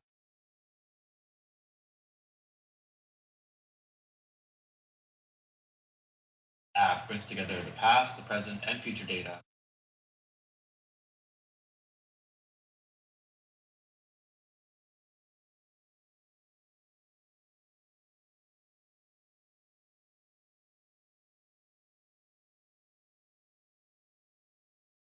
Okay, so basically, the reason I liked the wind farm example is because it's a very similar to basically our problems which we have with the electrical grid. They're out in the open.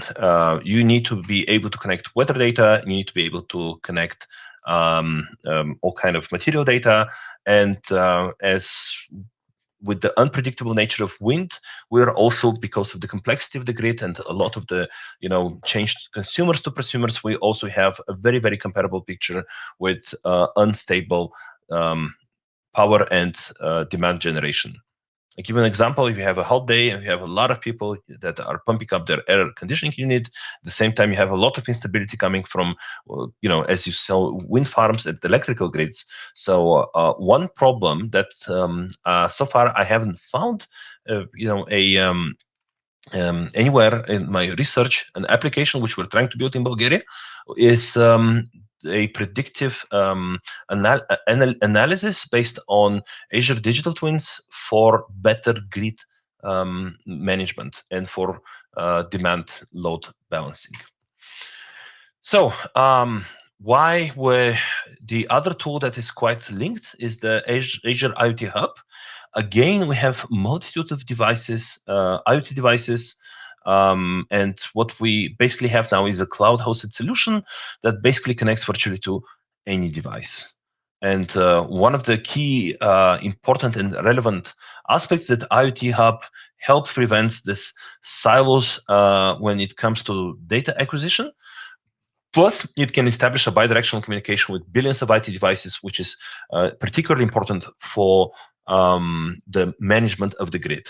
because we need to be able in real time to communicate back to grid reclosures, be able to communicate to the mobile devices of our maintenance crews, and we need to be also able to authenticate every device for enhanced security. This is pretty much already built in the Azure IoT Hub, which underpins what Microsoft is able to do. You don't have to create a super complicated IT structure to be able to apply those advanced tools. So basically, you have built-in device management and provisioning, you have security built in, and full integration with things like Azure Event Grid and serverless compute, basically that simplifies IoT application development and can link up pretty much anything you already have, including legacy systems. When it comes to those challenges, especially in the electrical grid, Azure IoT Edge is a very, very, very nice decision to address challenges like intermittent access to internet. So it has built-in options for buffering, device telemetry. You can use it to update remotely devices for targeted deployment configurations, and it has a built-in hardware security manager, which you can basically create and replicate common policies across your network.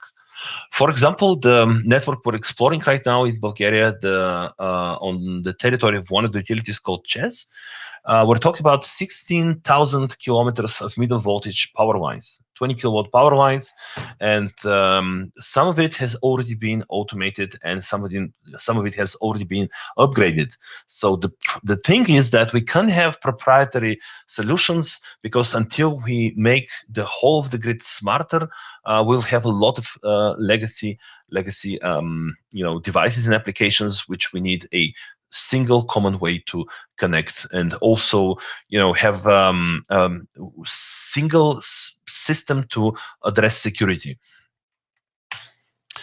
Again, combining IoT Hub, Event Hub, never been easier.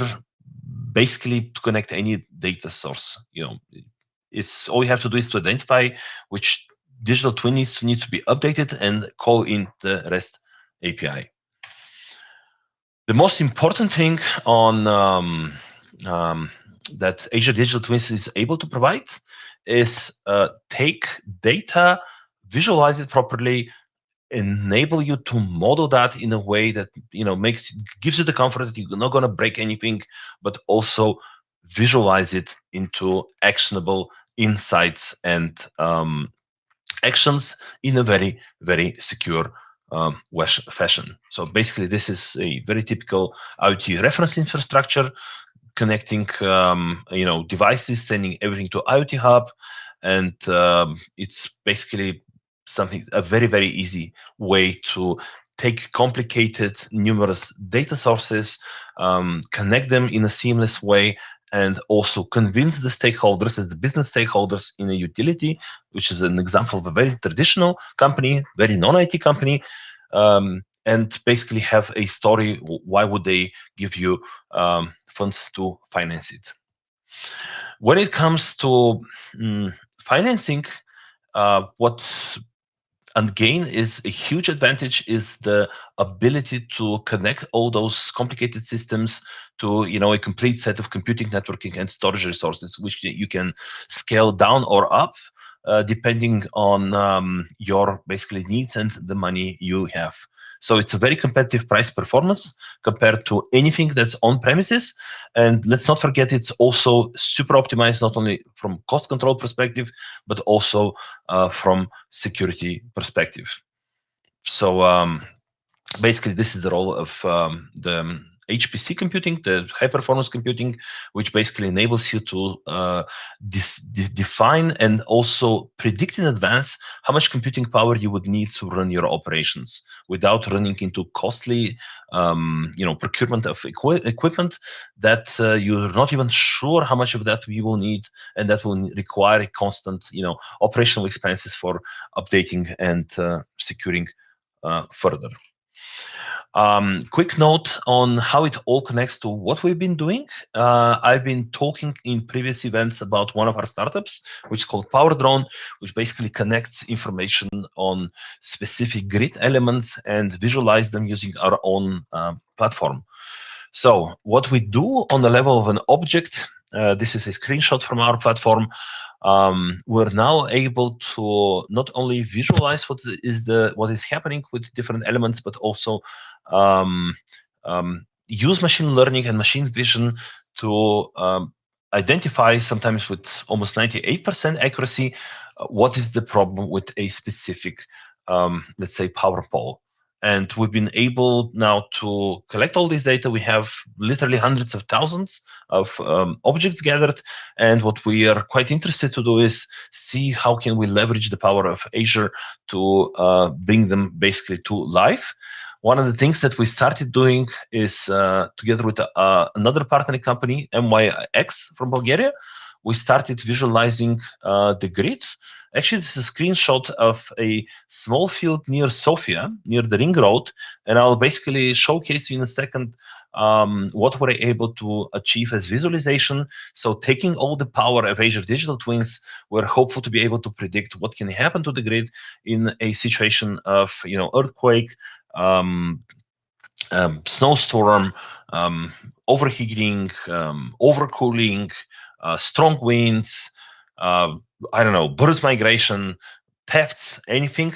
And this is basically where we sit right now. We're trying to upgrade our ability to collect data with drones, visualize it properly, showcase, use the human minds, basically use that to help an individual look at it and with a little bit help defining what is probably can be the problem.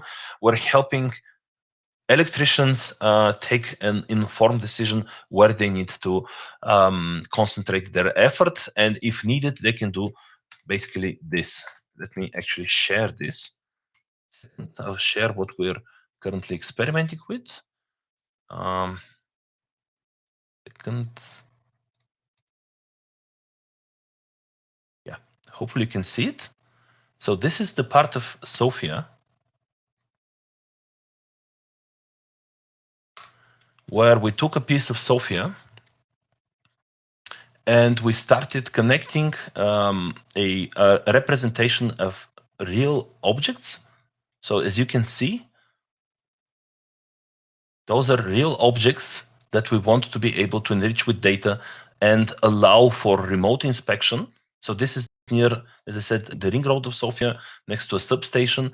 And here, for example, we have a situation with extreme rust. What we want to be able is to allow the people basically go there and also plan things like access, terrain, condition, something that is not present currently in our platform. So that was a very quick demonstration where we stand right now. So I'm welcoming anybody who wants to be a part of it, who have any further questions, to contact me. This is my email, and basically reach out. Ideas. We're looking for developers. We're looking for data science engineers. So if you have any idea how to connect this to Azure, I'll be very happy to get in touch with you and answer that.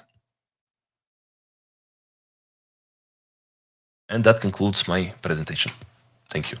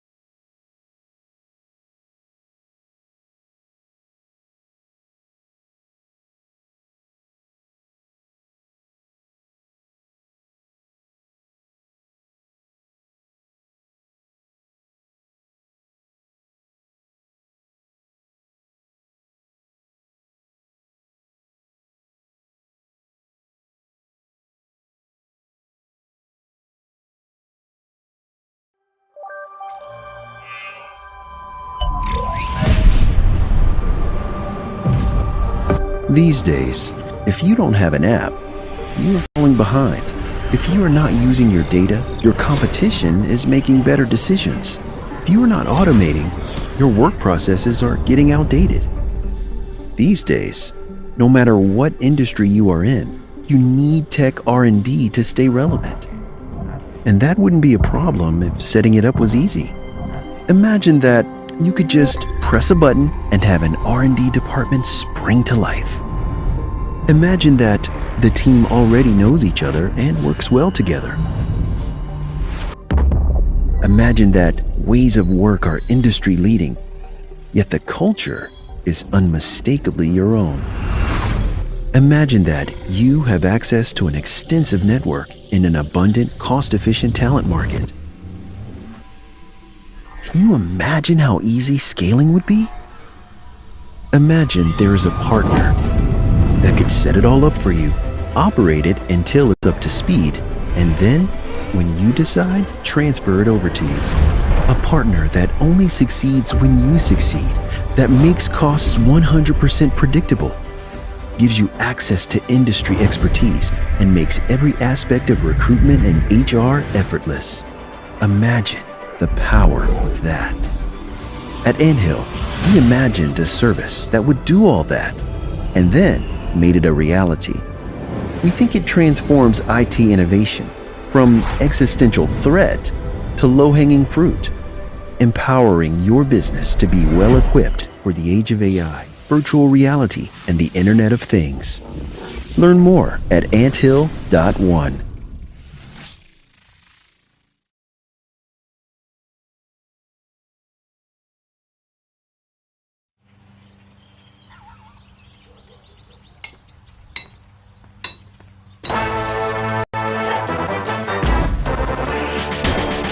I start my days, sun rays. I tap the phone, coffee's on. I mow the lawn, impressing Sean.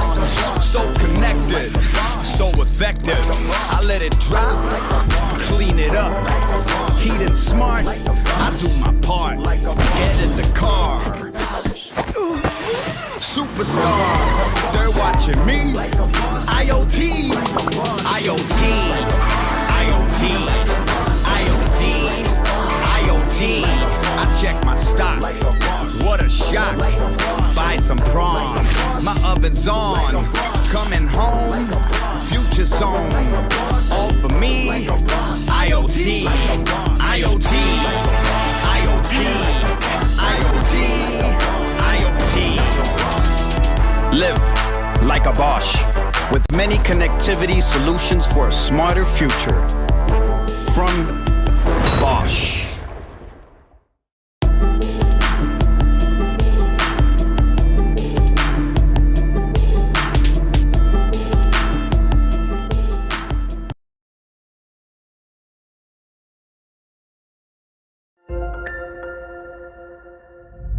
Datavard is a global software engineering firm that takes a uniquely human approach to solving problems.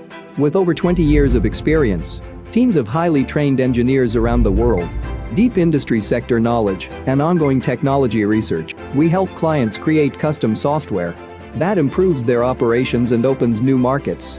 We integrate our engineering excellence with deeply human values that drive our business and our approach to relationships. Curiosity, empathy, trust, honesty, and intuition.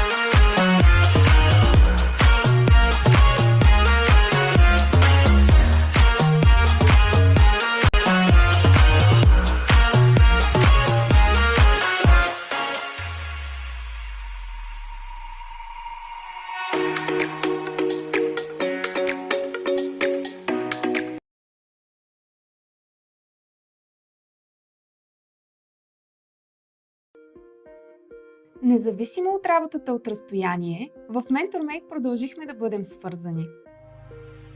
Работим от офиса, от вкъщи, от всяка точка на света. Това вече е ежедневие. За да отговорим на нуждите на всеки, създадохме 3 модела на работа, от които всеки в компанията може да избира и след края на пандемията. Първия вариант е комбинация от работа от вкъщи и работа в офиса. Комфортът на собствения ви дом ще бъде съчетан с социалните контакти в офиса. Може да предпочетете да работите изцяло от вкъщи, като ще имате опционално място в офиса след предварителна заявка. Искате изцяло гъвкава и дистанционна работа? Може да работите от всяка точка на света, гарантирайки си по-високи доходи.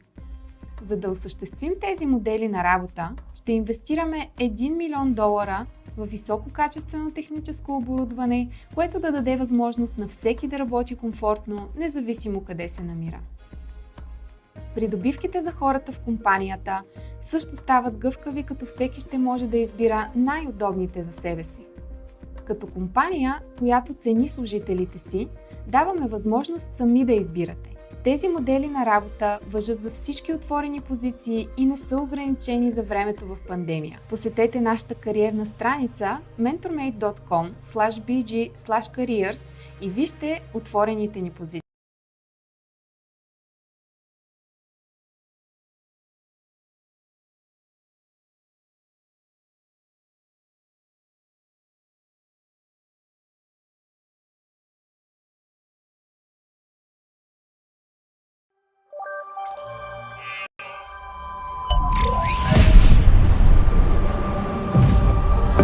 These days, if you don't have an app, you are falling behind.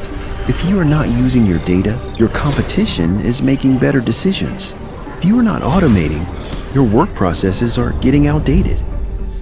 These days, no matter what industry you are in, you need tech R&D to stay relevant. And that wouldn't be a problem if setting it up was easy. Imagine that you could just press a button and have an R&D department spring to life. Imagine that the team already knows each other and works well together. Imagine that ways of work are industry leading, yet the culture is unmistakably your own. Imagine that you have access to an extensive network in an abundant, cost-efficient talent market. Can you imagine how easy scaling would be? Imagine there is a partner that could set it all up for you, operate it until it's up to speed, and then, when you decide, transfer it over to you. A partner that only succeeds when you succeed, that makes costs 100% predictable, gives you access to industry expertise, and makes every aspect of recruitment and HR effortless. Imagine the power of that. At Anthill, we imagined a service that would do all that, and then made it a reality. We think it transforms IT innovation from existential threat to low-hanging fruit, empowering your business to be well-equipped for the age of AI, virtual reality, and the Internet of Things. Learn more at anthill.one.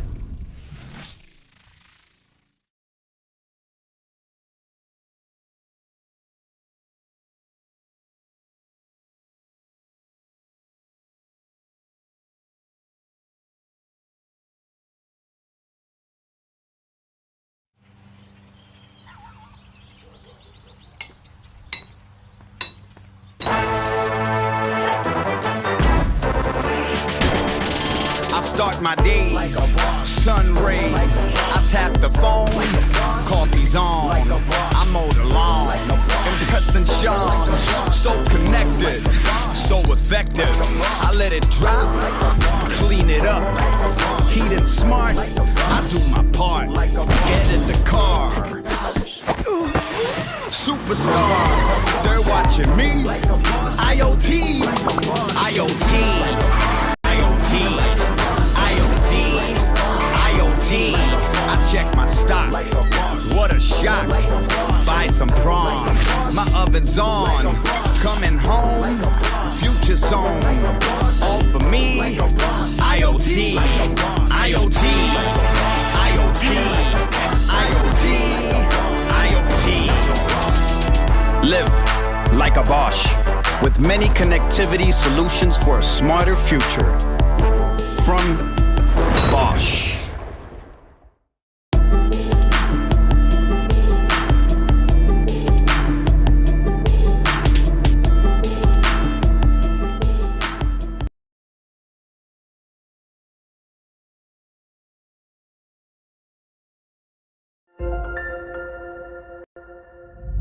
DataVard is a global software engineering firm that takes a uniquely human approach to solving problems. With over 20 years of experience, teams of highly trained engineers around the world, deep industry sector knowledge, and ongoing technology research, we help clients create custom software that improves their operations and opens new markets. We integrate our engineering excellence with deeply human values that drive our business and our approach to relationships. Curiosity, empathy, trust, honesty, and intuition.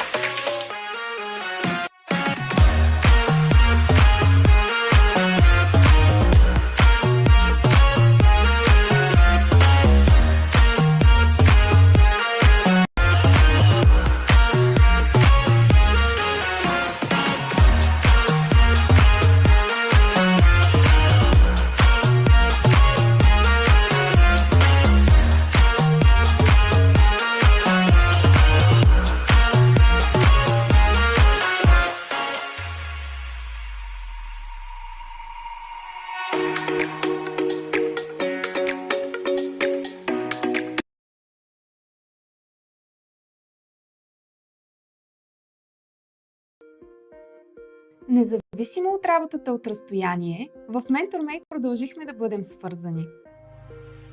Работим от офиса, от вкъщи, от всяка точка на света. Това вече е ежедневие. За да отговорим на нуждите на всеки, създадохме 3 модела на работа, от които всеки в компанията може да избира и след края на пандемията. Първия вариант е комбинация от работа от вкъщи и работа в офиса. Комфортът на собствения ви дом ще бъде съчетан с социалните контакти в офиса. Може да предпочетете да работите изцяло от вкъщи, като ще имате опционално място в офиса след предварителна заявка. Искате изцяло гъвкава и дистанционна работа? Може да работите от всяка точка на света, гарантирайки си по-високи доходи.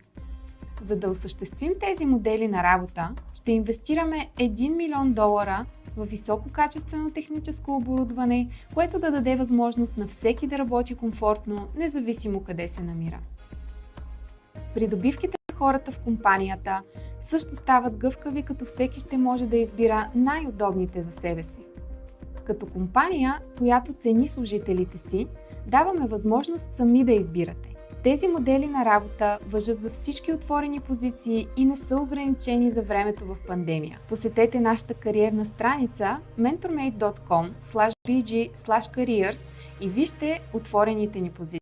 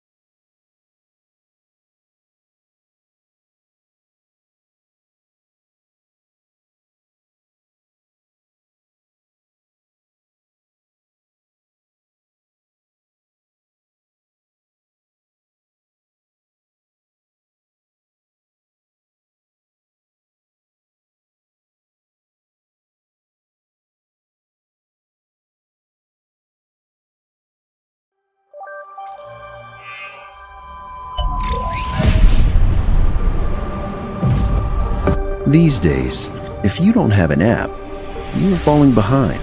If you are not using your data, your competition is making better decisions.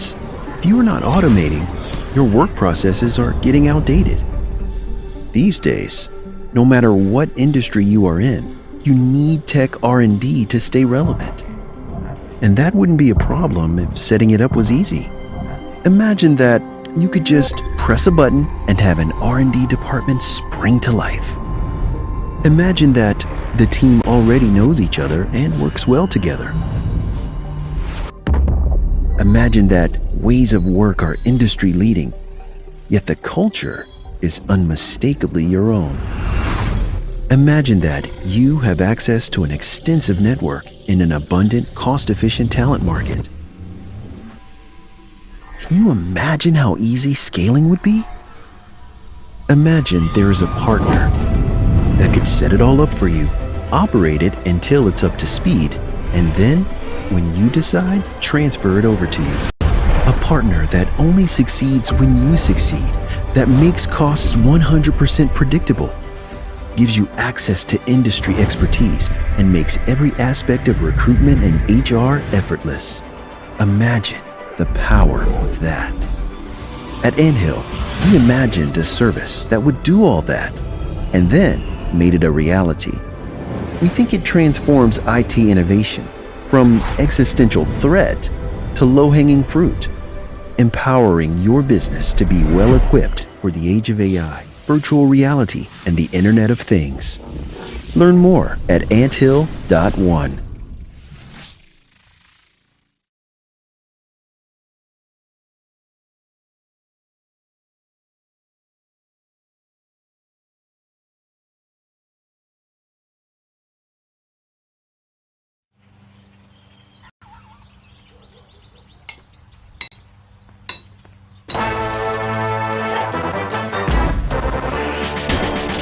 I start my days, sun rays. I tap the phone, coffee's on. I mow the lawn, impressing Sean. So connected, so effective. I let it drop, clean it up. Heat and smart, I do my part. Get in the car. Superstar, they're watching me. IoT, IoT, IoT, IoT, IoT.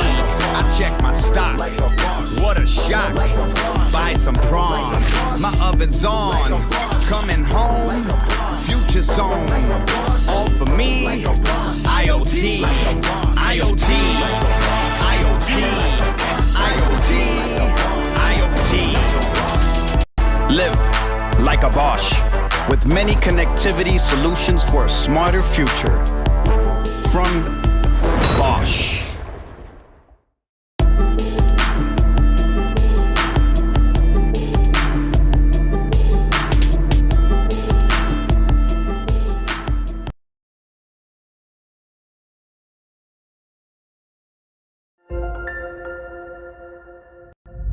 Datavard is a global software engineering firm that takes a uniquely human approach to solving problems.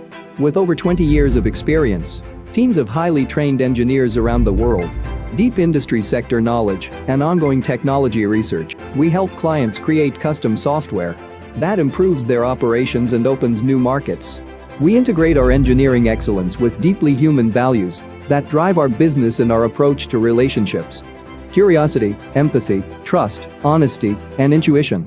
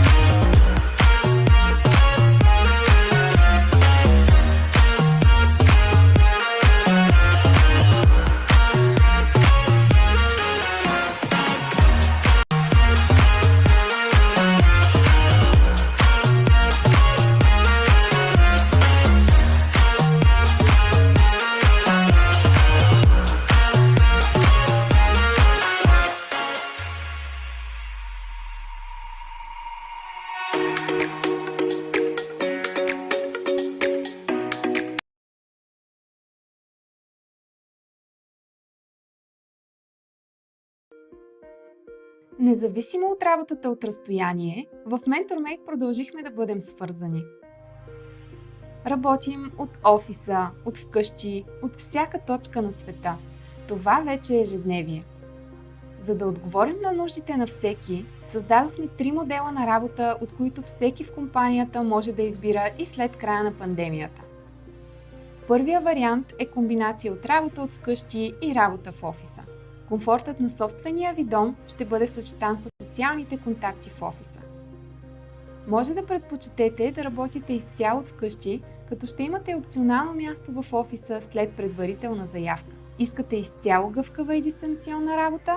Може да работите от всяка точка на света, гарантирайки си по-високи доходи. За да осъществим тези модели на работа, ще инвестираме $1 милион в висококачествено техническо оборудване, което да даде възможност на всеки да работи комфортно, независимо къде се намира. Придобивките за хората в компанията също стават гъвкави, като всеки ще може да избира най-удобните за себе си. Като компания, която цени служителите си, даваме възможност сами да избирате. Тези модели на работа важат за всички отворени позиции и не са ограничени за времето в пандемия. Посетете нашата кариерна страница mentormate.com/bg/careers и вижте отворените ни позиции.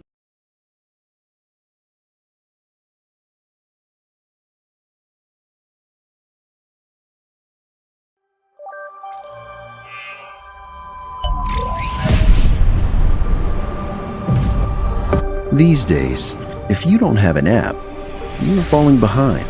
If you are not using your data, your competition is making better decisions. If you are not automating, your work processes are getting outdated. These days, no matter what industry you are in, you need tech R&D to stay relevant. And that wouldn't be a problem if setting it up was easy. Imagine that you could just press a button and have an R&D department spring to life. Imagine that the team already knows each other and works well together. Imagine that ways of work are industry leading, yet the culture is unmistakably your own. Imagine that you have access to an extensive network in an abundant, cost-efficient talent market. Can you imagine how easy scaling would be? Imagine there is a partner that could set it all up for you, operate it until it's up to speed, and then, when you decide, transfer it over to you. A partner that only succeeds when you succeed, that makes costs 100% predictable, gives you access to industry expertise, and makes every aspect of recruitment and HR effortless. Imagine the power of that. At Anthill, we imagined a service that would do all that, and then made it a reality. We think it transforms IT innovation from existential threat to low-hanging fruit, empowering your business to be well-equipped for the age of AI, virtual reality, and the Internet of Things. Learn more at anthill.one.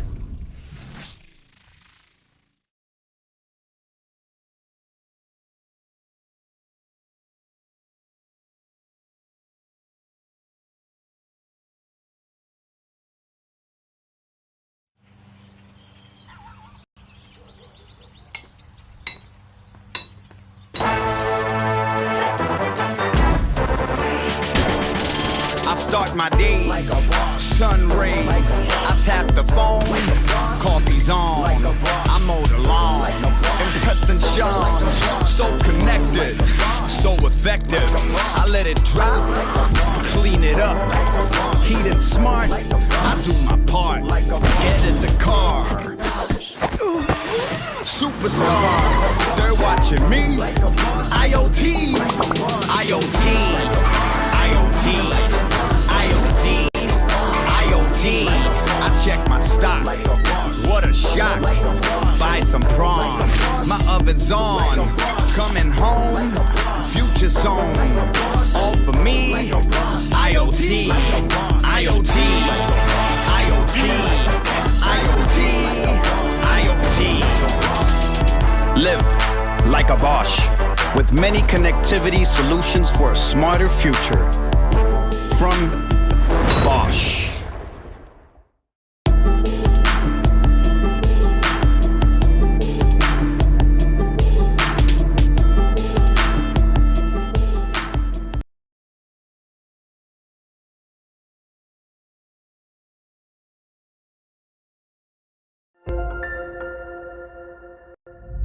DataVard is a global software engineering firm that takes a uniquely human approach to solving problems. With over 20 years of experience, teams of highly trained engineers around the world, deep industry sector knowledge, and ongoing technology research, we help clients create custom software that improves their operations and opens new markets. We integrate our engineering excellence with deeply human values that drive our business and our approach to relationships. Curiosity, empathy, trust, honesty, and intuition.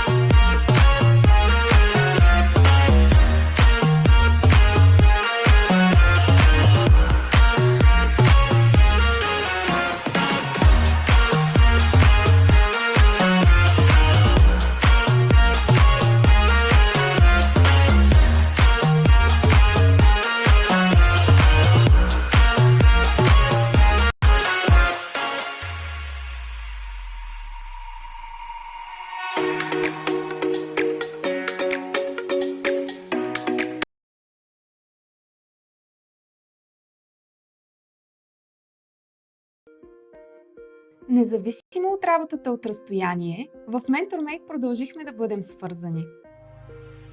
Работим от офиса, от вкъщи, от всяка точка на света. Това вече е ежедневие. За да отговорим на нуждите на всеки, създадохме 3 модела на работа, от които всеки в компанията може да избира и след края на пандемията. Първия вариант е комбинация от работа от вкъщи и работа в офиса. Комфортът на собствения ви дом ще бъде съчетан с социалните контакти в офиса. Може да предпочетете да работите изцяло от вкъщи, като ще имате опционално място в офиса след предварителна заявка. Искате изцяло гъвкава и дистанционна работа? Може да работите от всяка точка на света, гарантирайки си по-високи доходи. За да осъществим тези модели на работа, ще инвестираме $1 милион в висококачествено техническо оборудване, което да даде възможност на всеки да работи комфортно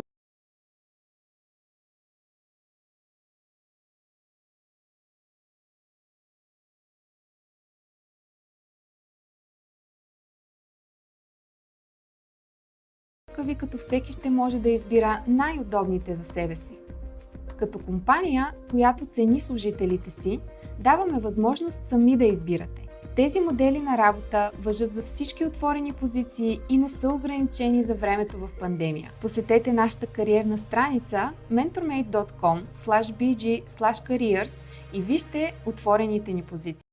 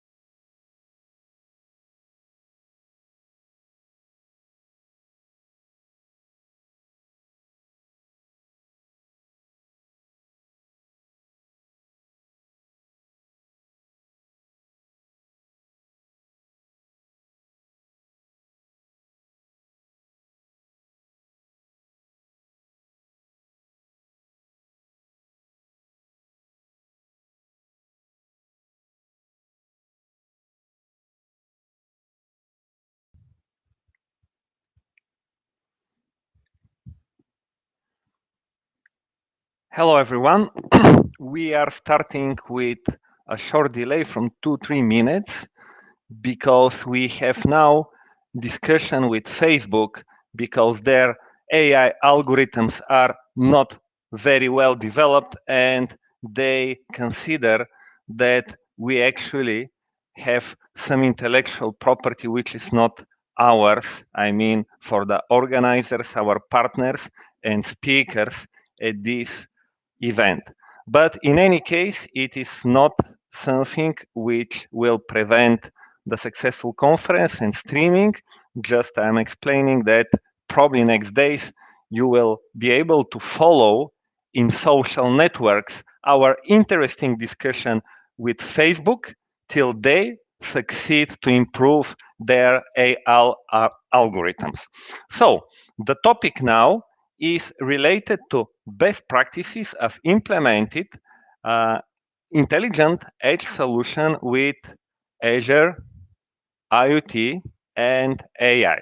We will talk mostly about edge computing, IoT edge, edge AI in the context of Microsoft Azure.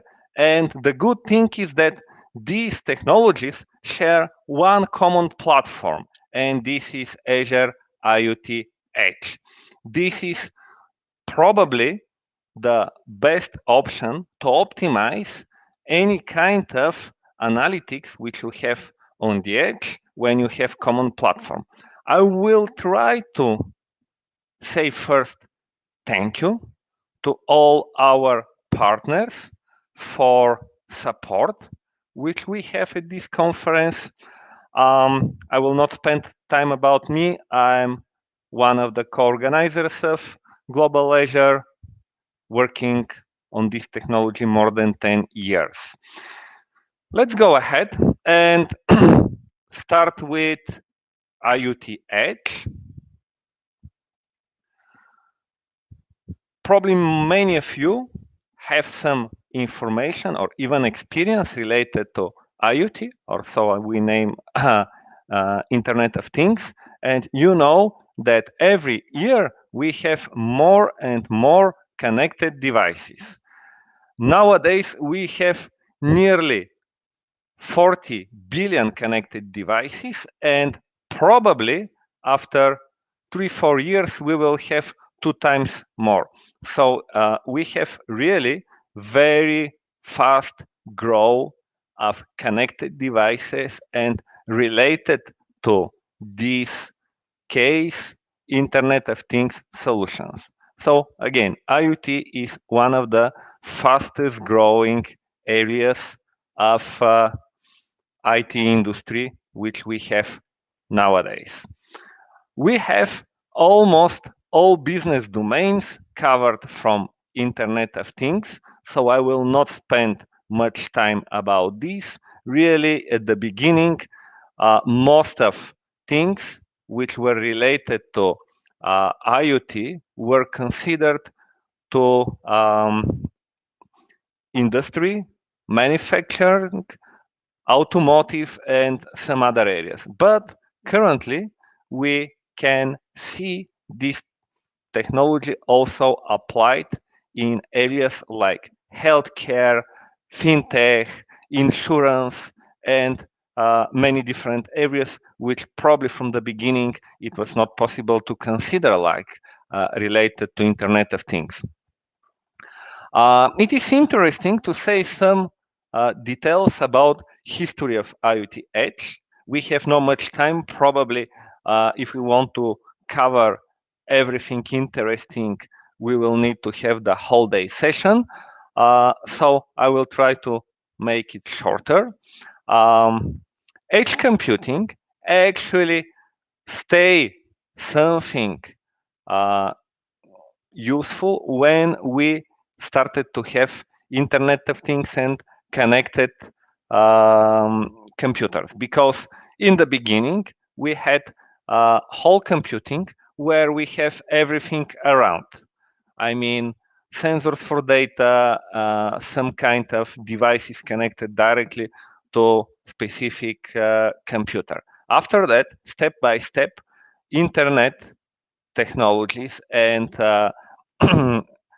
distributed systems started to stay more and more popular, and we stay to talk about edge computing, or part of the computing, which is exactly where we collect some information. So CDN is one of the first examples. It is related to distribution of digital content. You know that most of serious portals available in internet actually distribute non-dynamic content via CDNs. It is indirectly related to computing because we are distributing content which is static, but we need computing power for this. After that, step by step, there are different solutions which makes better and more effective work in networks together with sharing of resources of different computers. We started to have peer-to-peer solutions, swarm firms, and in 2006, actually we have the first public cloud available from AWS. This is exactly the time when we started to consider where will be our computing power. Is it reasonable to have everything in the cloud, or we can keep part of computing power on the edge, on site, where we collect some information, when we have interaction with some devices, because there are also some important benefits about this. There are solutions related to fog computing, for example, where we have cloud, we have edge servers and some sensors. It is something like a specific form of distributed edge computing, but in the context of edge computing, we can relate many solutions which use processing power or computing on site, or where we actually have some interaction, some collection of specific data. There are several important things which we need to consider in the context of IoT edge and edge computing in general: privacy, latency, and reliability. How we can consider latency? Because when you need to have pretty fast response, you have some physical limitations in the remote connected analytics services. I mean, you have some transportation time which is limited. It cannot be under specific timeline, and you have some processing and you need to get this information back. You have also some variation of the stability of connectivity. Doesn't matter that it stay more and more reliable.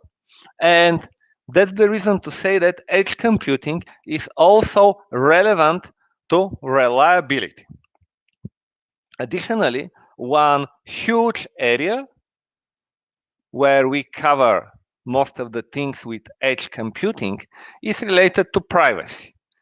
When you have different regulations, or you can have even some principles which are not regulated in law about sensitive data, edge computing is very relevant.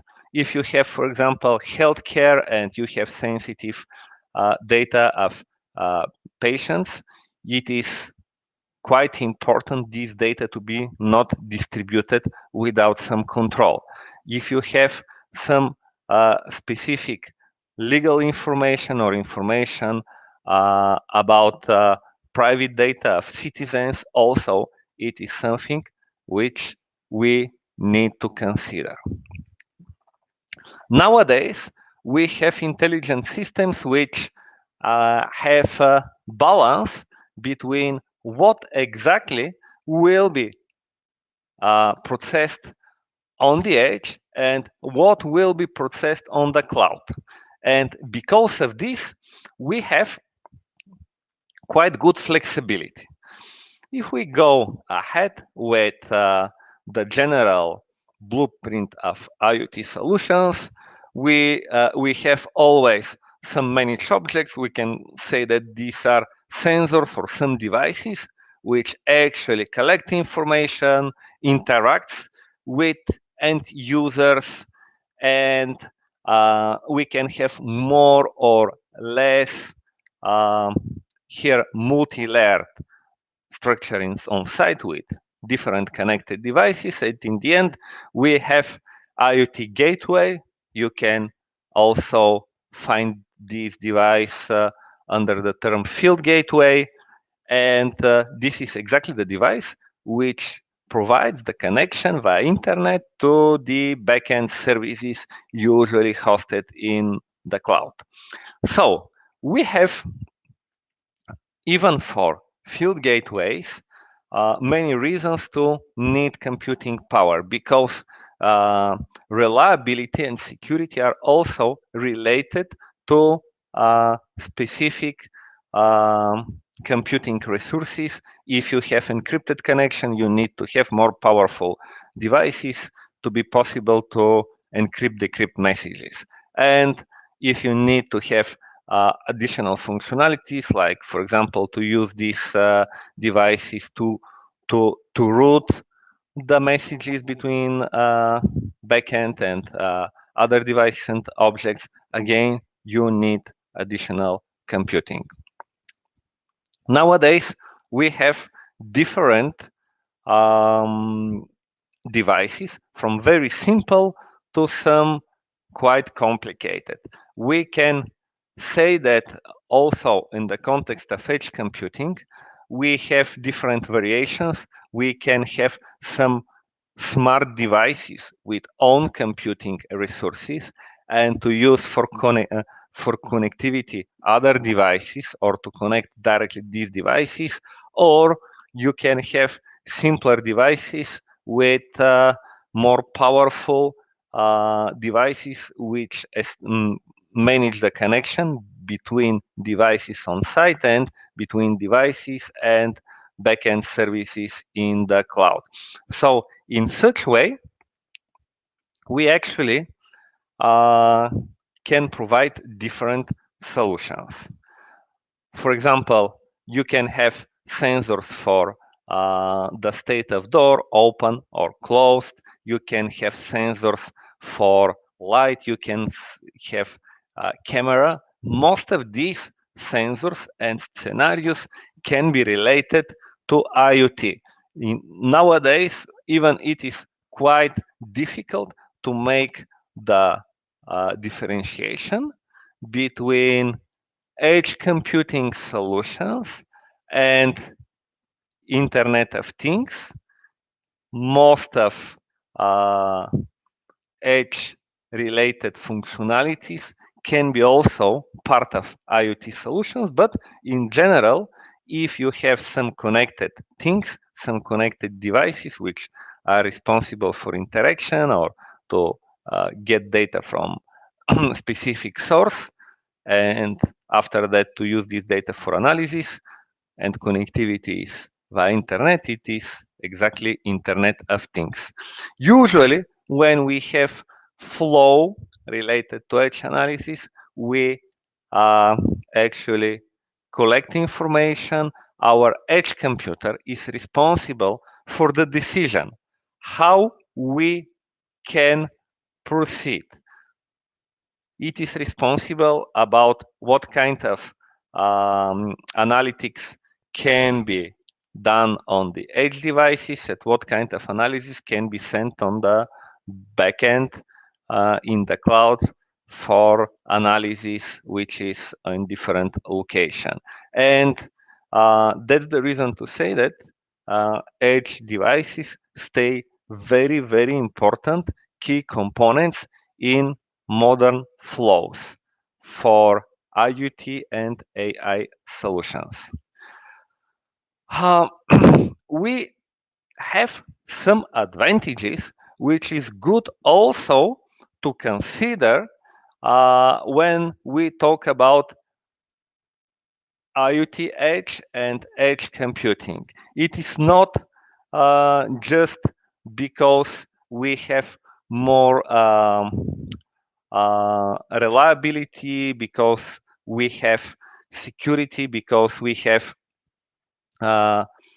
some general requirements satisfied, but we have also covering of some non-functional requirements which can make our solution more effective, cheaper for implementation, cheaper for maintenance and support, cheaper for the whole life cycle of specific solution. For example, we can have reduction of the bandwidth. From one side, it means that we will have more reliability probably, but from another hand, we will decrease the cost because we have no need to send some data just to be processed and probably to send it back because we need to notify devices about specific result.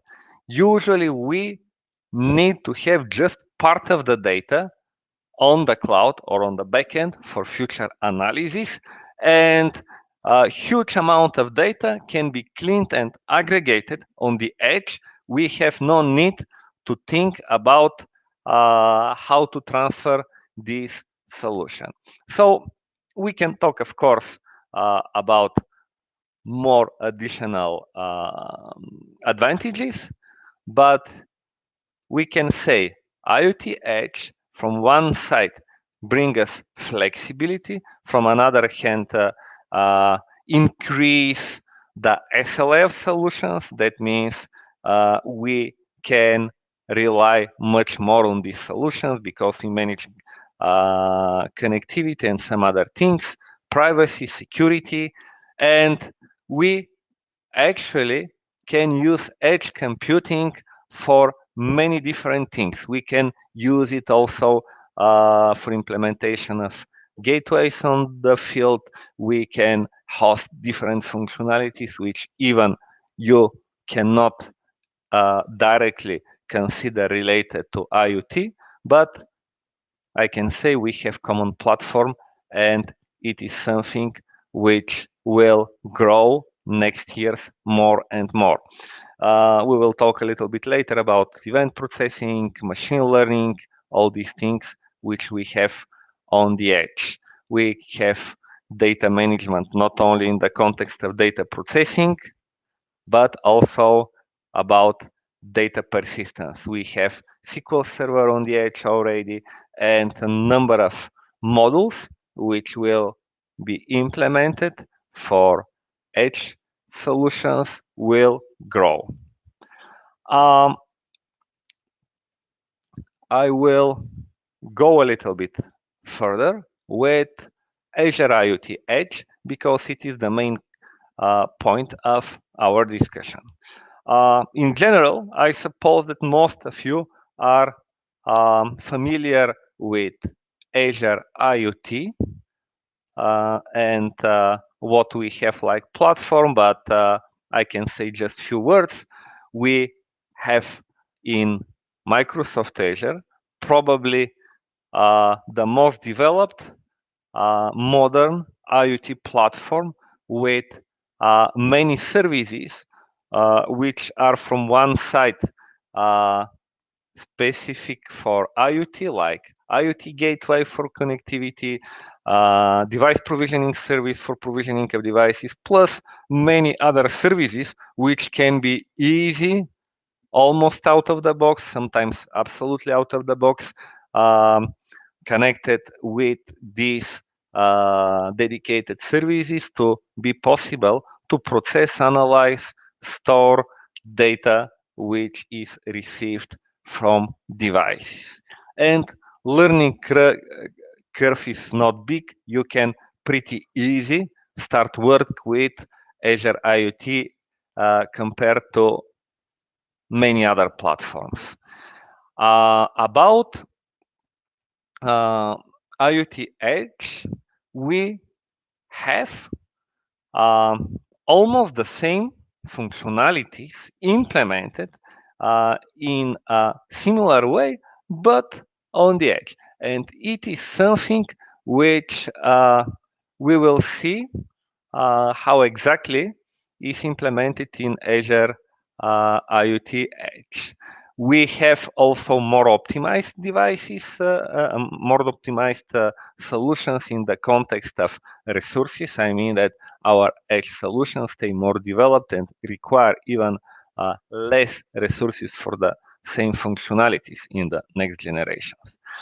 There are many solutions for edge analysis, and again, my personal feedback is that Microsoft Azure IoT Edge is the easiest one to start.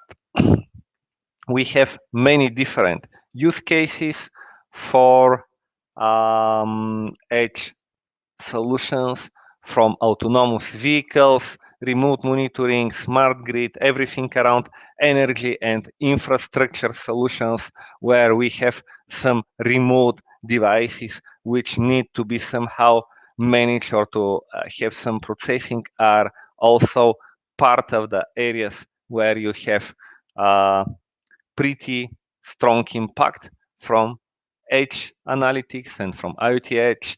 Cloud gaming is another area which is growing more and more, because you have in this case a mix of functionalities related for analytics of gamer activities and overall logic in both places, depending on what is needed. Where is the gamer and where we have the backend services. I will not talk so much about the overall things, just the message is that we have many different areas, and almost all business domains can be considered tightly related for many cases with edge computing and IoT Edge. Microsoft offers Azure IoT Edge platform, but what exactly means that? Let's try to have first overview, and after that to go into details. There are several main components, but first, Azure Edge and Azure IoT Edge can be considered like common framework.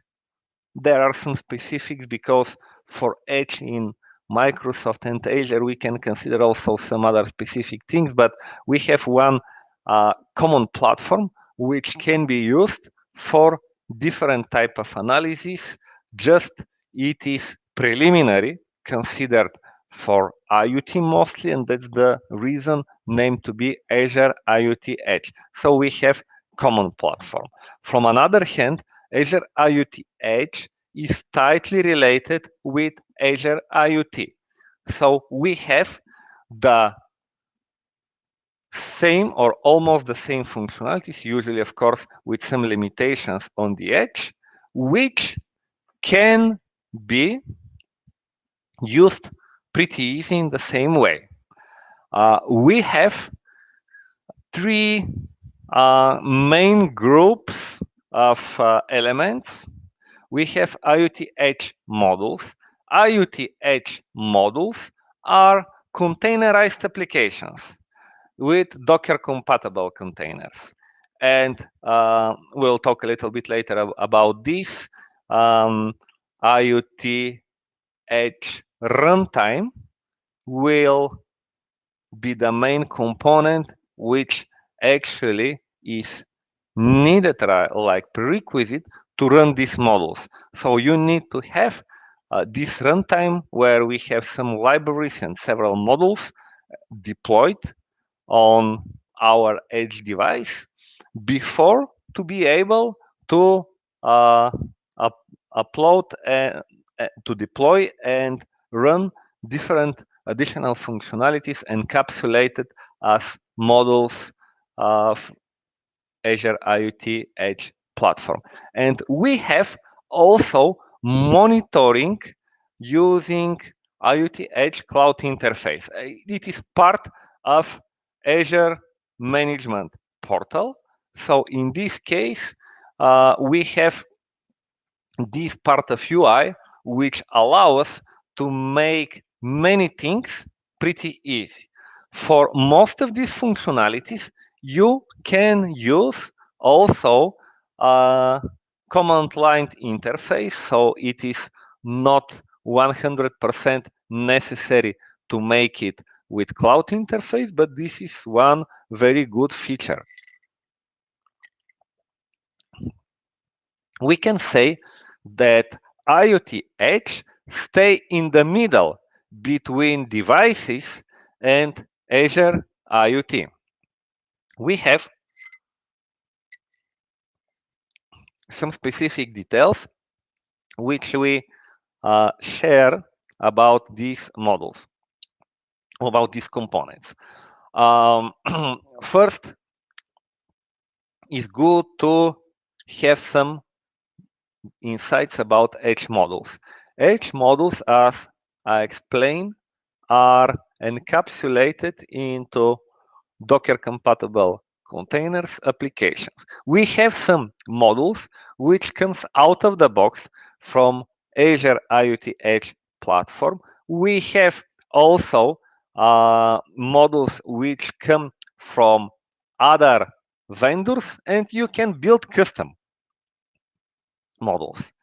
And as we will see later, communication between models is implemented via IoT Edge runtime. We have no need to think, if we have one model, how this model to communicate with other models. Everything is via IoT Edge runtime interfaces. You have out of the box all these functionalities which in different case need to implement custom or to use different frameworks which to actually try to integrate to have the overall set of functionalities.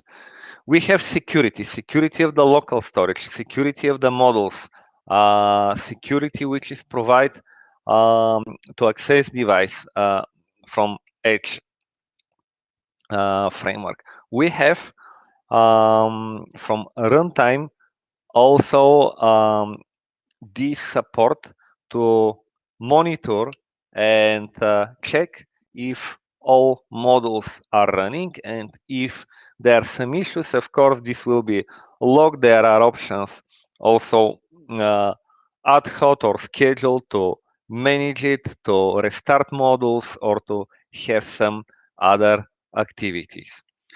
But for me, communication between different devices, different models in the scope of device, and between devices and backend services is probably one of the most important group of functionalities which we need here.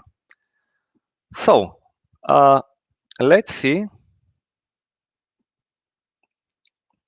what additionally we have regarding to cloud interface.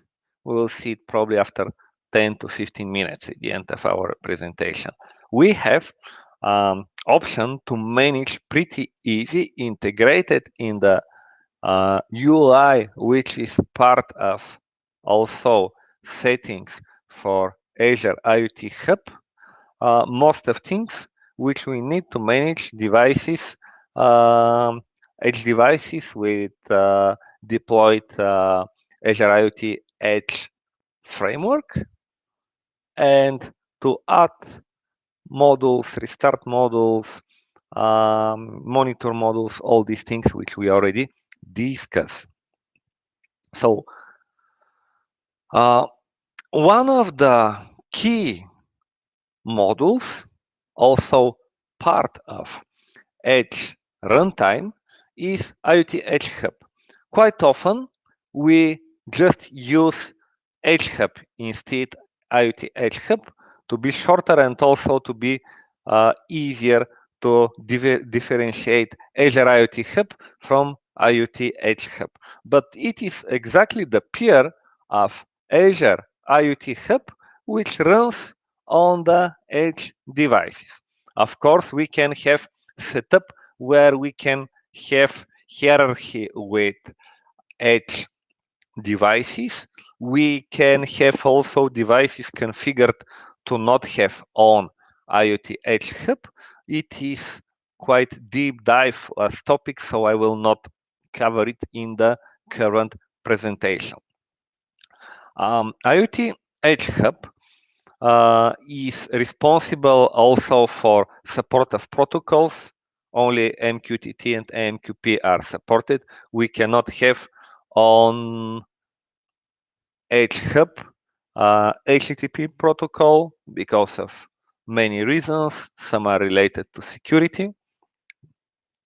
And as it is explained also on the slide, we have not full version of Azure IoT Hub. It is the same with most of modules which have the same functionality in specific dedicated services in the cloud. So you have this module which from one side is related to internet connectivity and from another side for internal, I can say intranet or behind the firewall connectivity.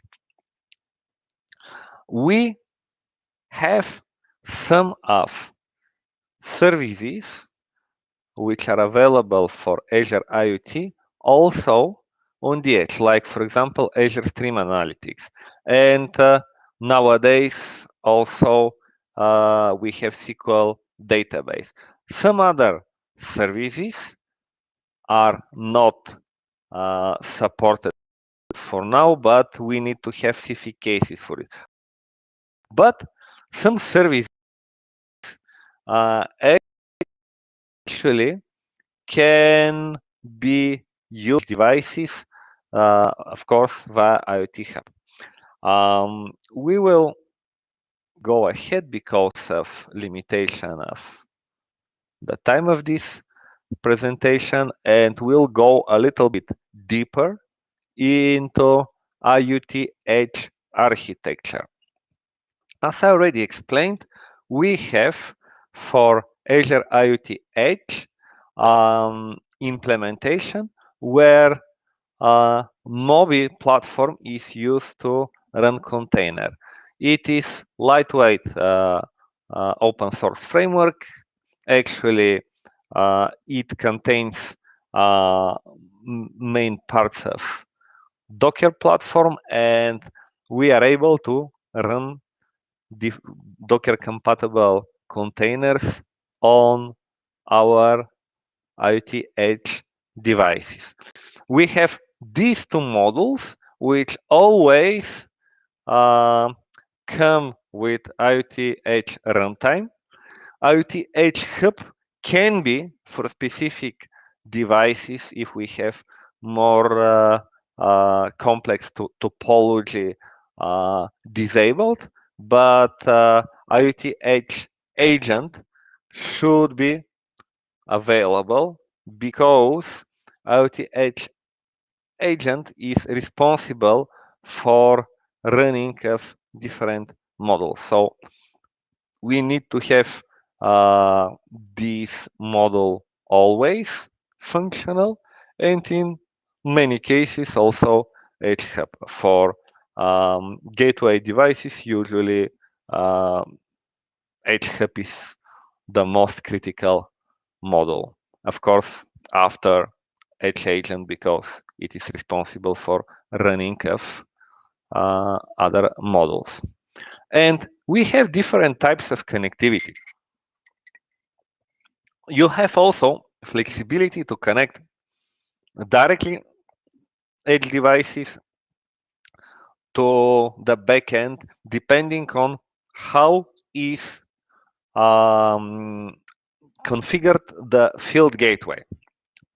It is possible to have transparent gateway where the backend can see all these devices like independent devices, and then from the backend side where we are responsible for deployment, software update, monitoring, all these important features, we will see all devices separately with the same IDs, with the same identifiers.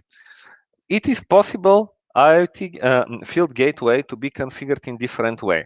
It is possible to change the protocol. For example, if this communication here should be for some reasons using one protocol or this communication using another protocol, so it is possible to actually change protocols. In this case, unfortunately, live devices will be not visible. It is also possible to have also gateway where identity of devices is changed. That means we can see here devices with one set of IDs or names, but here internally, devices to have no idea about these names and they to be actually used with different names. We have different cases to implement in one or another way, depending on the requirements, gateways with different configuration. So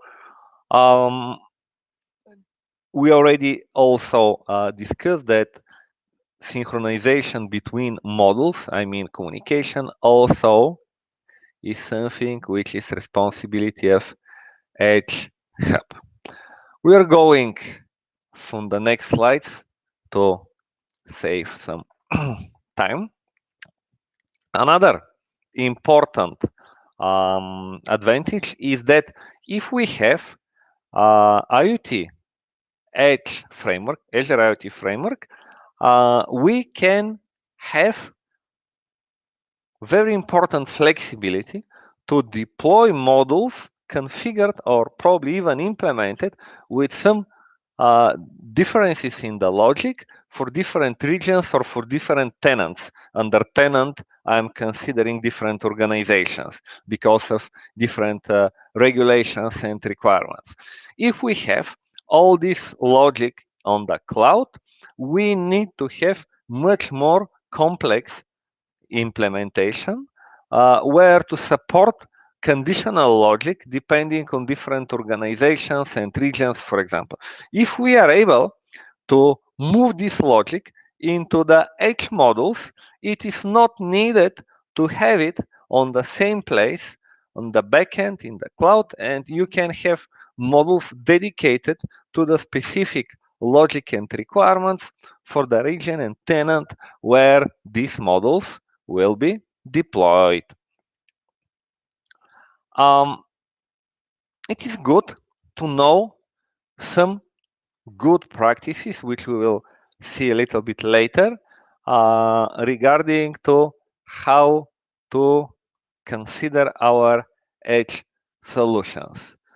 Of course, cost estimation is the most important. So based on this, you have the real understanding if you have business case to implement edge analytics. But in most of cases with modern solutions, with latest technologies, you have more or less advantages. Of course, I cannot say that 100% we can apply these because each solution has specific cases, and these cases can be different from others. About security, we will talk a little bit later because it is pretty important thing. One of the important advantages when you have edge devices is if you have approach to provision these devices initially, to configure it and to connect it to the cloud. And platforms like Azure IoT Edge offers such kind of solutions. Few things about AI related components, like for example, cognitive services. Usually when we have cognitive services, we need to deploy service on the cloud.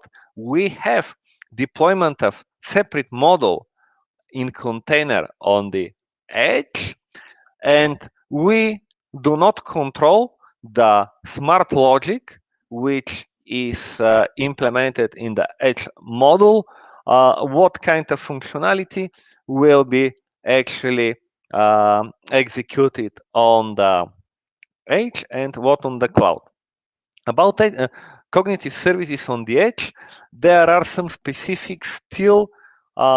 Only limited number of users can access this functionality because you need to fulfill one request form for Microsoft, and you need to be registered partner or enterprise client. I will share some details later. I mean that you need to have some things as prerequisite for some of cognitive services before to be able to use it. It is not possible for now every end user to have these functionalities without these first steps.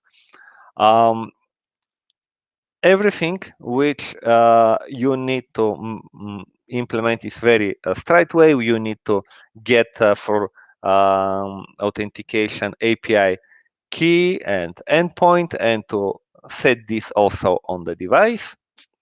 I will show this a little bit later. For machine learning model, we have usually slightly different implementation. We have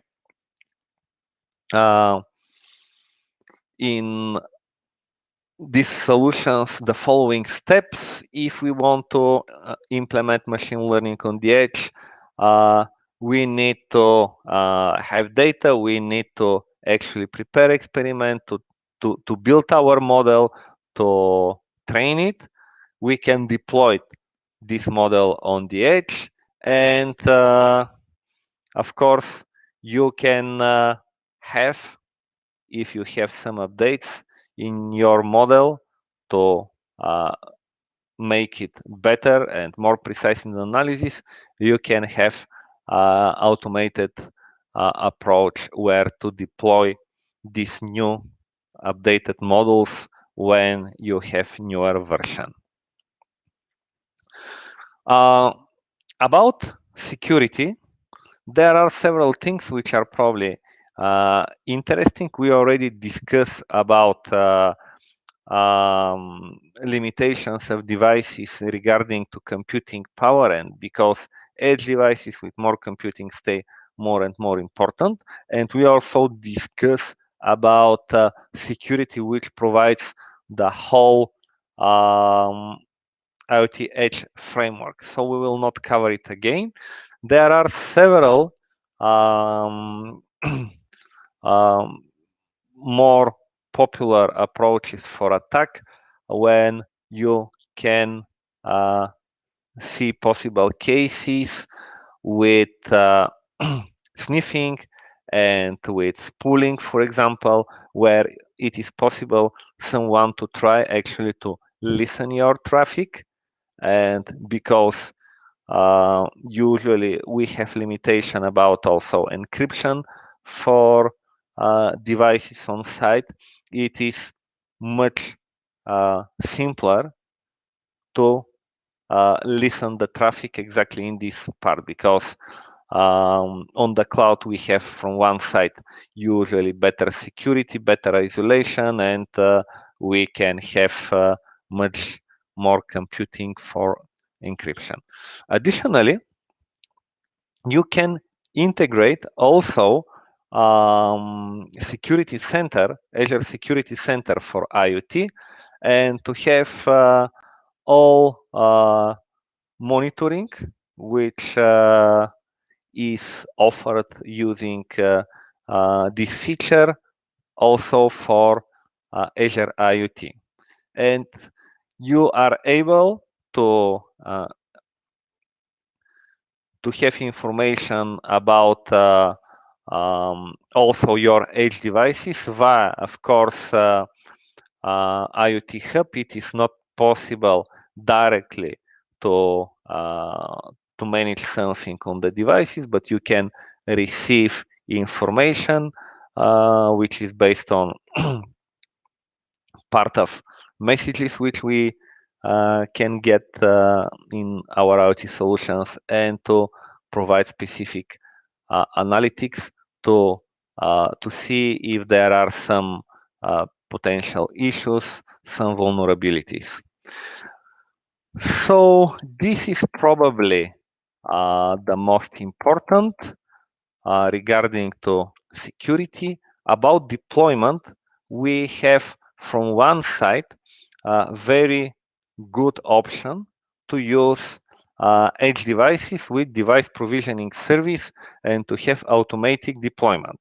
And we will see we have also for different models, so named model twins, which are pretty similar to what we have as device twins for IoT devices. You need to enable your devices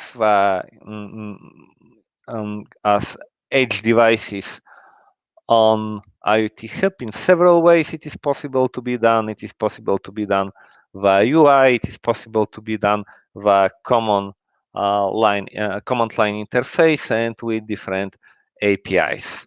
I will not go in more details. One important thing is the approach how to make deployment. There are two different options for this. You can have deployment with all dependencies for different models without to have layered approach, or to have layered approach where you can have models which rely to other models.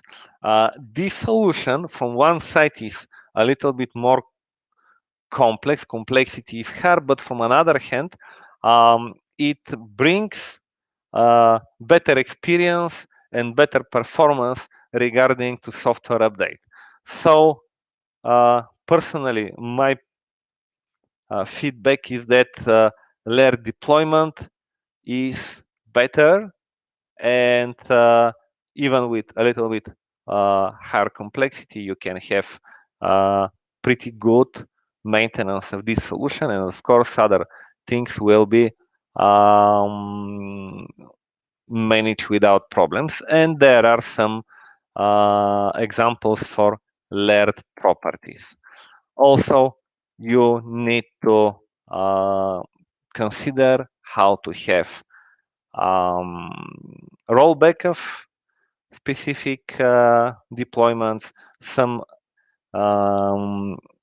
deployments actually have specific things. If you need to have, for example, a rollback, you need to have especially in the layered and non-layered approach different specifics. If you have non-layered approach, you need to remove all dependent packages. Usually these packages need to be isolated, but if you have shared packages, it could be a problem.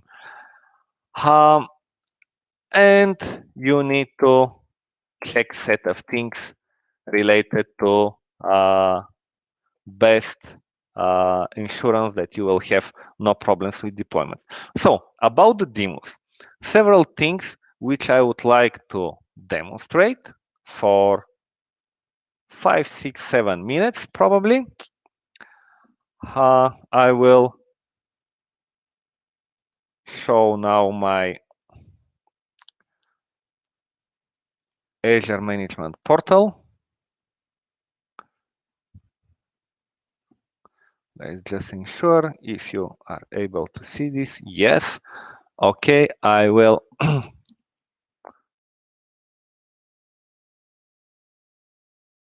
run it.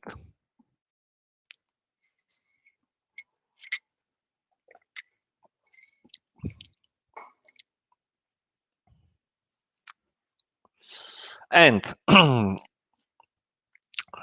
I already did in advance one deployment of Azure IoT Hub just because it was clear that all details cannot be shared for limited time, which we have.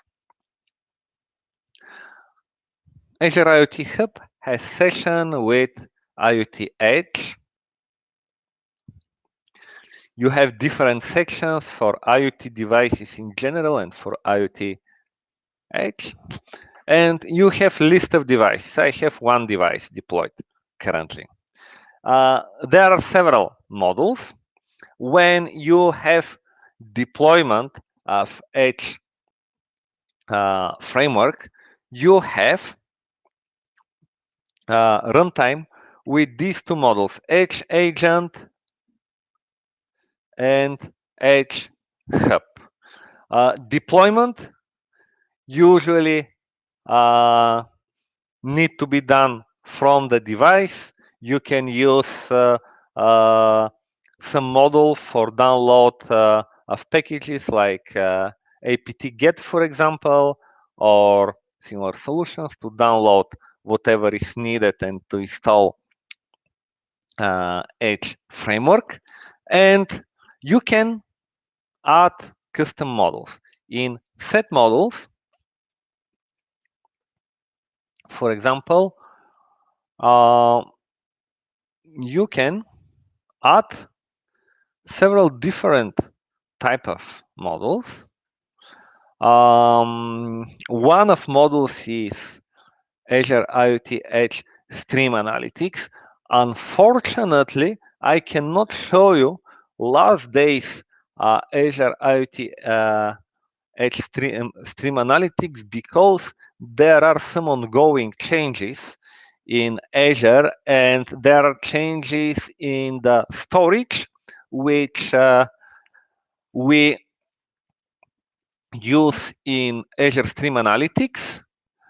There are some changes and that's the reason to be not possible to run it probably for a few days. But excluding this, what is the main concept? You need to add Stream Analytics job, which is created in advance. I will demonstrate how this can be done. You have marketplace models, for example, and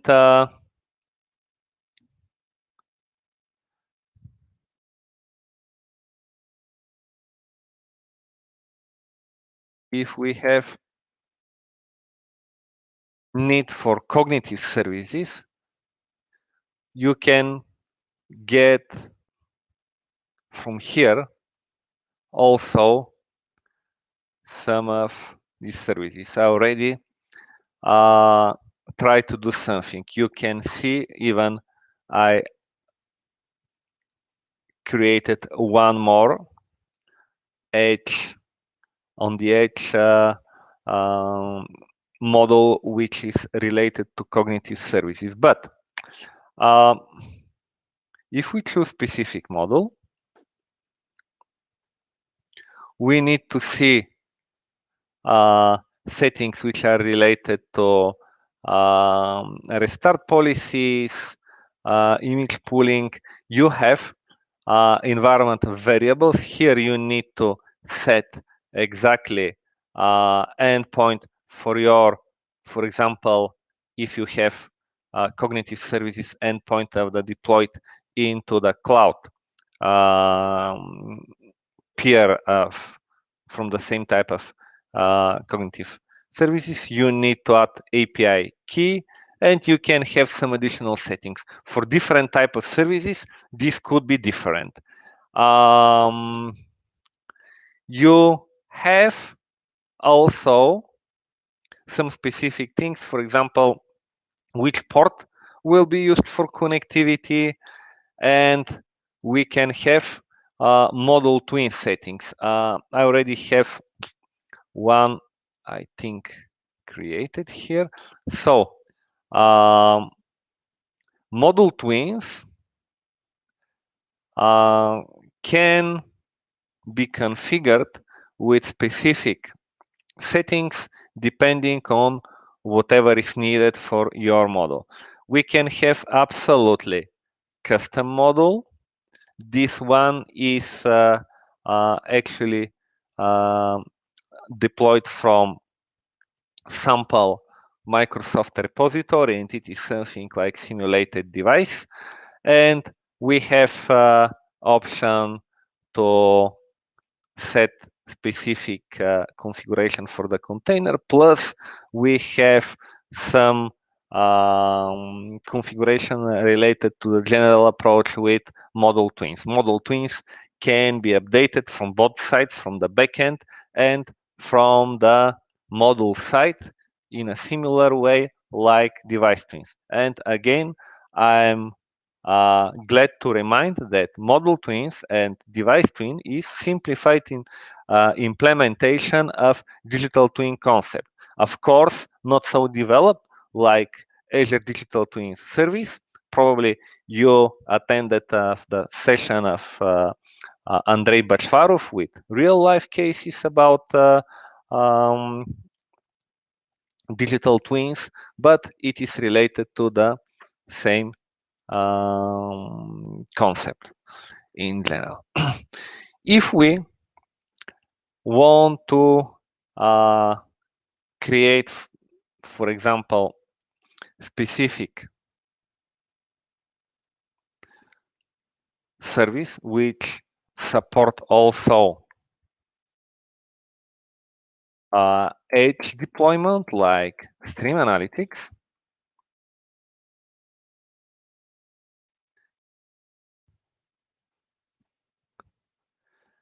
you can